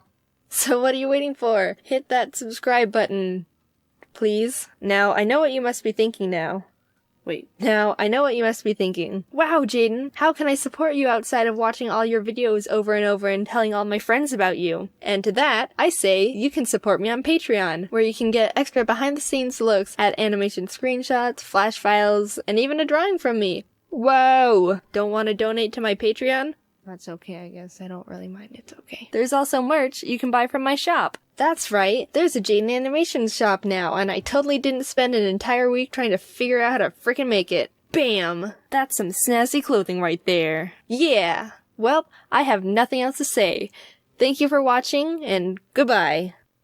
Okay, before I even say anything, let's lay out some ground rules. This is probably gonna be the most open I'll ever get about my personal life. I know I've shared tidbits of myself and life through little stories, but when it comes to personal stuff, I'm very private. Especially within the past few years. I'm gonna be talking in very general surface level terms because specific personal details are for me to know, and in the nicest way possible, none of your business. Basically, this is something I want to talk about, share, and bring a spotlight to. But at the same time, you get the Cliff Notes version. So no trying to assume or guess anything beyond what I'm sharing within this video. At the end of the day, we're all just strangers refusing to listen to the stranger danger rule. Alright, formalities aside, let's get into it. I've come to realize that I'm aro-ace, which stands for aromantic asexual. And I know what you're thinking. That's not gay. What the hell is that? And you know what? That is completely fair, because I didn't know what that was either. Aromantic and asexual are two different things, and I'm gonna break them down to you separately, starting with aromantic, because no one really knows what that one is. And also, it's my personal favorite. Someone who's aromantic is defined as a person who feels very little to no romantic attraction to anyone at all. So like, they might not develop crushes on people, or feel the need to be in a romantic relationship with anyone. Very general terms, but hopefully you kinda get the gist. If not, here's a little story example from me. Growing up, I never developed crushes on anyone. I remember when I was in 5th grade, kids were talking about their crushes left and right, and it was starting to feel like something I had to experience too, just because I thought that's just what happens. Don't make fun of 9-year-old me, I was a sheep. Anyway, I decided I needed to have a crush because that's just what happens to people. And I very robotically chose this random kid in the class who we can call Pikachu. That's not his name. He didn't mean anything to me and I didn't do anything about this crush. Like, I didn't tell anyone or anything. It was just a headcanon thing for me to feel up to speed and like I was hitting my normal human emotions quota. But it's funny because on Valentine's Day, you know how in elementary school everyone would bring cheesy Walmart Valentine's cards for everyone in the class, and then you'd have a box full of candy and hollow emotions from everyone. Well, my school did that. When I went through my box, I pulled out Pikachu's Valentine and thought to myself, someone who has a crush on someone would keep this. I think. So I put Pikachu's copy-paste Batman Valentine in my drawer and promptly forgot about it because it meant nothing to me, but hey, that's just what I thought I was supposed to do. Man, I'm so good at this. Then like a year or so later when my mom was going through my room, she pulled out the card and was like, why do you have this? And I was like, honestly, I have no idea. Years passed, I entered junior high and thought to myself, all right, this is the time where people start developing crushes and then do something about it. Like get into relationships or something. So I was like preparing to be interested in people. On the first day of school, I scoped out the room to see if there was anyone that I thought looked like someone I could develop a crush on. And this was when classes started being divided up into periods, so there were like 6 batches of people I sifted through. But no one caught my eye, and I thought, man, unlucky. Went through the whole school year, next year rolled around, classes changed, I did the same potentials crush scoping again, and the same thing happened. I wasn't drawn to anyone at all. Man. Unlucky again. Every year I thought something would change, especially going into high school when people started actually hitting puberty and were getting conventionally attractive. But my entire school life, grades kindergarten to senior year, which I'm pretty sure is like 13 years, I wasn't interested in a single person throughout any of it. And what's funny was I was thinking, man, what's the deal? Why is no one attractive? And I went to a big high school. There were like 3,500 students there. Surely I am not the outlier in this formula. Why are none of you attractive? By the time I was going to college, I really felt like I had to find someone. It felt like I was falling behind the curve, or if I was gonna find someone, it was gonna have to happen now. I made a lot of new friends, and that's when I thought I developed my first genuine crush. Long story short, in hindsight, no, it wasn't a crush and I was just wrong. I just met someone who I thought was cool and funny and had a really strong desire to be close to them. But looking back, knowing what I do now, it wasn't in a romantic way. I realized I can get very excited and tunnel vision on people I think are really cool or interesting and kind of obsess over getting to know them or just want to spend a lot of time with them. But whenever I got into those tunnel vision moments, if I sat down and asked myself if I actually wanted to be in a relationship with them and hold hands or cuddle or kiss, the answer was not really, but if they wanted to, I could go along with it. which I do not think is right.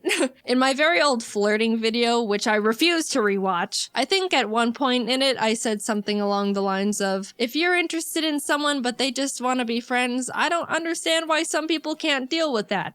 And that was primarily because I didn't realize there was an emotional difference between a crush or falling in love and just being really good friends with someone. So, oops, sorry for the bad take, I think. I really just thought having a crush on someone was wanting to be their number one best friend. Look, I said don't make fun of me. To me, it used to feel like if I was wanting to become friends with someone to that high of a degree, that would be the next step or justify why I wanted to put this much time, effort, and energy into one person. And it didn't feel right or even fair going through all of this with someone and then tell them they're just a friend. I don't know, it just didn't feel like it made sense, even though I really didn't technically see them in a romantic way. I just didn't understand what was going on really, or that there was supposed to be real emotions instead of a logical understanding of steps. And the fact that I was under the assumption that I was supposed to be interested in people in a romantic way didn't help with anything. I always preferred to stay good friends, but never felt like I could have that, and I worried that if I said no, that we would just start drifting apart, which I obviously didn't want either. It's been a very long journey discovering this about myself. Everything I'm saying has all been extremely subconscious and not understood or defined for many years. I even used to think I was bi or pan for the longest time because I would think to myself, well, bi is being interested in both genders. I don't really care for either, but 0 is equal to 0, so I guess I'm bi or pan. I got math involved. If I knew what aromanticism was when I was growing up, things would have been a lot less complicated for me a lot sooner. I think it's mainly because people don't really talk about it or even know what it is or that it's real. Romance and love is the number one most talked about topic on the planet. Everything I've been taught or learned through society is that love and romance is everywhere. Everyone feels it, and it's gonna happen to you. Just a funny little note, there was a point where I was listening to some generic romance song on the radio. You know, like all of them. And I just suddenly thought to myself, wait, do people actually feel these things towards each other? Like all these mushy lyrics are real emotions? They're not joking? And that's when I started feeling like something was different. I approached romance under the blanket term thought of, sure, why not? And didn't recognize it was actually a feeling, which might sound stupid, but look, I don't know. No one presented me with any other options. I did a lot of rationalizing. If someone ever expressed romantic interest in me, I would mentally make a kind of logical list of their pros and cons and the pros and cons of what a relationship would look like with them based on what I knew about them as a person. I didn't realize there was supposed to be an extra, excited feeling, or the fact that you're not supposed to think about it as if it were a business exchange. I understand compatibility is a huge important variable when it comes to sharing a relationship with someone, but at the end of the day, it's still, apparently, still a very emotionally driven thing. And I literally had to make that discovery and teach it to myself. Now, I'm gonna talk about being asexual very briefly, and I'm gonna preface it with, let's all just be mature about this, alright? We're all pretending to be adults here. I've got my eye on some of you. Behave! Okay, this is definitely treading into uncomfortable personal boundary territory for me, but yeah, I do want to share that I'm asexual too, which is defined as someone who feels little to no intimate attraction to anyone. Look, I know we said we're all adults, but I'm still gonna dance around the vocabulary, alright? Yes, there's a difference between romantic and intimate attraction. Little side note, I will say you can experience romantic attraction to someone but no intimate attraction, or you can experience intimate attraction but no romantic attraction. You can be one and not the other. It's not necessarily a package deal. Most people feel both, and I do not feel either. Anyway, I have never been magnetically attracted to the look or shape of a single person in my entire life, and did not realize it was a real thing until very recently. I'm able to identify when someone looks conventionally attractive, like by textbook definition, but I never realized people are genuinely drawn to people they think are attractive. I didn't know that people could just see someone and be like, wow, they're gorgeous. I would love to get to know that person, or maybe go on a date with them, or whatever else you people do. I didn't think it was real. I thought people were exaggerating or something. I don't know. And I also couldn't believe that some people feel that with multiple people.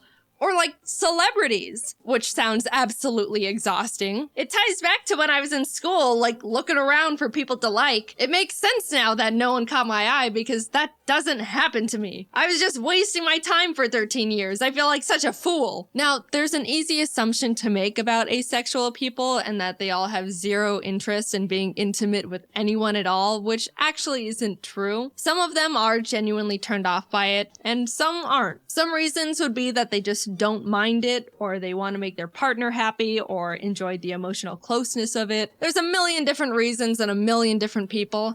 Am I sharing what kind of a people I am? Nope. And you don't know me personally enough in the slightest to be able to try and parasocially analyze where I stand on that spectrum. I'm just here to say I am this. We are moving on. When I stumbled onto the term aro ace and started realizing I fall into that category, it helped me feel much more confident and sure of myself. I've read a lot about how people say they felt broken or that something was wrong with them.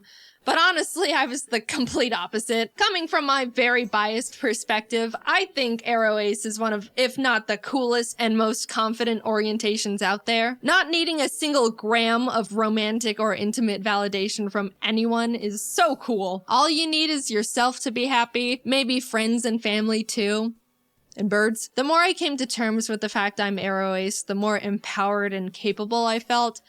But at the same time, I was also starting to feel more alone and isolated. As cool and amazing and unique and awesome as I think it is, it can be really hard for other people to relate to or even understand. Everyone else and their orientations are able to bond and relate to the love and romance aspects, and we're over here like, we don't do that. I don't even know if I'm explaining it very well. It kind of does go against everything everyone's ever been taught about anything. Romance is taught to be a basic assumed emotion, which I do think is a bit misleading. A common argument used against the aro ace orientation is that romance and intimacy is what makes someone human. But I mean, I don't know, lots of birds mate for life, which is a better ratio than people, and all animals get frisky. You know, that's just how they became not extinct. It's not an exclusive to humans thing. If I were to guess, I would assume the thing that makes someone human is basic empathy. Like, I'm not an emotionalist monster. I can still love people. I love my family and my pets, just platonically. And I would hope that you're the same. I just don't experience romantic love, which, I don't know, I don't think that's harming anyone. Definitely not me. I'm having the time of my life. I don't think you need to be in a relationship to be happy. And if you don't want to be just on your own, I think there's many types of people in relationships that push the boundaries of what a conventional relationship looks like. Telling someone that they need to be in a romantic relationship to be happy and fulfilled is weird. And then when that person says they're not happy, they're told relationships take a lot of work and that's just how it goes. And that's also weird. I don't know. I also think it's weird that once someone reaches a certain age, people inherently start thinking it's sad they're not in a romantic relationship or assume they're lonely and sad. No one thinks a child is sad and lonely just because they're not in a long-term relationship. I don't know. I don't get it. And I also think I'm rambling. At the end of the day, it's all very complicated to talk about these things, especially because I don't know the feelings I'm supposed to be feeling, let alone talk about. I just know for me, the terms aromantic and asexual are able to articulate things I was subconsciously feeling and thinking before I even realized I was feeling and thinking them. I don't plan on talking about this very much, if at all, ever again. I just want to play my silly little video games, maybe tell a story here or there. But I wanted to bring the orientations to the surface and try to get more representation out there because I thought if I could help more people become more aware of this, then that would be awesome. I was confused as hell for a while and could have used something like this. It's a real thing. You don't have to feel any sort of romance or whatever to be considered a real person. Personally, I think it's really cool and badass. And don't be afraid to look more into aromanticism or asexualism if any of what I said in this video resonated with you to any degree. Like I said, this is all very surface level stuff. They're both much larger spectrums than you'd think, and maybe you fall under some umbrella category with them. I don't know. Or not. Either way, this has all been my personal experience with this stuff. Is there more for me to figure out within it? Yeah, I'm pretty sure there is. It can get pretty complicated and confusing. Haha, awesome. Will I be sharing any of that with you? Nope, no way. This is all you get. Hope you can understand even just a little of what I talked about. And if not, that's totally fine. I just hope you can be nice. Thanks for listening. I never really intended on making this video because I haven't really felt a strong urge to, like, I don't like using this phrase for myself, but come out. But I did end up wanting to make the video to make people more aware of this stuff because I think it's important and someone has to. There's not really that many people doing it right now. Anyway, yeah, just moving forward, I guess. See you later. Hello everyone, I am with Tony V Tunes. Hey guys, Tony B. Tunes here. And we decided to do a collaboration, so we have one video here and one video on his channel, so after this, you can head on over to Tony's channel, link is in the description, and watch that. What are we doing? Today, we are going to be doing the funny stories tag made up by you and some questions on Google or whatever, and yeah. Alright, so the first question is, what is your funniest... Okay, cutting that out. What is your funniest gaming moment?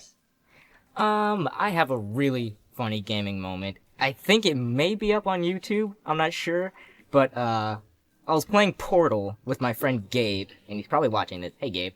I was playing Portal with him, and we put up a light bridge, if you know what that is.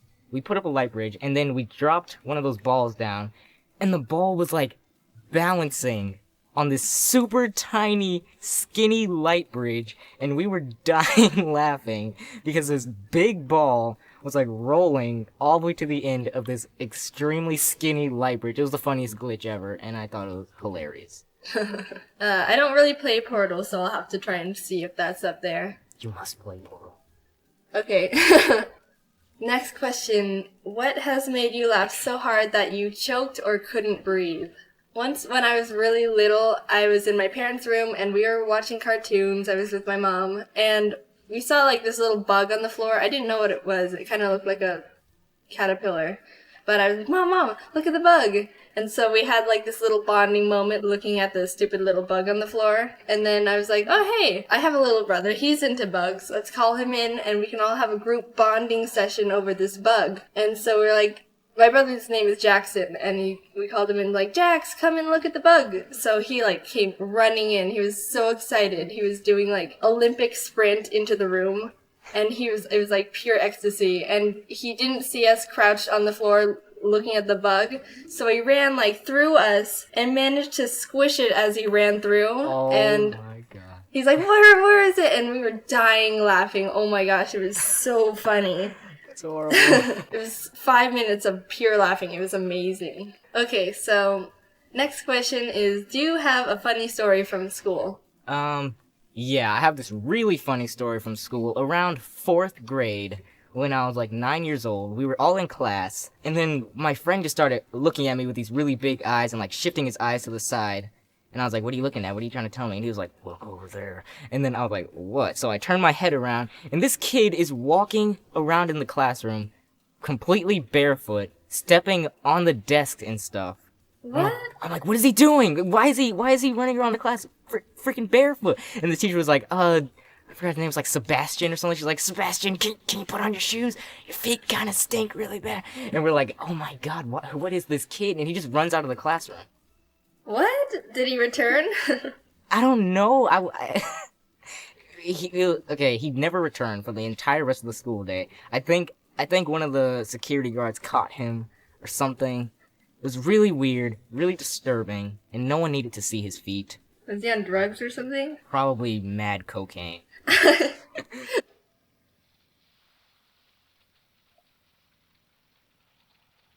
This is your brain on drug. Any questions? Okay, so one time when I was in 6th grade, we decided to take a class bathroom break. Did you ever do that in your, like, elementary school days? Where you would all get up in a class, and you get in a line and you walk to the bathroom. That's really weird thinking back on it, but that was, like, normal.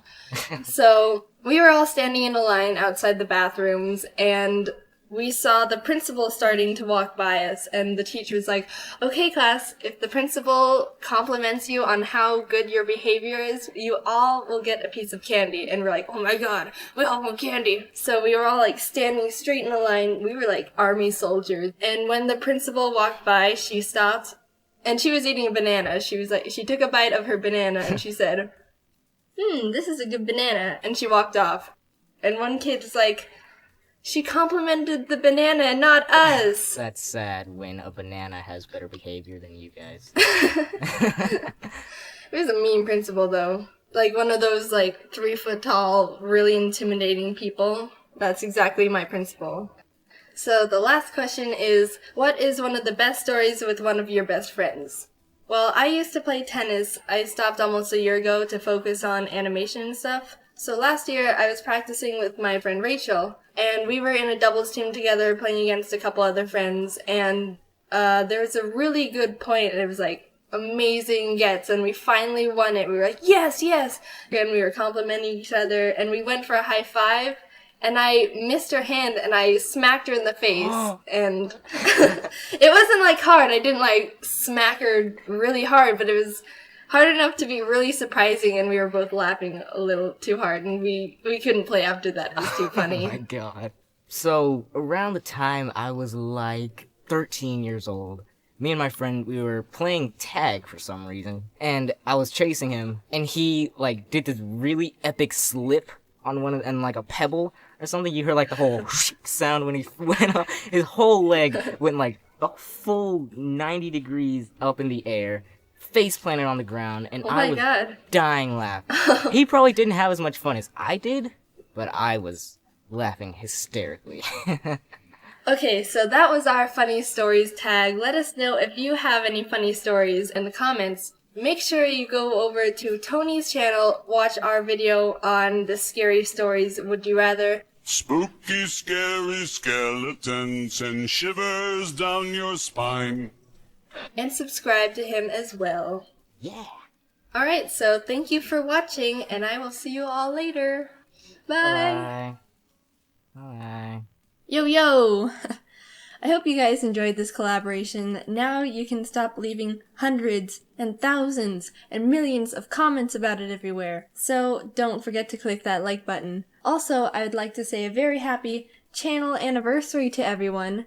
Yes, can you believe it? It's officially been 1 whole year since the birth of Jaiden Animations. So if you made it to this part of the video, because I know that there are people out there who start to hear the end card and say, nope, I'm gone, and leave, then leave a comment or tweet at me with hashtag channelversary and let me know what your favorite moment of the channel has been so far. And, surprise, surprise, I have an Instagram now. I've had the account for a while just to hold the name, but I haven't really posted anything. So if you want to go ahead and follow me there, it's Jaiden_animations. Thank you guys. We've grown so much together in this 1 year, and I can't wait to see what happens in the next. Bye! Remember when Pokemon sent me every single one of their Gen 5 sitting cuties for me to rank? Turns out they really liked that video. So much, in fact, that they said, hey Jaiden, awesome video. Why don't you come to Japan to watch the Pokemon 2023 World Championships? Our treat. You won't have to pay for your flights or hotel or nothing. I've been to Japan once before in my entire life, and it was back in 2018 with my family. We did a bunch of fun little Japanese tourist things. It was a phenomenal trip, but ever since then, I've always wanted to go back and do all the awesome nerdy stuff Japan has to offer that I didn't want to bother my family with. At the time, they didn't even know who Luffy was. They would have been so lost. So when Pokemon extended their hand and offered to fly not only me, but Jacob out to attend the biggest Pokemon tournament in the world, I jumped for joy. Free trip to Japan! The tournament was only going on for a single weekend, but Jacob and I planned to stay there for 3 whole weeks to do a bunch of said extra nerdy stuff. We were pumped. Eventually the time came, Jacob and I were packing up all our stuff, and decided we both would bring an extra suitcase so we could treat ourselves a bit and buy a bunch of cool stuff while we're there. Don't judge us, we're anime and Nintendo-loving impulse buyers going to Japan. A game plan was needed. We were being responsible. 2 extra suitcases was definitely gonna be enough. Yep. Equipped with our extra luggage, we headed off to the airport. Pokemon straight up gave us business class seats. We didn't ask for them or anything. So when we boarded, we realized we had the seats where you could lay down. There even was some sort of seat divider that acted like a car window, so I could roll it down and bother Jacob whenever I wanted. Quick little 11-hour flight later, and we were in Japan. It was time to have the best trip of our lives. I'm not joking. I had the most incredible trip and got to do things I won't ever forget. And I won't, because I've now plastered it onto the internet forever. We landed midday Japan time, so we decided to go to the first thing we wanted to see while abroad. Japanese McDonald's. I couldn't order anything except fries, but Jacob and I both dropped our jaws when we saw something called the Double Big Mac on the menu. I thought Americans already went big with the Big Mac, but Japan did the impossible, just to send a message. What a magical place. Let's begin with the next morning. Pokemon planned a bunch of cool stuff for the creators and partners they flew out, beginning with a group field trip to the Mega Tokyo Pokemon Center. Jacob and I woke up early for it and missed the bus they had for us. And it totally wasn't completely my fault entirely, because I hypothetically didn't read the schedule correctly and was taking my sweet time getting ready. Why would you think that? So we had to take the trains on our own to get there. Anyone that remembers my first Japan trip knows the trains were me and my family's mortal enemy number one. We kept getting it wrong, and it was failure after failure the entire trip. You'd think that with all that prior experience and struggle, I would have grown as a Japanese train understander, right? Nope, we got on the wrong train. But at least we were having a good time. After a lot of freaking out and mental strain and regrets, we finally arrived at our destination, and although by the time we got there they had already finished looking at the Pokemon Center, we were able to grab a quick snack with the group at the Pokemon Sweets Cafe. I meant to take a picture of the Pikachu waffle before I ate half its cranium, but I forgot, so this is what you get. Now that we were with the group, we were able to travel with them for the rest of the day, so we packed into the bus and headed off to a traditional tea ceremony where we were taught all about how the tea masters would make tea and tea etiquette and all these things about the significance of tea in Japanese culture, all while getting to taste the tea master made. Again, I meant to take this picture before I took a chunk out of the little sweet they gave us, but here we are yet again. I'm just not that great at this. They also served us a really special lunch of super fancy bento boxes, like so fancy that the host was like, dude, I've never even had these bento boxes before. I was super excited, but I don't mean to be ungrateful or wasteful, but the box was full of super fancy, complicated fish and seafood. I knew going to Japan I'd have to be flexible with food because it's really hard to be vegan or even vegetarian there, so I really tried to eat as much as possible and look thankful. But yeah, I struggled a lot. But I still had a great time, and it was an honor. We were dropped off at the Yokohama Chinatown and left to explore a bit until dinner in a few hours. Everyone separated into groups, and Jacob, Stefan, the guy that sent me all the sitting cuties, you guys remember him, the guy named Steve, and I went and pursued the street food a bit before stumbling into a little arcade with a bunch of crane machines. I got this silly little bear minifigure. His name is Chico, so I decided to innocently carry him around in my pocket for the entirety of the trip. You know, because he was silly. This single action severely changed the course of my mental stability going forward. You'll see soon enough. But look at these cute photos I got with them. We had a great dinner, headed back to the hotel, got to hang out with our good old Pokemon rival Jan a bit, and called it a night. The next day we all got to do some private shopping at the Pokemon World's pop-up shop. I'll just say we bought way too much stuff that we also don't regret in the slightest. I even got this video of Jacob grabbing more and more sitting cuties as the workers kept reorganizing them to keep the display looking perfect. We walked out of there with 3 giant bags of stuff. But it's okay, because remember, we anticipated this with our extra suitcases, which I am starting to wonder if they are going to be enough, but surely we will come down. We were then all taken to the creatures' offices. You know, just the place where they make Pokemon cards. It was gorgeous in there. They had these awesome sculptures of giant Pokemon cards with crystals, and all the walls were lined with 3D card art. It felt like I was in a building with a lot of significance. Because I was. We got a tour around the building, met the TCG card testers, and were able to ask them questions about their process. Even got to have a little Q&A session with Atsushi Nagashima, the game director of the Pokemon TCG. It was funny, one of the people in our group asked how they chose which Pokemon to make cards for. A good question. And then followed it up with, I really like Mantike, but there's only 2 Mantike cards that exist. And the assistant pulled up a list of all the Pokemon Mantike cards that have ever been created, and sure enough, there were only 2. The director chuckled and was essentially like, yeah, sometimes Pokemon get lost in the cracks. We kind of just make cards of Pokemon I like. For example, my favorite Pokemon is Gengar. And you know what? That actually makes a lot of sense. Also, we were able to have a Q&A session with the Pokemon card art director and 3 artists who actually draw art for the cards. That was super interesting, and I was so incredibly inspired by that discussion. But you know those Pokemon cards with the super cute clay art? That artist's name is Yuka Mori, and she was in that panel. I was so starstruck. Those are some of my favorite Pokemon cards. And not only that, but she hosted a little workshop for us where she gave us clay and taught us how to make little clay Magnemites like in this card here. Speaking of this card, she brought the actual original Magnemite for us to see. That was by far the coolest thing that I've ever gotten to be a part of. We got to meet a piece of genuine history. I felt like I was meeting the president. Also, here's me and Jacob's Magnemites that we made. Day 3 of our little Pokemon field trip, and we were taken to another Pokemon Center. This time in Shibuya, which was also right across from a Nintendo store. It was like a bullet was shot through our credit cards. In the shopping center, I saw a little gacha machine with little miniature Chiikawa plushes. I was only interested in getting Chiikawa, but I decided to test my luck anyway.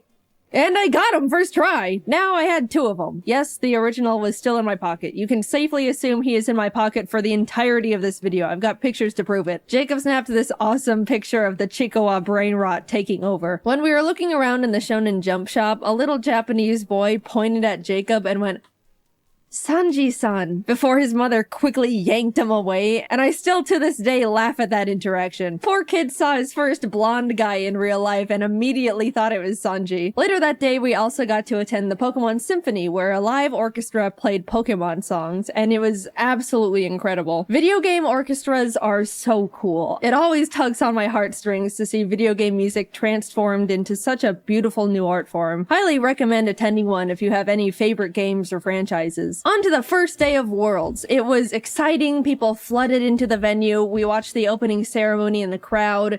Just wow. This is the whole reason why we're here. We went back to shopping. Look at this cute little Chiikawa book I found in a nearby bookstore. At this point, we were absolutely pushing it in terms of luggage space, and we were day 4 into a 2.5-week trip. Our shopping sprees until this point were very not frugal. So we cut our losses and bought 2 extra giant suitcases to fit everything better. Okay, we knew we were gonna need extra suitcases. Getting a few extra couldn't hurt. Look, the flights were paid for. We were still saving money at this point, I think. That's my rationalization. I'm going with that. Also in the mall were tons of Pokemon monitors straight up playing the World Championships. TCG, Pokemon Go, VGC. Japan treated Worlds like it was the Super Bowl. And it was just so cool to see one of my main interests so culturally celebrated. People of all ages would stop by to watch for a bit before going back to their shopping. I can't explain it, but it just made me very happy. We even got to see Wolfie live on the monitors. How'd he do? He did great. Don't worry about it. Nothing happened. Look, we were just happy to see our friend on the Pokeball screen. Proud of you, Wolfie. You're so cool. The second day of Worlds was hype.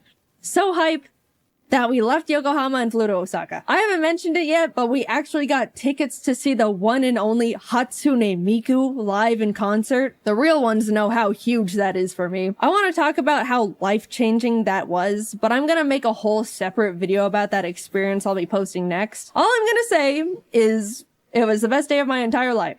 By a lot. Subscribe now before you miss it, just saying. I will mention, we did have to take the train to get back later that night and got super lost again. And we never get better at it. Don't expect anything to change in that regard. We did finally get back to Yokohama, crashed for the night, and had a nice slow morning as we got ready for finals later that day. To any One Piece fans who are caught up, we were in Japan for the One Piece anime episode. You know what I'm talking about. 1072. We were able to turn on our hotel TV and watch it live. And that was so cool. I don't talk about how much I love One Piece much, mainly because it doesn't really come up. But One Piece is peak, and it was an honor to be in Japan at such an iconic part of the manga and anime's history. Anyway, back to Pokemon, sorry about that. We were able to watch the final VGC match live, got to chat and eat dinner with Wolfie and some other friends, had a late night hangout with Jan again, And that was about it. Day 7 meant it was time to pack up all our stuff from the hotel, say goodbye to Pokemon and Yokohama, and head on over to the apartment we rented for the rest of our stay just outside of Tokyo. At this point, we had filled up all 6 suitcases and multiple backpacks. I didn't mention it, but Pokemon gave us a truckload of gifts that we genuinely had no idea what to do with. We're grateful nonetheless, thank you Pokemon. But yeah, the taxi ride was a bit awkward. So are you meeting up with some friends? No. After we got situated in the new place, we decided to look around the area and grab some lunch. And I gotta say, the little hole-in-the-wall restaurant Jacob found was some of the best ramen I've ever had ever. They even made it vegetarian for me, which was extremely kind of them. Food modifying is a bit tricky in Japan compared to the States, so I was very, very thankful. And it was delicious. We then proceeded to do absolutely nothing for the rest of the day because we were exhausted from the trip so far. I haven't mentioned absolutely everything we'd been doing on the trip because it would be a lot of, first we did this and it was cool, then we did this and it was cool. Even though it was such a pleasure to be invited, I was so dead. And definitely looked super not approachable or friendly to the rest of the group by the end of it.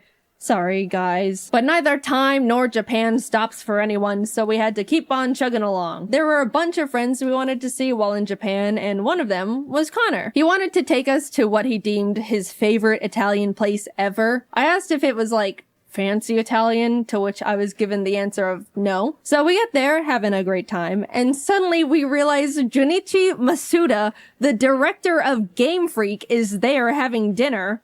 Not a fancy dinner, my ass. I then look down to see the Freddy Fazbear FNAF t-shirt that I am wearing. Not the best Jaiden moment to exist, but hey, what can you do? The food was phenomenal though. I already mentioned the best ramen I've ever had while on the trip, but this was genuinely the best pasta I've ever had in my entire life. Maybe even a top 3 meals ever for me. I don't know what the other 2 would be, but that Connor place is definitely up there. The next day we went to the One Piece store in Shibuya and bought a lot of stuff because there was a lot of topical and hype things in there, as you could imagine. If you don't get it, go catch up and come back. Don't worry, it won't take too long. My favorite character is Mihawk, but out of all the stuff the store had to offer, there were only a few stickers and a single keychain for Mihawk. I'm still mauling about that one. I just want more Mihawk. Is that too much to ask for? Even this guy got better merch. The world's greatest swordsman deserves better. I guess I'll just take my Zoro and Law stuff. That's cool too, I suppose. I also found a bunch of Chikawa stuff in a Kittyland store, and this is truly when you get to see where things start going downhill for me. I just like the funny little cartoon bear thing. What? Is that such a crime? I don't remember what we did the rest of the day. I think we just crashed and passed out. This trip, as surreal as it's been so far, has been absolutely taking a toll on me, and I desperately needed to just not move or talk or exist for a bit. We were doing so many different things that were all awesome, and hanging out with so many different people that were all awesome, but man, I am not built for extended periods of that much excitement and socializing. As much as I would like to change this fact, I'm also not a very active person. I know. Up until this trip, I was practically sitting down 24/7, working all the time to prep as much work as possible so I could have a guilt-free 3 weeks off, and my muscles were definitely starting to decay at that point. I looked at my phone's step meter thing, and there was one day where I literally got 300 steps. That's pathetic. And suddenly, I'm logging over 20,000 daily. My body was screaming. What the hell are you doing out there? Please stop. Plus, we were in Japan during the hottest, most humid time of the year. Every time we left the air-conditioned luxury of a building, we would immediately be drenched in sweat. Look, I'm used to the heat. I grew up in Arizona, but even this was too much. So yeah, crash and burn it was. Tokyo Disneyland was a bit underwhelming. It felt like a slightly worse version of the one in California because of the oddly spaced layout and surprisingly empty vibe. We did go to a Stitch-themed show thing, and as we were walking in, a worker stopped us and said, "Oh, excuse me, Stitch only speaks Japanese," like warning us it's not super tourist friendly. But I just think the statement of Stitch only speaks Japanese is hilarious. We went in anyway, and yep, Stitch only spoke Japanese. Kazoku. Yeah, overall, it was not the best thing we did, but apparently, I didn't know this, Japan has 2 Disneys, Disneyland and Disney Sea. And we went to Land, which is unanimously deemed the worst of the two. So, oops, better luck next time. Jacob and I took 2 more rest days where we just turned to ash. Then up and at 'em, back to Osaka we go. This time we went to an Eve concert. Besides Hatsune Miku, the Japanese band Eve is the only other concert I've said I wanted to go see. I love their music videos they have for all their songs. It's always such beautiful animation. And by the way, they're the ones who sang the season 1 Jujutsu Kaisen anime opening theme, if you're lost. Earlier in the trip, Jacob just so happened to look up if they were doing a concert while we were there, and lo and behold, they were. He got some totally not scalped tickets, which turned out to be a super complicated process, so thank you, Jacob. You're the bestest friend I've ever had. Thank you for going through the trenches for silly old me. Anyway, the concert was so incredible. The atmosphere was fantastic. They had awesome visual effects going on. The glow bands a lot of people bought were perfectly synced to the music and colors on the stage, which really enhanced the experience. The music was great, which, I mean, of course it was. That was the whole reason we went in the first place. I talk about it more in the upcoming Miku video, but Japanese encores are so much different from the American ones. They're so quiet and polite. There was pretty much no screaming and cheering. It was just a long applause with a semi-whisper chant of encore, encore. And they also made us wait like 5 minutes for them to come back out. My hands were getting itchy just from clapping so much. That's how long it took. And then when they finally came out, they ended up doing like 5 extra songs. I mean, I'm not complaining, but after the 4th time thinking, man, that was a great last extra song. Well, time to head home. Wait, another? It starts getting a bit comedic. This is just a side tangent, but Jacob went off to use the bathroom before the show started and came back 10 minutes later, like, dude, this is crazy, but it took me a bit longer to find a bathroom because there were so many extra women's bathrooms, which is like, whoa, that's actually so smart. There's always such a huge line for the women's bathroom compared to the men's in any scenario. I was just shocked Japan was like, okay, then we'll make more women's bathrooms to fix that problem. Like, it was so simple. I know in America it would probably turn into a stupid political thing, but it made me so happy Japan just implemented such an obvious and straightforward solution so easily for the gals. The next day, we headed over to Universal, which was hands down the best amusement park I've ever been to. So they can do amusement parks well. First of all, Universal Japan is way more anime and manga focused than the ones in the States, which made it instantly more engaging for me. Jacob and I both agreed we would window shop for the first part of the day, and then buy all the things we wanted as we were leaving so we wouldn't have to lug around a bunch of bags all day. But we immediately saw a little One Piece shop and cracked. We just wanted to wear these One Piece headbands. That's rule-breaking worthy. We also got some towels because, surprise, surprise, it was freaking hot. I know I've been complaining about the weather here and there, but my lord, it was miserably scorching. Japan has such a big culture around staying cool while outside, and I totally get it now. People would be walking around with little fans, ice packs, towels. A lot of women had parasols. I'll say, if we didn't get those towels, we probably could have passed out from heat stroke that day. Later on, I even ended up getting another towel. It was a cute Pikachu one, but I got it mainly because it was a cloak design. After soaking that thing in cold water and putting it on, my body temperature instantly lowered like 5 degrees. However, that meant I was walking around the park looking like this. Back to the awesome stuff. We did a bunch of attractions like watch a fun 4D Jujutsu Kaisen show where the seats move around, went on a super cool 3D VR Spider-Man ride. We tried to cool down by going on a Minions thing called Freeze Ray Sliders that claimed to cool riders down with a blast of chilled mist from a giant freeze ray. But we got on and absolutely did not even touch a drop of the mist because it never ended up getting in range of our cart. That felt like an actual tragedy at the time. There were a few big roller coasters we wanted to go on, but I get super motion sick and forgot to bring nausea medicine, so no roller coasters for us, but I shall return one day. The park, of course, had a bunch of cool themed restaurants, one of them being a super cool One Piece restaurant. Did I mention I like One Piece? There also was a special Sanji one, but we didn't know you needed a reservation, so phooey. It was awesome though. I love One Piece. After a few hours of rides and being broiled alive, we decided to fully cool off by going on the Jurassic Park ride. That's just giant splash mountain with dinosaurs. We cooked in line for probably a solid hour, and as soon as we were literally stepping foot inside the ride, it started pouring rain.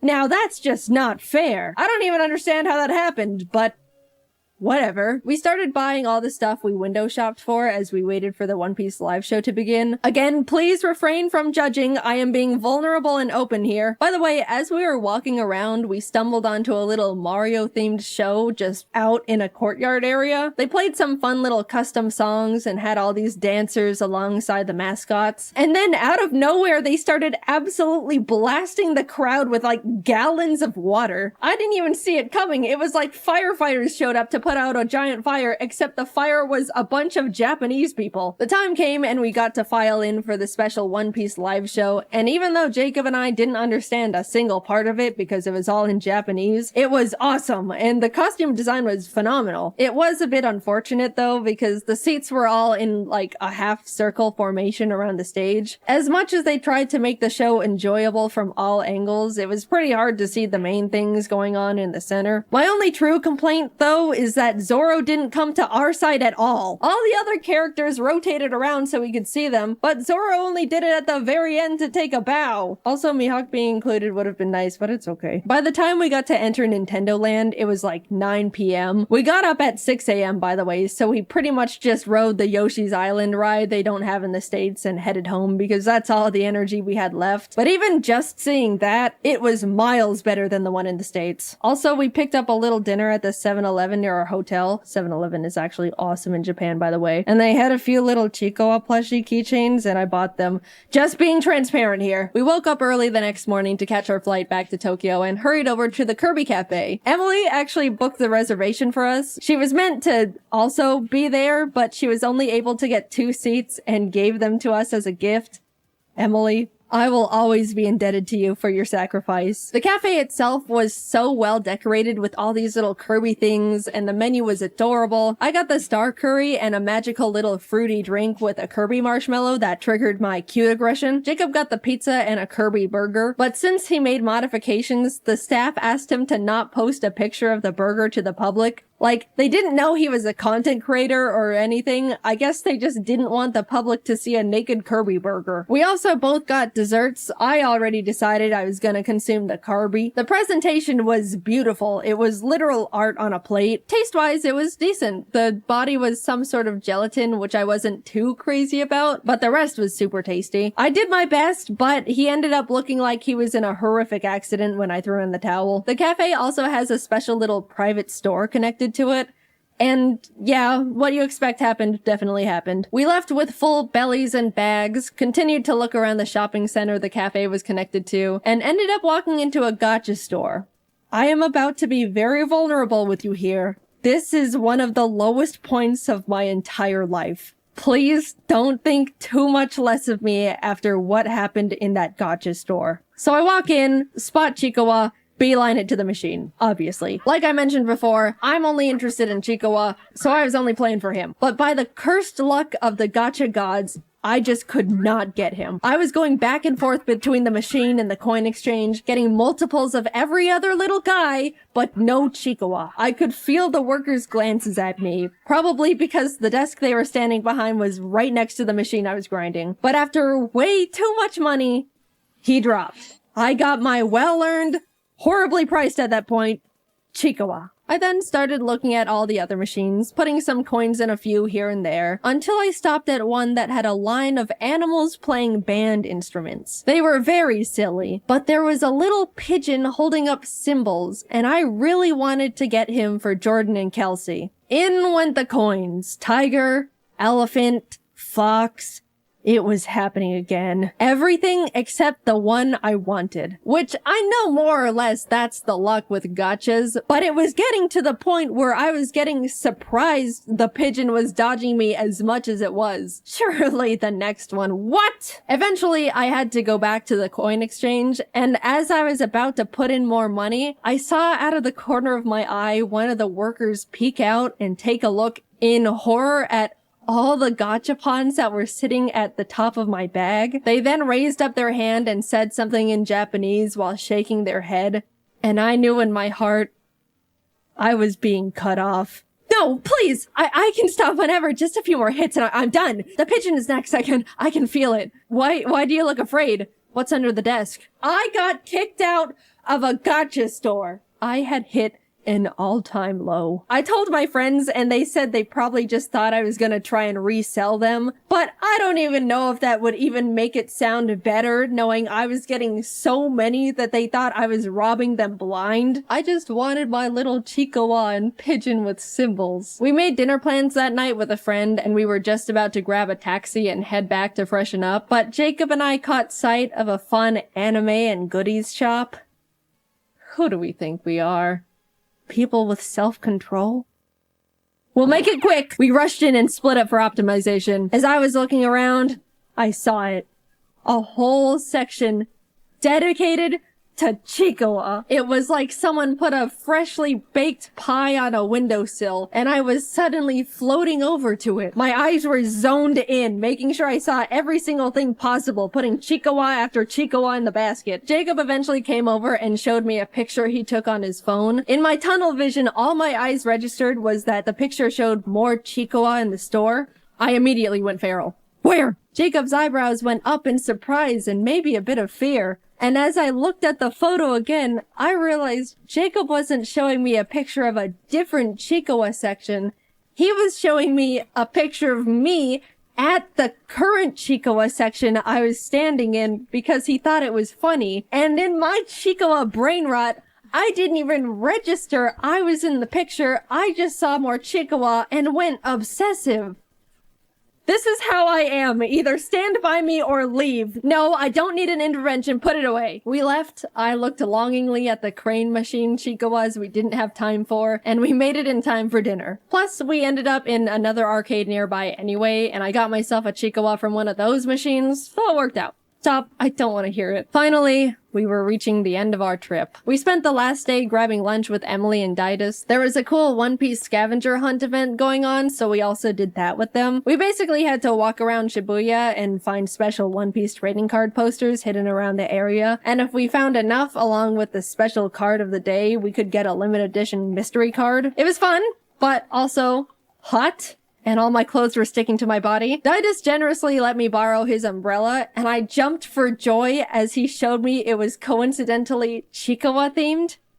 I don't know what's wrong with me. All I know is that bear makes me happy. We spent a few hours completing the scavenger hunt, got our special cards, and bid them farewell. Always good to see you guys. Bye-bye. I accidentally stole Didus' umbrella. It looked so calculated. They knew how much I was obsessed with Chiikawa. They'd been watching my Instagram stories. Follow if you want to see brain rot in real time. Emily, I have the Chiikawa umbrella. I didn't mean to steal it, I promise. It's not what it looks like. Since we were leaving in the morning and wouldn't be seeing them again, they just let me keep it. But the side eye Jacob gave me the rest of the way back. I didn't mean to— stop it! Getting back to the apartment, reality hit us hard. We needed just a few more suitcases. Again. In total, we ended up buying 6 extra suitcases to hold everything we collectively bought. And even then, it was a struggle making it fit. Jacob ended up going professional Tetris mode, perfectly fitting everything into the suitcases with quite literally no extra room to spare. We came to Japan each with a backpack, carry-on, and 1 extra big suitcase, and we're leaving with altogether 8 suitcases and 4 backpacks. We were lucky the taxi driver had a big enough car to fit everything because we didn't have much of a game plan if it didn't. Off to the airport we went, where we checked all of our excessive bags, paid a couple fees, boarded our flight, and headed home. That trip will go down as one of the best trips I've ever gone on. It felt like it turned into a celebration of everything that makes me me. All of my hobbies and interests, Pokemon, One Piece, at the last minute Chiikawa. We got to do so many incredible things and were given so many opportunities I'd never even thought I could be a part of. I got to see so many friends that are normally so far away, ate some of the best meals of my life, and overall was just really happy, especially getting to spend it all with my best friend Jacob. By the way, if you wanted to know why in the world we got so many things, yes, a lot of it was for us. 90% of it all was for our friends. 100% of the Chicowa stuff was mine, but that's besides the point. If you want to see what we got them, also credit where credit is due, the majority of it all was from Jacob, because he's a great gift giver and even more incredible friend to the people around him. We're all nothing short of lucky to be able to call him our friend. You can go watch his Japan video. I assume it's already up because we had to animate a freaking 30-minute long video. My god, it was a lot. Thanks for sticking around. But yeah, I just had an unforgettable trip and I owe the opportunity to the Pokemon Company for inviting us to Japan in the first place. I'm extremely lucky to be in the position I am and will be forever grateful.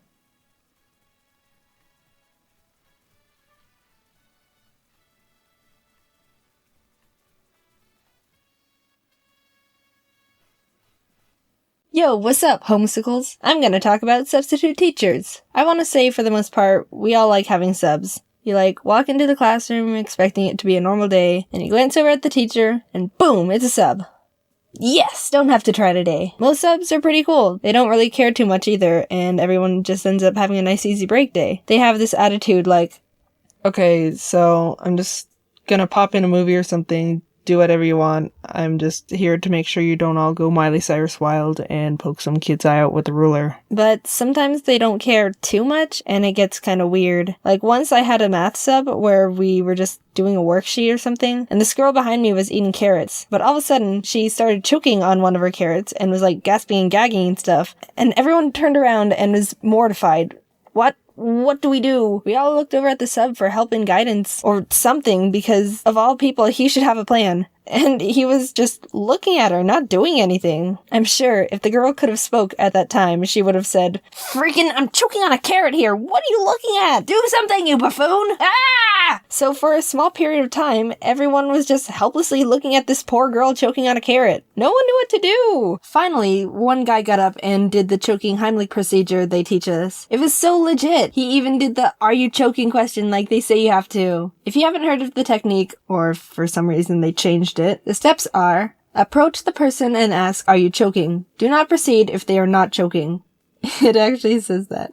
Get behind the person and wrap your arms around their waist. Be ready to support them if they faint. Take your fist and place the thumb side against their belly, just above their belly button. Grab the fist with the other hand and thrust into the belly. And the final step is: repeat thrusts until the object pops out, or until the person faints.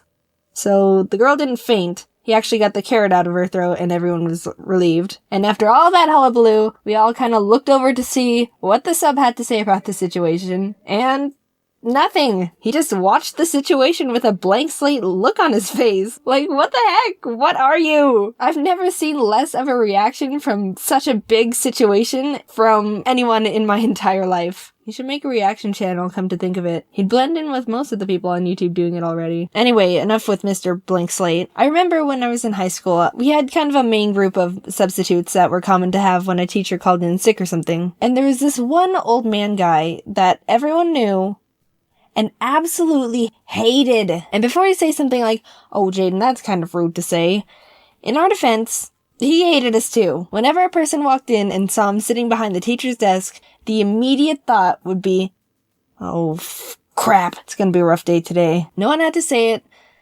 but we were all thinking it. "Okay, Jaiden, so what was he like?" "Oh, stand up so you can sit down because I'm getting started." Take the strictest person you know and throw them out the window because this guy is now that person. I think he saw himself as a military instructor leading juvenile delinquents because he wanted every child to be behaving perfectly, to a T, no funny business. And yeah, that's not gonna happen in a high school, so there's problem one. He would start every class with the same lecture. "Alright, sit down and zip up because we're taking attendance. If I hear any talking, you're being written up. I don't tolerate jokesters in my classroom. I'm going to call out your last name, followed by your first name, and if I don't hear you say present, then you're being marked absent. You should be paying attention because you only have one chance, and I'm not calling names twice. If I pronounce your name wrong, correct me. Alright, here we go. He says that exact paragraph every time he starts a class, and I know it because I've had him enough times to have it power washed into my head. I kinda wanna believe he has it written down and framed somewhere in his house so he can proudly look at it before he goes to bed every night. And he actually gets mad if you don't correct him if he says your name wrong. I know from experience. I don't care when people pronounce my name wrong. It happens all the time. I've gotten used to it. So I thought I wouldn't make a big deal out of it. Animations Jaiden. Here. Did I say that correctly? It's close enough. Correct me next time. Sorry? He reminds me of if, like, Oscar the Grouch had a pet lemon, but the lemon was expired by 2 months and he keeps forgetting to throw it away. Like, oh crap, the lemon. I'll do it tomorrow. And he doesn't do it tomorrow. So I'll call him Mr. Yet to be Thrown Out Lemon. Just for simplicity. I truly don't know why Mr. Yet to be Thrown Out Lemon worked as a substitute teacher, because you could just see the child hatred in his eyes. Somehow, he made everyone in the class feel uncomfortable just by existing. So let me tell you a story about Mr. Yet to be Thrown Out Lemon. We had him in a biology class once, and we were just gonna work on a paper he had to pass out. Alright, we're gonna be doing a worksheet today. If I hear any talking, you're being written up. This is an individual worksheet, so there's absolutely no reason to talk to anyone at all during this hour. Everyone come up to the front of the room right now and grab a paper. Mrs. Grapes does it so each person at a table has a number, and she calls out a random number, and that person just gets up and gets the paper for the rest of the table, so it's easier to— I will not have slaves in my classroom! What did he just say? This man just compared picking up papers for other classmates to slavery. Slavery! Good God, So we did it his way. The 34 of us all got up at the same time and shuffled to the front of the room, awkwardly squishing together to grab a paper from the one pile he made for us. You are a fruitcake. He did a lot of other weird over-the-top things, but this was by far the best thing I've ever witnessed from him. Oh, Mr. Yet to be Thrown Out Lemon, you're a real piece of work. No talking. I'm going to call out your last name, followed by... This is an individual worksheet for happens reasons. I will not have slaffles in my classroom. I don't know what those are. This is an individual worksheet, so the person... I'm gonna... Metal Gear. Jaiden. Is there a Jaiden here? Jaiden. Jaiden. With animations of Jaiden. Is there a... Animations Jaiden. Jaiden. What the fuck? Dungeons and Dragons is like a board game without the board, and you play using your imagination. If you think of something, it can just happen in game. D&D is very popular. Almost everyone I've ever met absolutely loves it, and I have never played it before, even though I always thought I would really like it. People would tell me stories of their games, like, so this one time me and my party were entering a cave, and there was a big ogre guarding some treasure, but I used my charisma stat to seduce him, and we ended up eloping together. Dude, if you don't think that sounds crazy fun, then I don't think we would get along, and you should probably unsubscribe. But if you do think that sounds fun, then hey. Sorry, I've never done that before. It felt weird. I decided to reach out to Charlie, aka Slimesicle, aka Charlie Slimesicle, because he's super into D&D, and we ended up forming a little group of me, Alpharad, Ronbu as the players, and Charlie as the Dungeon Master, which is like the game organizer slash manager slash god. We all created our characters, and into the world we were teleported.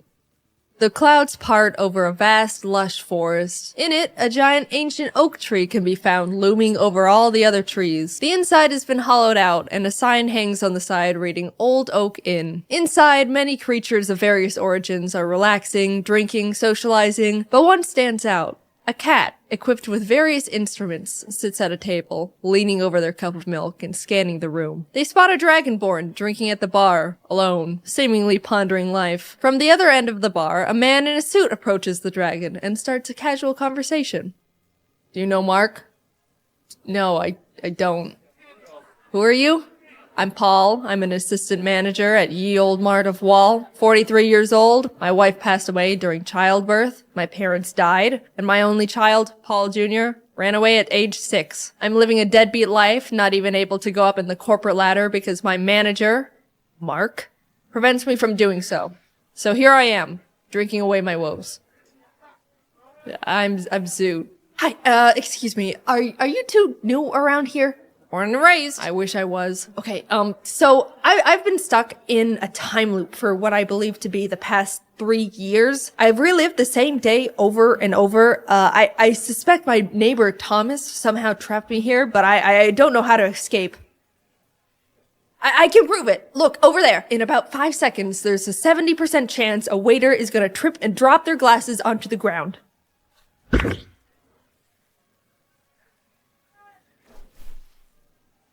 Well, alright, it's a bit impressive, but, like, it's gonna take a bit more convincing because that wasn't all that. Suddenly, a sheep crashes through the tavern windows and starts rampaging around the inn. It's going straight up crazy, knocking over tables, knocking over people. Paul mentions it's got something in its mouth, and the sheep immediately stops and runs straight up to him. As Paul takes what seems to be a scroll out of the sheep's mouth, Zoot whips out their mace in an attempt to pepper spray the sheep, but slips on a puddle of rum and accidentally sprays Paul, who just is disappointed at this point. The three open the scroll, and Zoot, recognizing it's a speak with animals spell, translates it, casting a huge shockwave and blasting everything in its radius.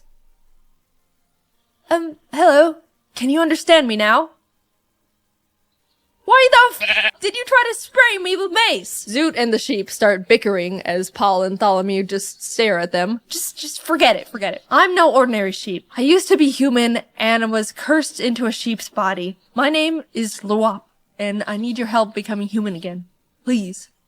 Alright, Lop. Well, it's Luop. Come on, guys, let's go. And for some reason, they all went along with it, still not understanding what the hell is going on. Maybe, they both thought, they could find their arch enemies, Mark and Thompson, along the way. The group is walking through the woods. Tholomew is very on edge, feeling like something isn't quite right. The tree line is shifting in unnatural ways. Oak trees are turning into birch. The bushes are rustling. Zoot spots various random animals along the path and picks up a turtle, which they add to their inventory. Paul tries to pocket a turtle of his own, but it turns out to be a rock, and is then mauled by a cougar. He ends up unharmed, though his adventure suit he changed into is now ruined. Zoot feels bad about Paul not getting a turtle, so they offer to let Paul name theirs, to which he chooses Paul Jr. They eventually reach a clearing with a large stone outcrop covered in engraved shifting runes. Carved into a stone is a large bronze door with a face on it.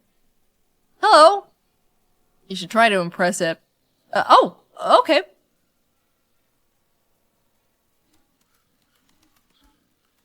Answer me these riddles 3, and then you can come in. I'm a riddle door. The alphabet goes from A to Z, but I go from Z to A.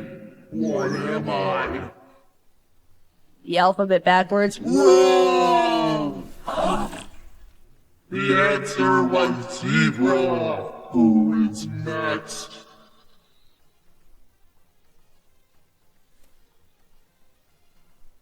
I move without wings, between silken strings. I lead, as you may find, my substance behind.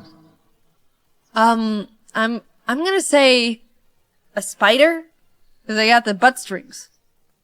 Correct! You may pass. Wait, but can you turn our friend back? Oh yeah, double or nothing. Answer this next riddle, and your friend will be turned back. I creep and crawl with no eyes, legs, or ears, but I can move the earth with my peers. What am I? Can you use it in a sentence?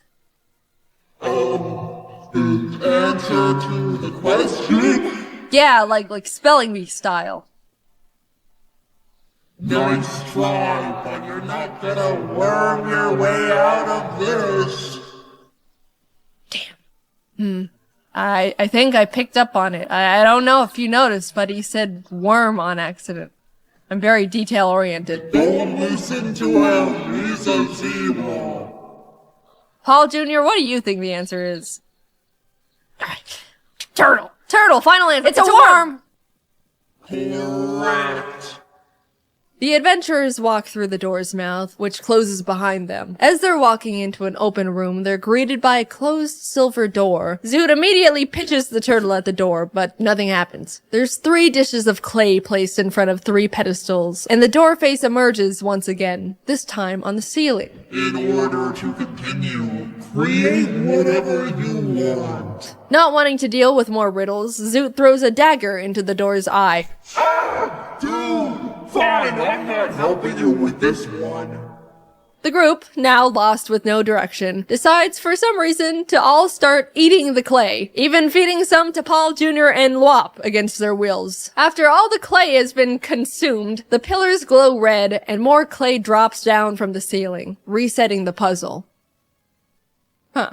Out of ideas, they decide to do what the door face suggested. Tholomew sculpts a crown, Zoot rolls out a worm, and Paul builds a penguin. They all place their creations on pedestals, which sink in and beam green before the lights turn out and everything goes dark. They flash back on and suddenly all their creations have come to life in weird clay flesh bodies. Paul cleaves at his penguin with a great axe, nearly cutting it clean in half, revealing that the inside is just more clay. The worm monster looks at Zoot and says, "It's wormin' time!" Causing Zoot to scream and sending a shockwave towards it, immediately exploding the worm and splattering clay everywhere, living as a normal-sized worm now. The worm lunges and wraps itself around Zoot's throat, trying to choke them out. Tholomew rips the arms off the crown monster and dodges its follow-up attack. The penguin reforms itself, sprints full speed at Paul, but slips and splats into a pile of clay on the ground, to which Paul finishes off with his axe. Meanwhile, Tholomew attempts to rip the legs off the crown, only for the crown legs to turn into arms, grabbing Tholomew and climbing onto their head, causing them to lose their mind, viewing the other party members as enemies. Paul shifts his attention to Tholomew, throwing his great axe horizontally at the crown. Unfortunately, it goes a bit low and the handle smacks Tholomew directly in the face. Zoot gets a grip on the worm, ripping it off their throat, and breathes acid onto it until it's reduced to ash. Tholomew blows on their bagpipes to attack Paul, sending out a thunderous shockwave that shakes the cavern. Paul is able to hold his ground, runs up to the 2, and successfully cleaves the crown off Tholomew's head. All the clay monsters have been defeated. The silver door opens, and everyone cheers together in celebration. The adventurers enter the new room to be greeted by wooden structures, spiral staircases, platforms, and a golden door at the very back wall. It looks like a camp is set up inside the area, and voices can be heard above on one of the platforms. Tholomew scans the area looking for traces of their neighbor, Thompson. Not only do they discover a pack of goblins that have inhabited the area, but he also recognizes a familiar boot print in the clay. It's the same type Thompson wears. He's been here. Paul climbs up to the goblin platform and sparks conversation. The goblins are confused and a bit wary of the intruders, but introduce themselves nonetheless. I'm Gob, that's Glob, that's Gobble, that's Gobble Gob, and that's the Peeler. And who's that? That's Bloyle. So your names are Gob, Glob, Gobble, Gobble Gob, Peeler, and Bloyle? The Peeler. Got it. So your name is the Peeler. You don't know anything about Marker Thompson. I only know about one thing. And that's peeling. Yeah! Ah, great. There you go. Oh, jeez. Okay, all right. We're leaving. Paul starts booking it to the door they came in through, the Peeler right on his tail, stabbing at his ankles. No one else is doing or saying anything, they're just watching. Paul makes it back to the previous room, and the Peeler slinks into the shadows. With Paul in the other room and Tholomew and Zoot unable to speak Goblin, Tholomew is left trying to communicate through improvised sign language, pointing at the door and blowing kisses at the goblins to signal peace. Zoot tries to slip around the goblins in the meantime, as communication is clearly not working and the goblins are only getting more aggressive, but they bump into an invisible force they can't see, alerting the goblins, who are now initiating combat. Zoot decides to keep running to the door as Tholomew bangs on their drums, sending sound shockwaves at the attacking goblins. Gob, Glob, and Gobble are all sent flying off the edge of the platform, falling to their deaths. Gobblegob, in a fit of rage after losing his friends, lunges at Tholomew but misses completely, sending himself off the edge of the platform too. The Peeler emerges from the shadows to lunge at Tholomew, who is taking up Loyal, but Paul jumps in just in time, clashing blades with him. As everyone is distracted, Zoot gets to the door, peeking in to see an entirely golden room with a small golden rod shaped like a tree branch floating at the center. The branch shifts between valuable materials, at one moment being made of gold, then emerald, then ruby. Gobblegob, the goblin that accidentally dove off the side of the platform, sprints back up the stairs and attempts to tackle Tholomew off the platform, but accidentally leaps over him and plummets once again over the edge. This time to his demise. Paul and Tholomew perform a clumsy team attack together and finish off the peeler, ending the battle, but because of the uncoordinated attack, Paul's axe is now peeled. They all hurry over to Zoot and enter the golden room together, trying to figure out how to get the artifact down. Zoot suggests they all toss Lop into the air to get it down, so Paul Solongi Bowser's the sheep into the air, but in the complete opposite direction. Tholomew quickly runs over and breaks his fall, and before Lop can say anything, they throw him again, this time hitting their target as they both fall to the ground. No one stops Lop's fall this time as he lays motionless on the floor. As Tholomew is healing up Lop, Zoot approaches the wand, only for it to be snatched by an invisible force. An unseen figure then reveals itself. Well, hey there, neighbor. Oh, and Paul. It's me, your good friend, Mark Thompson.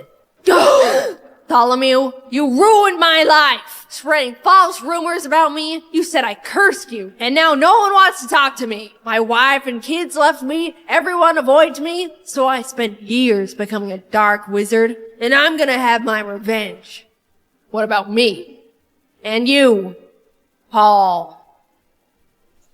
Anyway, yeah! You all are gonna be spending the rest of your lives here in this shifted sanctum. I'll be going now.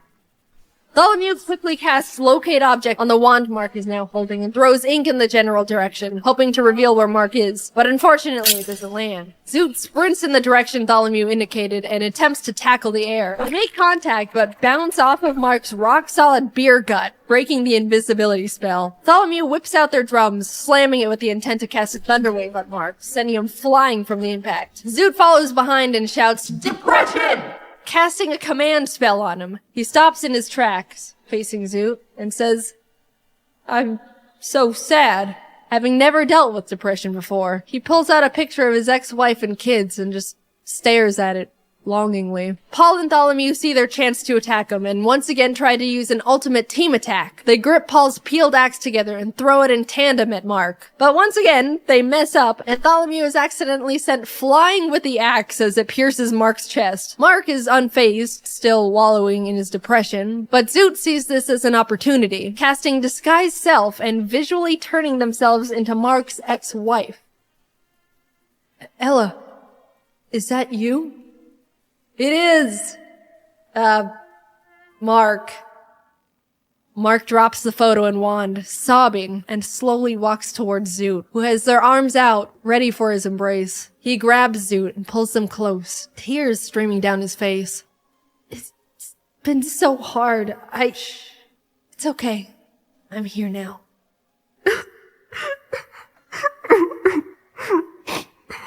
Zoot pulls back, just a bit, just to look into Mark's eyes, which are sparkling with tears, and proceeds to acid blast him point blank from the mouth.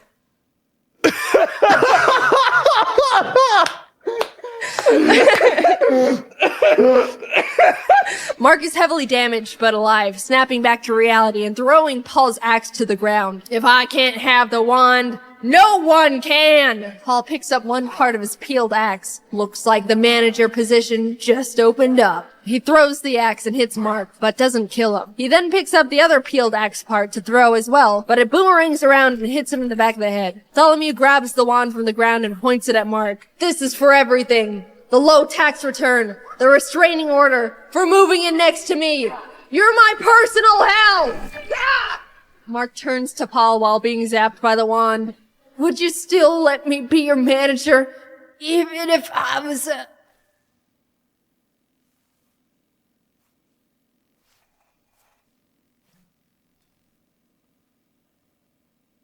You're fired.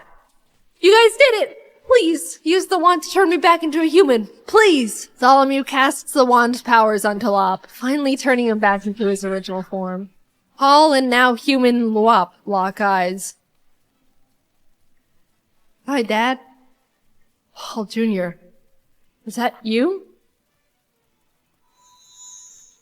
Oh! Paul and his long-lost son, Paul Jr., embrace. The wand, now all out of magic, crumbles into dust, and the party exits the cave. The bomb is detonated, and the explosions erupt behind them as the group walks off together. Thanks for watching. This was a different type of video, but I hope you enjoyed it. Especially big thanks to Charlie, Ranbu, and Jacob for the great D&D session. It was super fun, and I really want to play more. I'd like to upload highlights of the actual D&D session to my second channel eventually, but it's not ready yet because I'm bad at planning. So maybe that'll happen one day. Anyway, this was a big project. Thank you to the team as always, and to Sir Meow for the sound effects. Links to everyone are in the description. Okay, I will see you later. Bye-bye. Hey guys, so I'm gonna start doing some Q&A videos so we can all learn about who I am and we can all be connected and friends and stuff. Anyway, okay, so the first question is, how old are you and what made you do animations? So, I've gotten so many questions. Are you in college? Are you in high school? How old are you? I'm 17, I'm in my last year of high school, so I'm going into college next year, but yeah. As for animation-wise, I really have no idea how I got into animation. I've always been drawing ever since I was little, and I just all of a sudden wanted to do animation, so I looked it up, I didn't take any classes, and I taught myself, and I'm not a professional at all. I'm pretty sure I'm doing everything wrong, so I don't think you guys want to learn from me. You should probably learn from a professional like I didn't do. When did you start animating? Now, this is a funny story. I'm sure you've all seen that terrible mother animation that I made for Cupquake, right? Yep, that was my first animation that I ever made in my entire life. Like I said, I'm not a professional at all. I just jumped straight into it. I did my best. I had no idea what I was doing, but it turned out pretty well. And I'm so glad that so many of you had such positive feedback and you loved it and you want more. And that's really what helps me grow as an animator. So thank you. Next question. Do you have anything big planned, like a long video or something? For this channel, no, but as you guys know, I work for Cupquake, and the animation that we are working on right now is amazing. It's turning out so well, and I think you guys are gonna love it, maybe even more than Terrible Mother and Dino Killer, the other ones that we have out. It's different. It's a lot different from the Minecraft shorts, but it's my favorite out of all of them so far. It's probably not going to be out for a couple months because it's different. I'm trying not to give you guys any hints, but you're going to be wanting to watch it 5 days a week. Trust me. Quickly, it's life or death. You have to choose, pick between having hands for feet or feet for hands. Do it at that. Considering that I need my hands to be doing animation and drawing, I'll probably have feet for hands. No, I'm just kidding. Definitely hands for feet, no questions asked.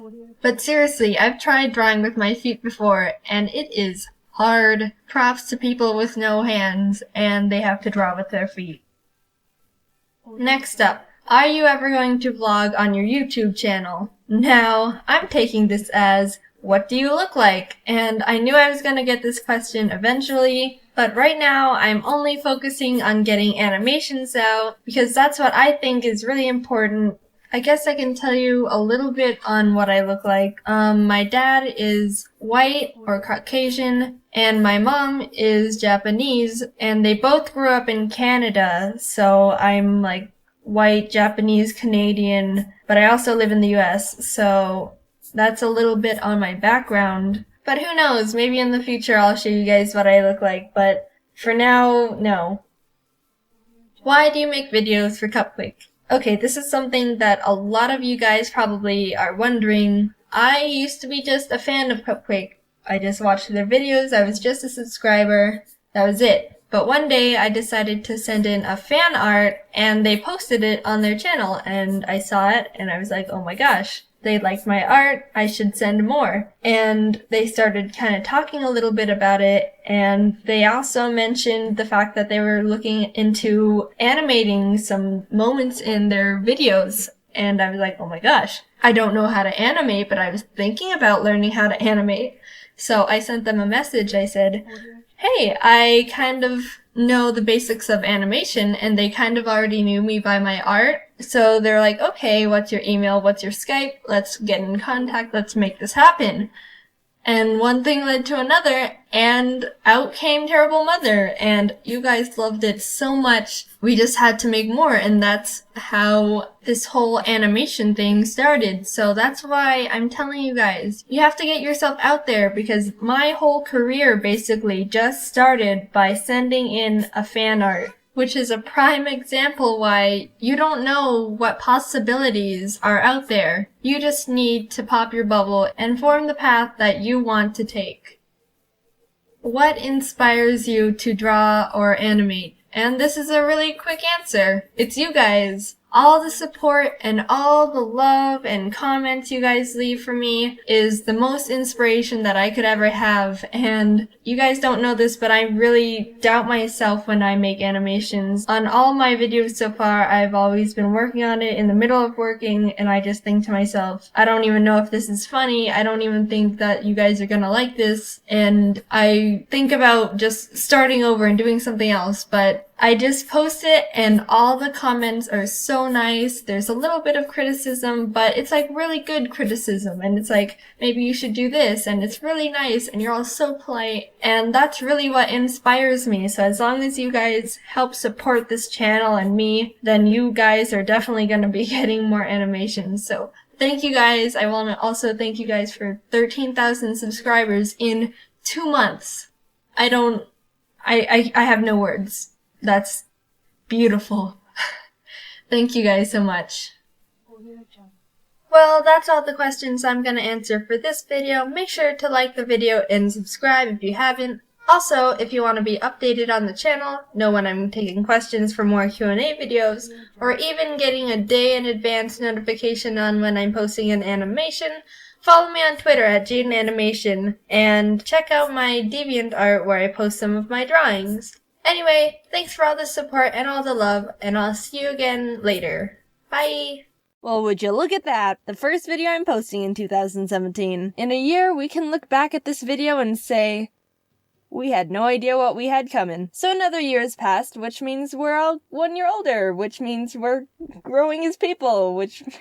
yeah, this is a stretch. I didn't have a transition. As a youngster, I was prone to believing people pretty much unconditionally, as with most children. I just had too much trust for my own good. Like, oh, why would anyone have any reason to lie to me? The world is full of nothing but nice people and purity. Of course, I've grown out of that mentality and am a lot more cautious. But for a while, people could just tell me things and I just believed them. I got thinking about all the ridiculous things people put in my head that I stored as facts, and I decided to make a list of the craziest ones. And also just letting you know, I was like younger than 7 in all of these stories. Don't worry, I didn't just find out these things aren't true like a couple months ago or anything. When I was in 1st grade, for some reason my mom told me aluminum foil is poison, and if I ever bit it, I'd die.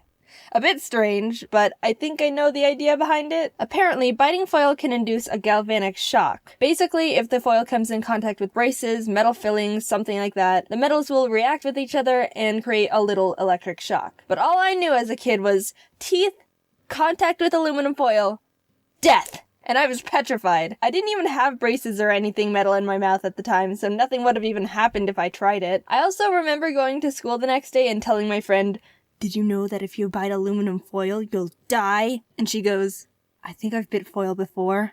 And I was like, how are you not dead? Grasshoppers spit acid in your shoes. This one probably needs explaining too. I was at recess with some friends and we were running around in the grass without our shoes on. When we went back to put them on, there was a little grasshopper sitting at the bottom of my right shoe.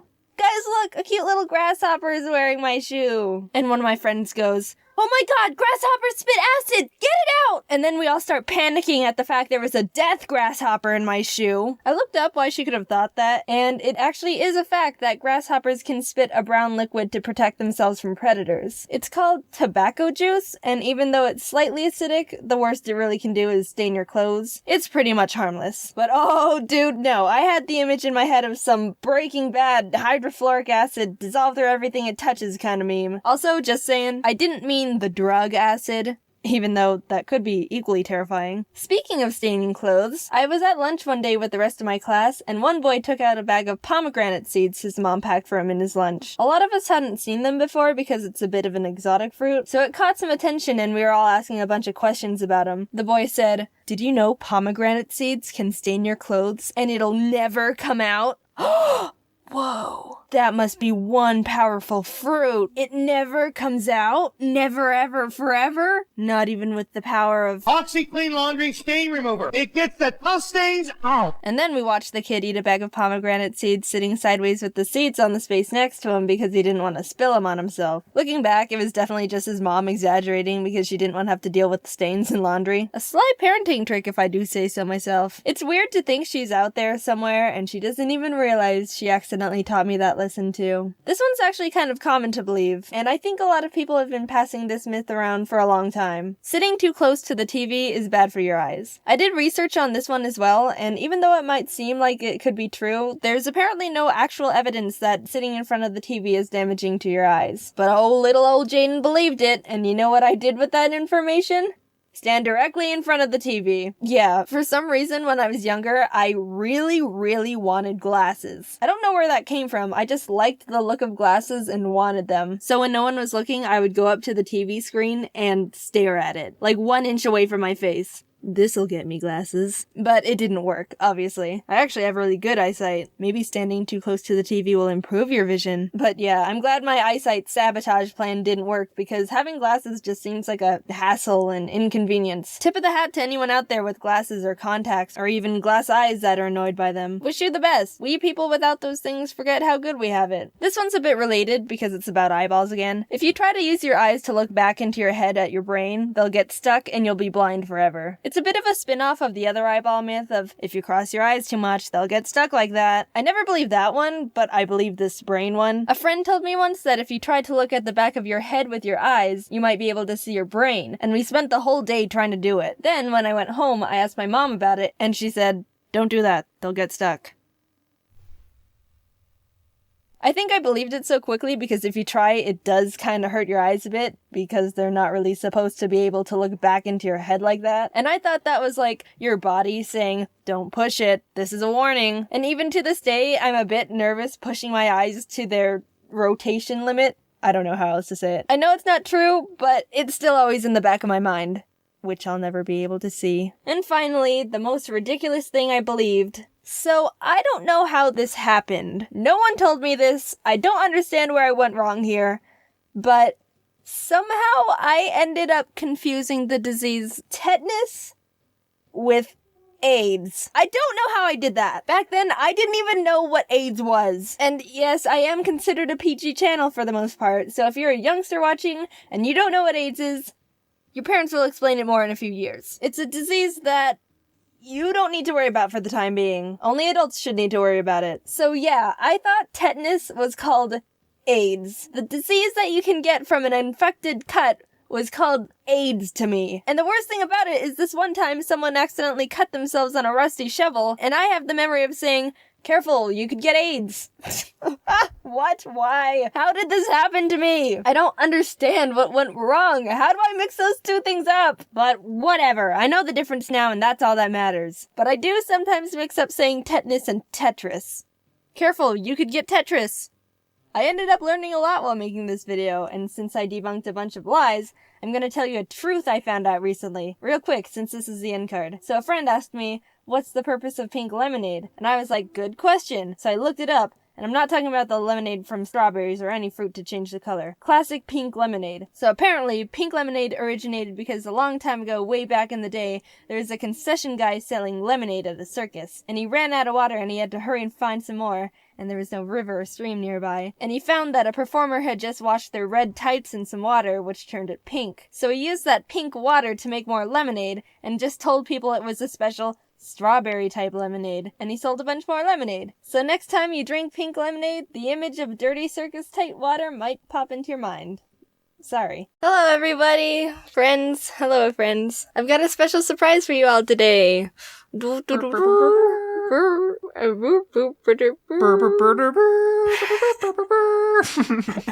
It's James. It's James. Hey, how's it going? Heyo. Most of you should know him from The Odd Ones Out. Yee. And if you don't, you better get on that because he's like the funniest channel. Thanks. It's a fact. We became friends a little while ago, and I thought it was about time to have you on the video. Thank you. So coincidentally, we both live in the oven that is Arizona, and we wanted to share our thoughts and opinions on it. Like, don't get us wrong, we love it here. Well, I mean, love is a pretty strong word. We don't completely despise Arizona. But there's just some things about it that are just like, eh. So we're gonna talk about them, and yeah. There's no trees here. One, the heat. You talked about it a lot in your own Arizona video, James. Mm-hmm. And if anyone hasn't seen it, I suggest you watch that because it is a pretty A1 video. Thanks. But don't do it yet, because you still gotta watch this video. Yeah, don't watch that video. Yet. It gets absolutely scalding here. What, the record last summer was like 120 Fahrenheit, something like that? Yeah, oh yeah, it was unbearable. Like, shoot, Arizona, slow your roll with the heat. We're not eggs trying to be boiled over here. And some people do that. They try to fry eggs with just the sun. You can look it up. It's a thing.